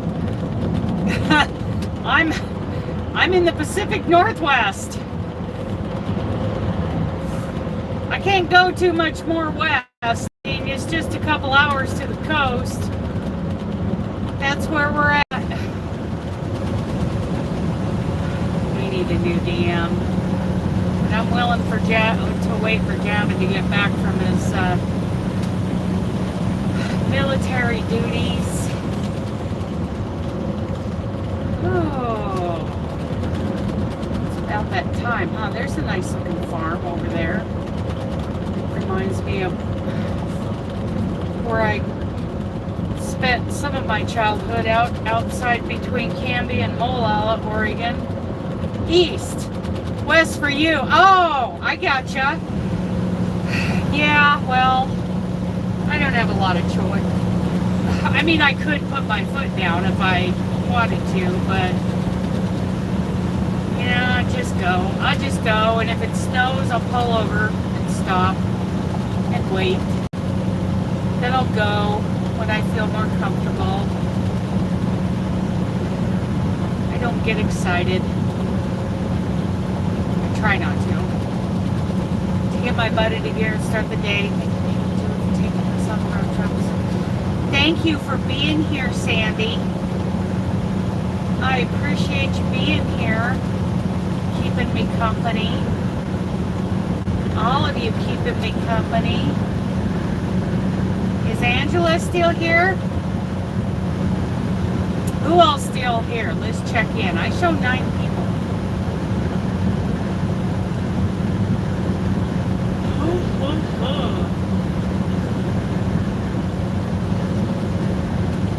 Who's here? Roll call.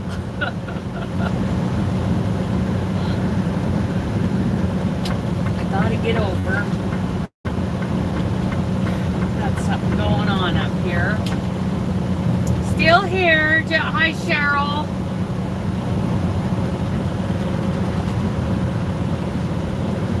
Now getting back over.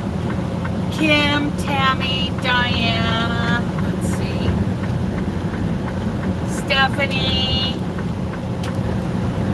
Oh, you got a bad one's about to hit on Wednesday, Kim. San Pal. Oh, hello, San. Got some peeps in here. T. Riviera. Nice.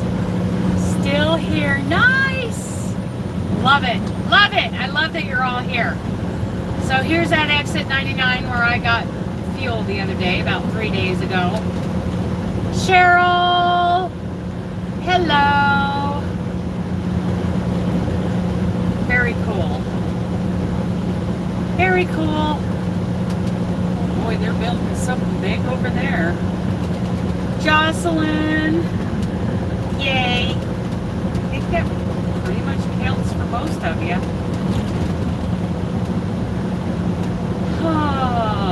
So Highway 101, if I wanted to take Highway 101 up the coast, I could take this exit, you know, the same 101 that they have along the coast down in Southern California.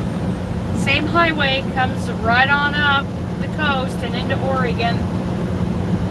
Goes all the way up. And Crochet. No, I don't need fuel right now. I'm good.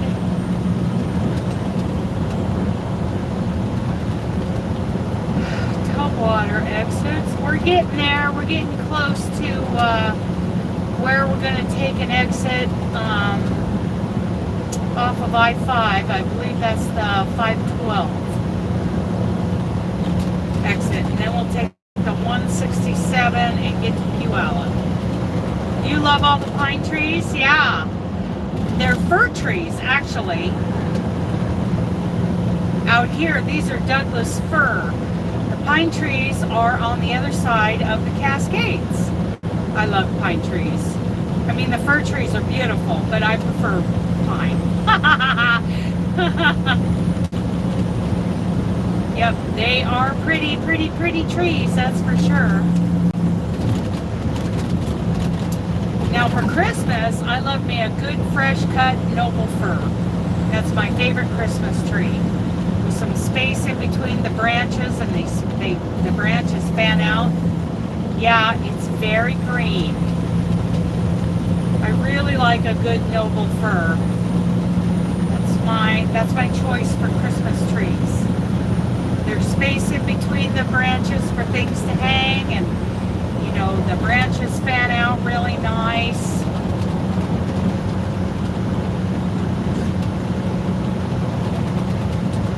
Shut off the windshield wipers and see what happens. Yay.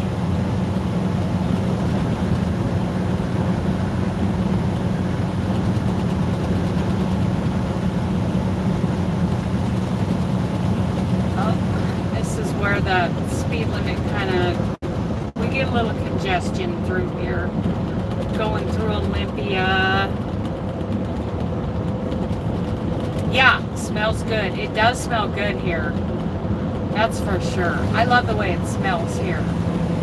And on the other side. They have a little bit different scent, but I love them both.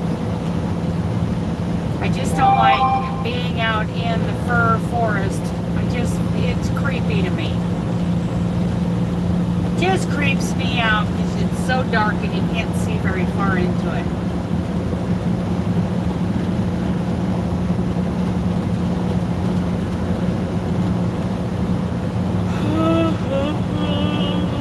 We need exit. What exit do we need here? Exit 127 is what we're looking for. So 25 miles. And we will be exiting. It's not even one, it's like 12:38 in the morning here. Time for a drinking poo.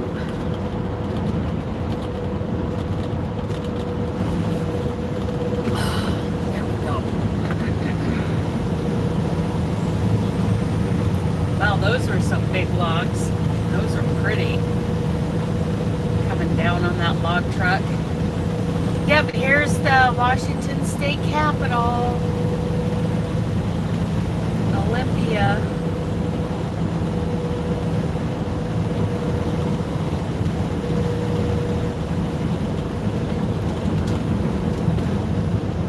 Deschutes Highway. See, there's the Deschutes River and a whole Deschutes area in Central Oregon. So that always catches my eye because that's a completely different part of the world. See if we could take the 101 north right here if we needed to. Go up the coast to Port Angeles. Tacoma is 31 miles up, so that's pretty close to where we're going to. Our exit is like 127. Yeah, baby.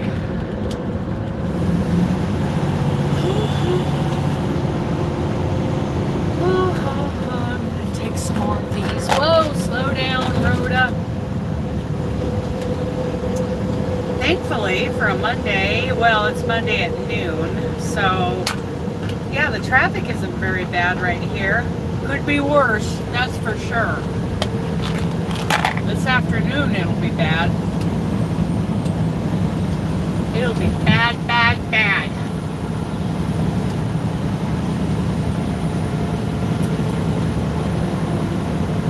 You go, boy. He's from Minnesota.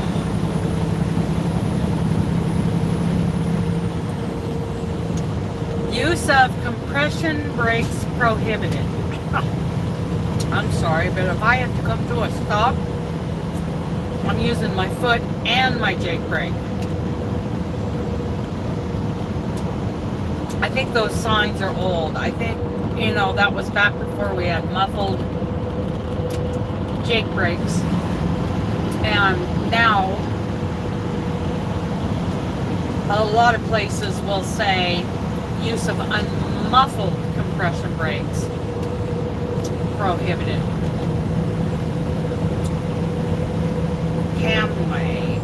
got Washington plates. I don't know where Amway trucking is out of. Have you been here, Stephanie? Yeah, hopefully by then I will be parked. In about 20 minutes or so. Yeah, about the traffic, yes. About 20 minutes or so, I'm going to make another call. Say, hey, where is my pre-plan? What are we doing?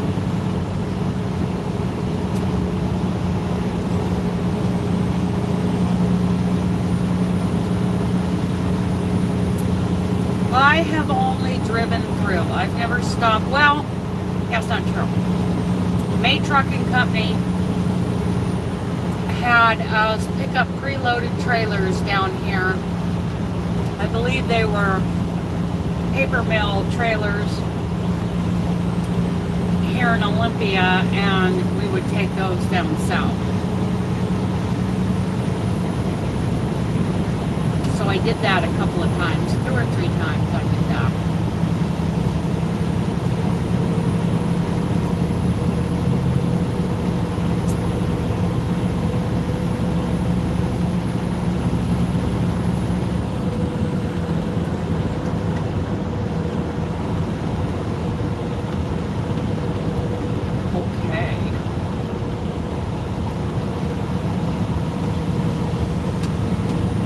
That right lane, yeah, looks like that right lane is going to end. So I'm staying right here. Then we get north of Olympia. We're going to go by the Lewis McCord Joint Base. Lewis something. Starts with an M. I thought it was McCord. I could be wrong. There'll be a sign that will correct me. I've been to Fort Lewis.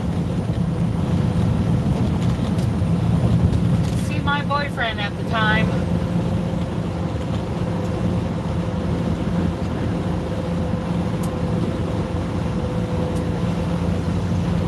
Army base, but McCord is like Navy, Air Force, something.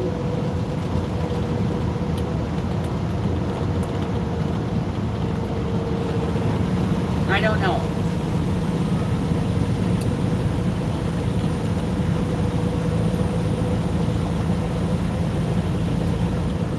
Now we're entering Lacey, Washington. Been here many times to the Home Depot distribution center here. And you got to take these trailers through several roundabouts to get to that DC.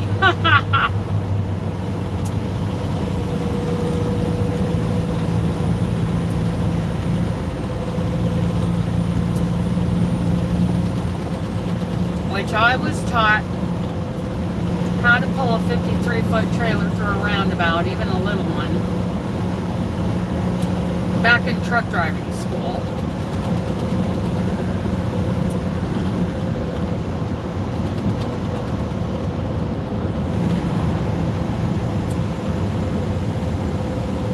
I think about all the guys that were in my truck driving class, and I wonder where they are now. There was an older guy who was retired, had a nice dually diesel Ford pickup. He was going to run. He was going to do the hot shot thing. He was going to use his pickup to drive, pull RV trailers back and forth across the country.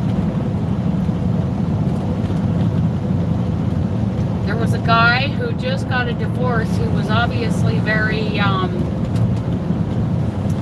not a fan of the roundabout, but I know how to go through them. This guy, he was bitter about his divorce, and he was getting his CDL, and he was just going to go drive truck for the oil fields. He was, bitter about his divorce. divorce. It was, done. He was completely divorced, and he was just like heading up to North Dakota. Gonna go drive in the oil fields and make some money. Because you can make quite a bit of money in the oil fields driving up there. I hear it's pretty rough. I don't know if I would last long, but I think this guy could have. And who else? There's the former truck driver, the little Hispanic dude who tried to teach us all of his bad habits. Okay, Cheryl, I hope you feel better. Have a good day.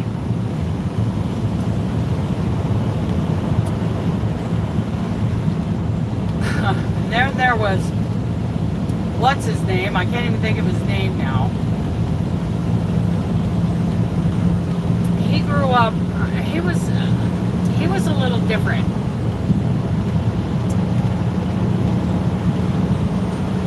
He was a younger guy, well, younger than me. That pretty much classifies a lot of people.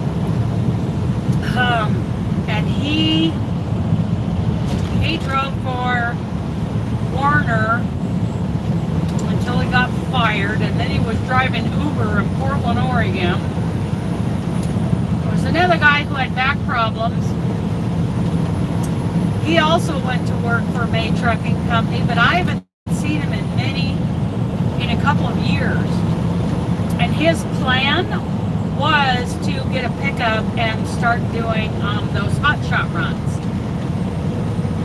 I think doing hot shots would be pretty great. I'd like to be a hot shot driver. Driving my pickup, doing, hot shot loads back and forth across the country. You can haul cars, you can haul anything on a flatbed, you could, haul RVs. And, yeah, I think I would like that. Else was in that car? Oh, no, that's the only guys I can really remember. And I have no idea where any of those guys are now.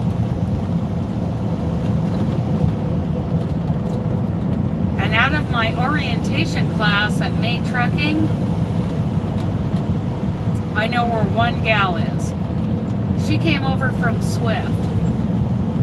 And she drove for May for about 3 months, and then she went on to another company. Her name was Jackie. Of course, I met other drivers there. But everyone in my orientation class, man, I don't know. I don't know that any of them are driving for May Trucking anymore. It's a starter company. That's really all it is. Even though Kenny has lasted 15 years, I think he could be making so much more money. But he doesn't like change, and I don't blame him. It's hard to change companies. It is horrible. It's worse than, moving. So many uncertainties.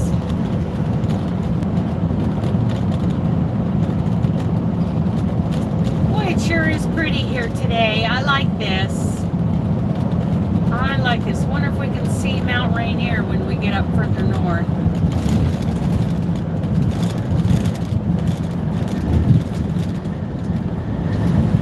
There's another one, Nisqually. There's another name, Nisqually. Let's slow down a little bit.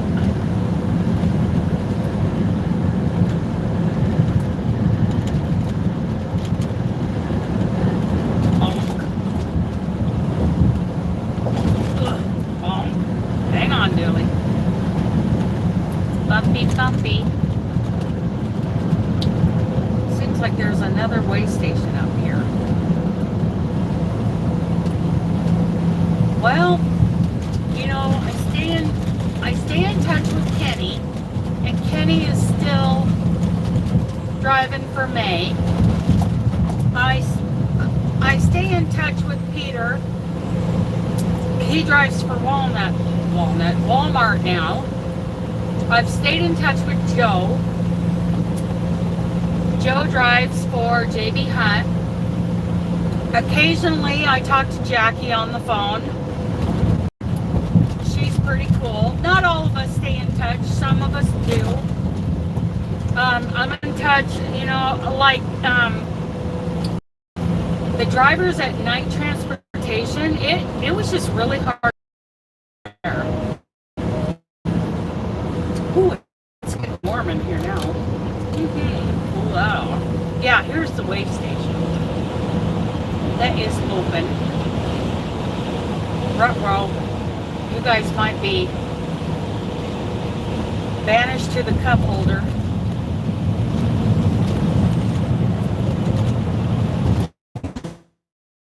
House.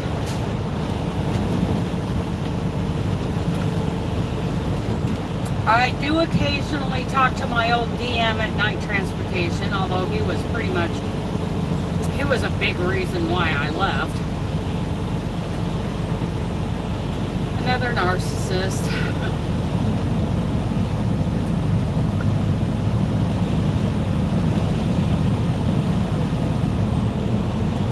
Let's see what happens here. Are we going in or not, Dooley? What do you think?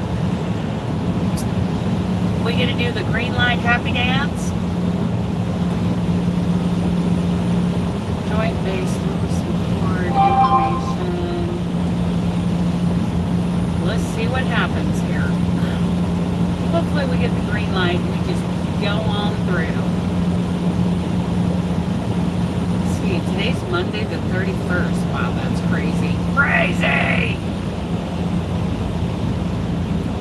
Seems like just yesterday we were in lockdown, but that was 2020. So a year and a half ago.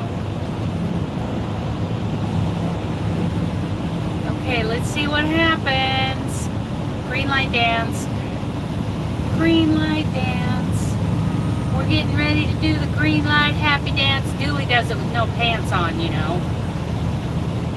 Mills Road, Miss Coleman Road, police station. Let's see what happens. How do you get the green light? Okay, so I have this thing up on my windshield. It's up there with Velcro tape. It's called a pre-pass. And it's a device. Alright, you got me first. Like you couldn't get in line with the rest of us. You had to run up here and get in front of everybody else. Those guys, I just have no respect for. So there's this transponder thing right here. Okay, watch. It's a truck. I got the red light. Yep, that thing that was over the top. Okay, you guys are banished to down here until we get yeah. They're pulling everybody in. Hi, baby dog. And that's what it sounds like when the red light goes off.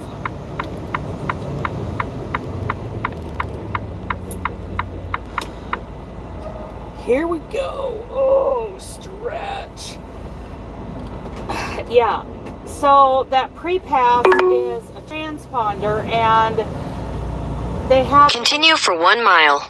You'll see, coming up on a way station, you'll see these big arms, you know, coming out over the lane, and there's like this device that kind of hangs off of it, and it reads our transponders. And it sends a signal to our transponder telling us whether or not we get the red light or the green light.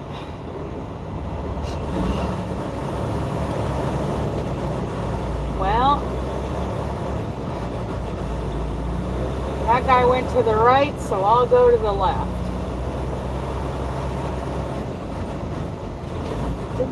I didn't see a speed limit sign, but I'm sure it's 3 miles an hour over the scale, usually. Some scales are 5. We'll see.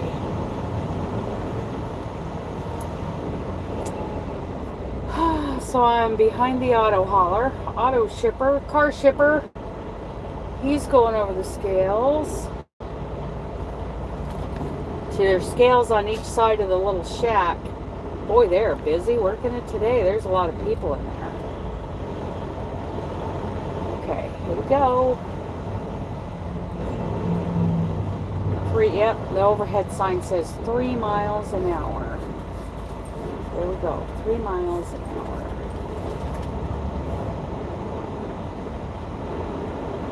Doesn't look like they're hauling a bunch of people in. Oops. Or slow down, Dana. Oh, and they got a couple of them sitting here with their cars running, getting ready to chase people for not doing what they're supposed to do. People who are trying to pass. I see a lot of guys get in the far left lane and bypass this way station when they're pulling us in. So I think they're catching that today. It's Monday morning. They're all gung-ho.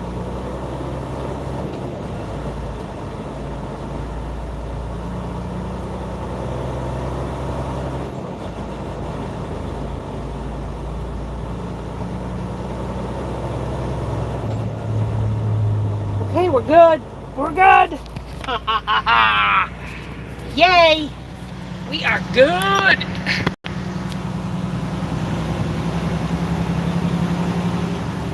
Okay, here we go. Yeah, the green light makes noise, but it's more of a beeping. Cup holder time. So, yeah, I get the green light from that transponder on the, up on my pre-pass that's up on the windshield. But right now it's got a red light in it. So the red light in it is like one solid tone, where the green light is like beep, beep, beep. It's a different tone.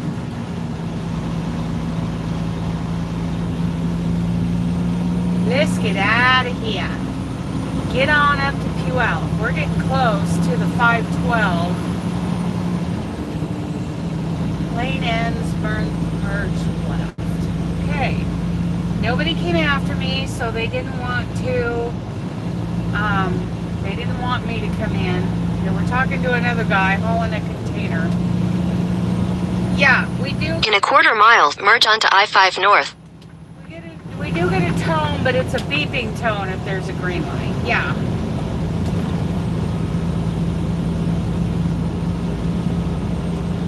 Yahoo! Very bright and sunny here, even though there's some clouds. Okay. Getting over. We're at 119, and where are we going? The 27. So 8 miles to our to get on the 512 and head towards Puyallup.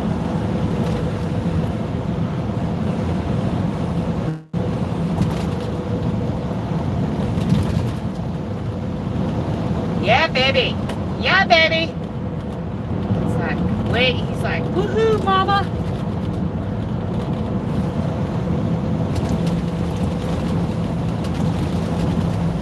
Now we are off to Fred Meyer's.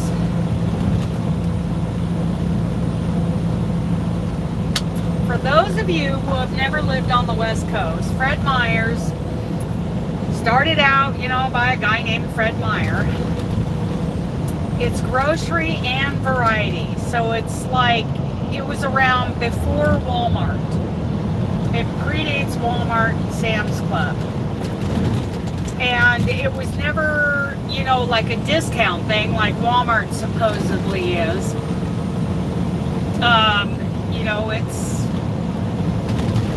It's pretty decent quality stuff. And Fred Meyer's, so you've got one side, you've got, grocery, produce, meat, all of that. You've got Fred Meyer Jewelers, which is usually in the front of the store. Then you've got like clothing and, one end you've got the garden center and everything in between, everything in between.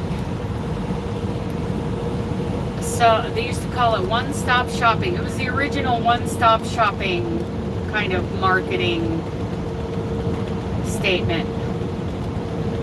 Now a lot of people say that, but yeah, Fred Meyer, One Stop Shopping. So Fred Meyer is up and down the West Coast.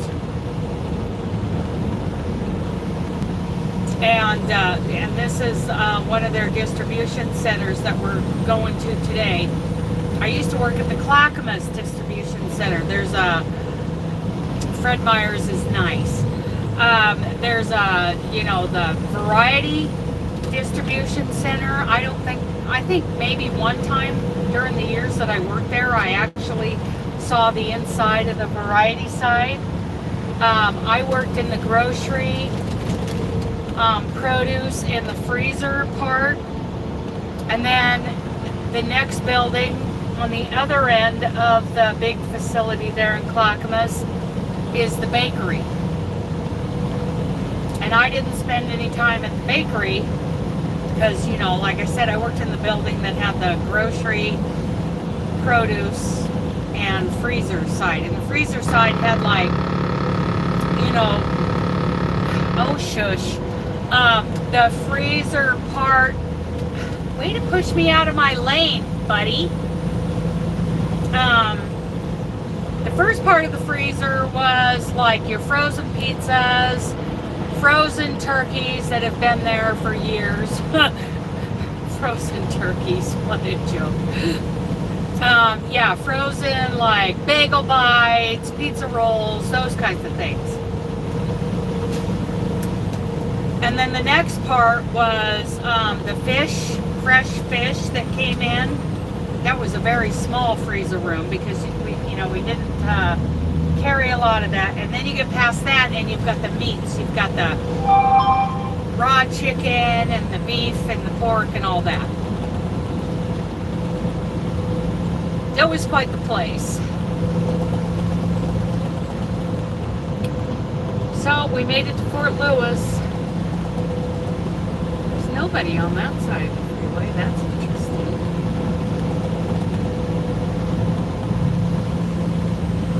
This other side of the freeway, that's where I went to see my boyfriend when he was stationed at Fort Lewis.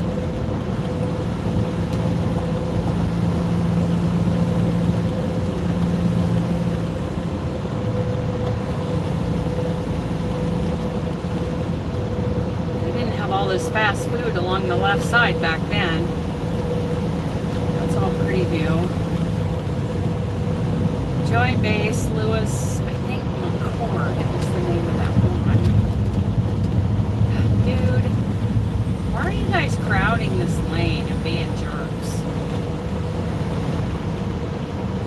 Logistics Center. Interesting.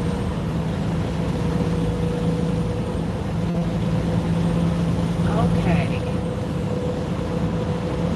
It says commercial vehicles there going into the Fort Lewis, but I've never, gone into a military base to pick up or deliver. So I don't know what that's all about. Lewis Murray maybe could be it. Lewis McCord, Lewis Murray, I don't know. There's Fort Lewis, and then there's another base on the other side.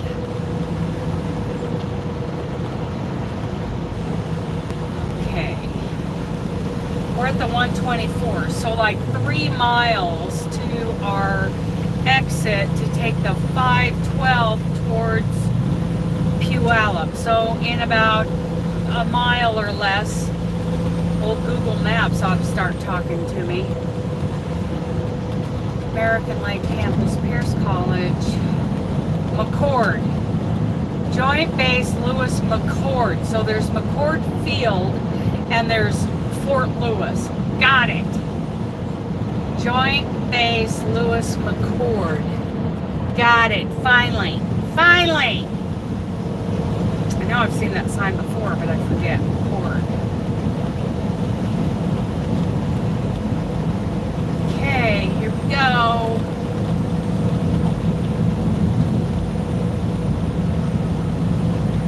I'm going to be right up here.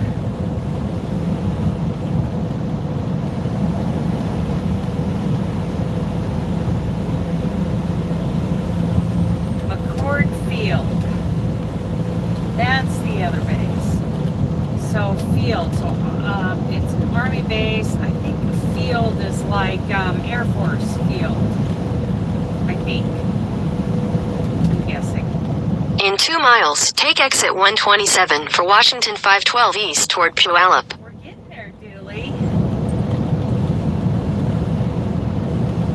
I don't lift him. He hops down on his own, but then I have like a set of stairs that are like an accordion that sit in front of the passenger seat. So when it's time to get him back in the truck, I open up that door and then I expand out those stairs and I just kind of hold him still and he just walks right up. He's very good at it. Very good at it, aren't you? Oh yeah, I had the heat going. Now it's making you pan. Yeah, we got it a little warm in here, Mama. Okay, 127. Here we go. What are you gonna do, Subaru? Yeah, there's a big truck here. Pay attention, there's a big truck here. Okay, here we go. Mount Rainier, follow 512 east. This exit has surprised me so many times, but today I think I'm more focused because of you guys. 512, Puyallup, half a mile. That's where we're headed, yeah.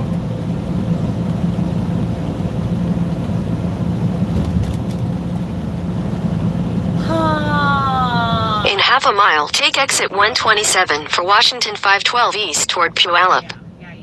I'm hungry. I want my stuff. I want my pork. Okay. Here we go.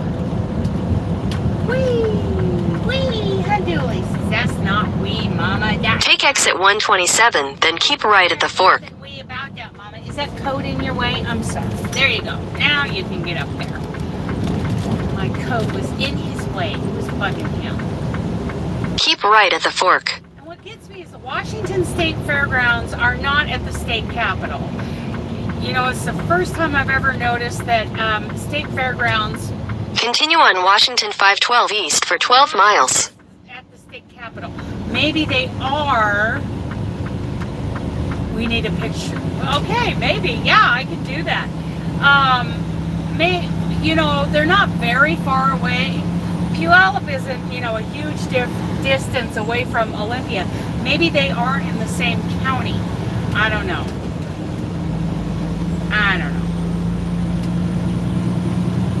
Okay, Puyallup, 11 miles, Dooley dog. Whoop, whoop. We are short timers. Hey, you guys, I'm going to let you go. And I'm going to try to make some phone calls, see if I can find out what's going on here. See if I can get my next load. Because, we'll get rid of you, dude. There we go. Okay, so I will probably go live in the morning and talk to you guys. It has been fabulous having you all with me today. What a great day when I have you guys with me. Okay, Sandpel and everybody and Kim, I just love having you with me. I'll talk to you guys later. Have a good day. I love you guys. Bye.